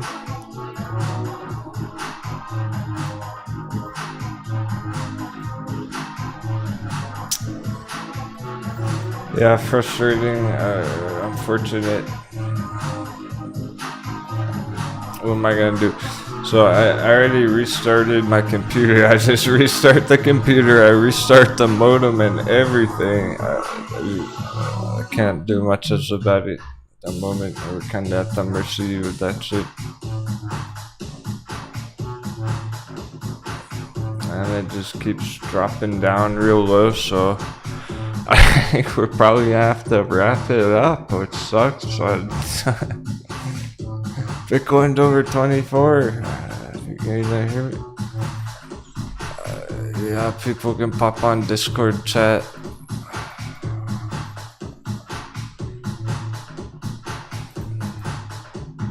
We can definitely pop on Discord, but I'm gonna have to call the internet and stuff and be like, yo, what the hell? Can't even stay connected for 5 minutes. See if it's on their end, if it's on YouTube end, or what. Yeah, don't you, Kelly, appreciate you. You should keep saying, oh, back is good, it's coming back, we're back, and that keeps dropping. It's just seems like it's gonna keep happening today. Savage. Oh, tears of joy. I'm so happy with the crypto charts I could cry, but I might cry because we're just getting started, but we might have to end.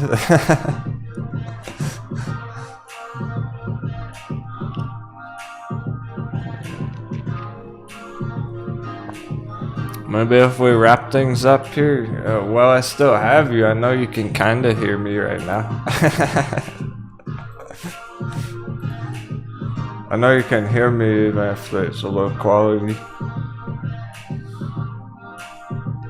Well, you can still hear me. I want to tell you some of the stuff happening right now, and I think we'll just have to wrap it up and then feel free to hop on Discord, but maybe I'll pop back on later tonight if it keeps going.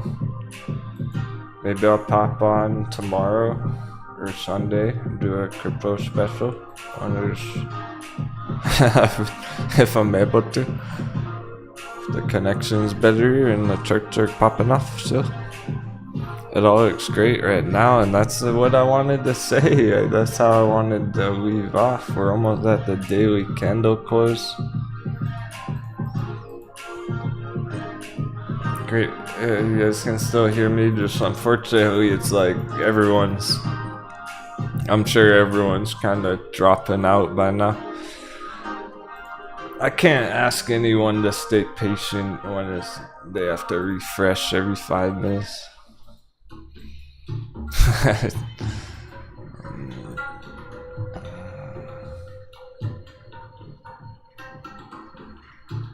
I'm gonna keep talking about the developments for a few minutes, right? And just in case, but if it drops one more time, that's it. Show's over. Have a great weekend. This is the last attempt. Next time it cuts out, that's it. Ended show. Thanks everyone. It's been an epic day. Yeah, because now it's coming back exactly like, oh, just stop being blurry now.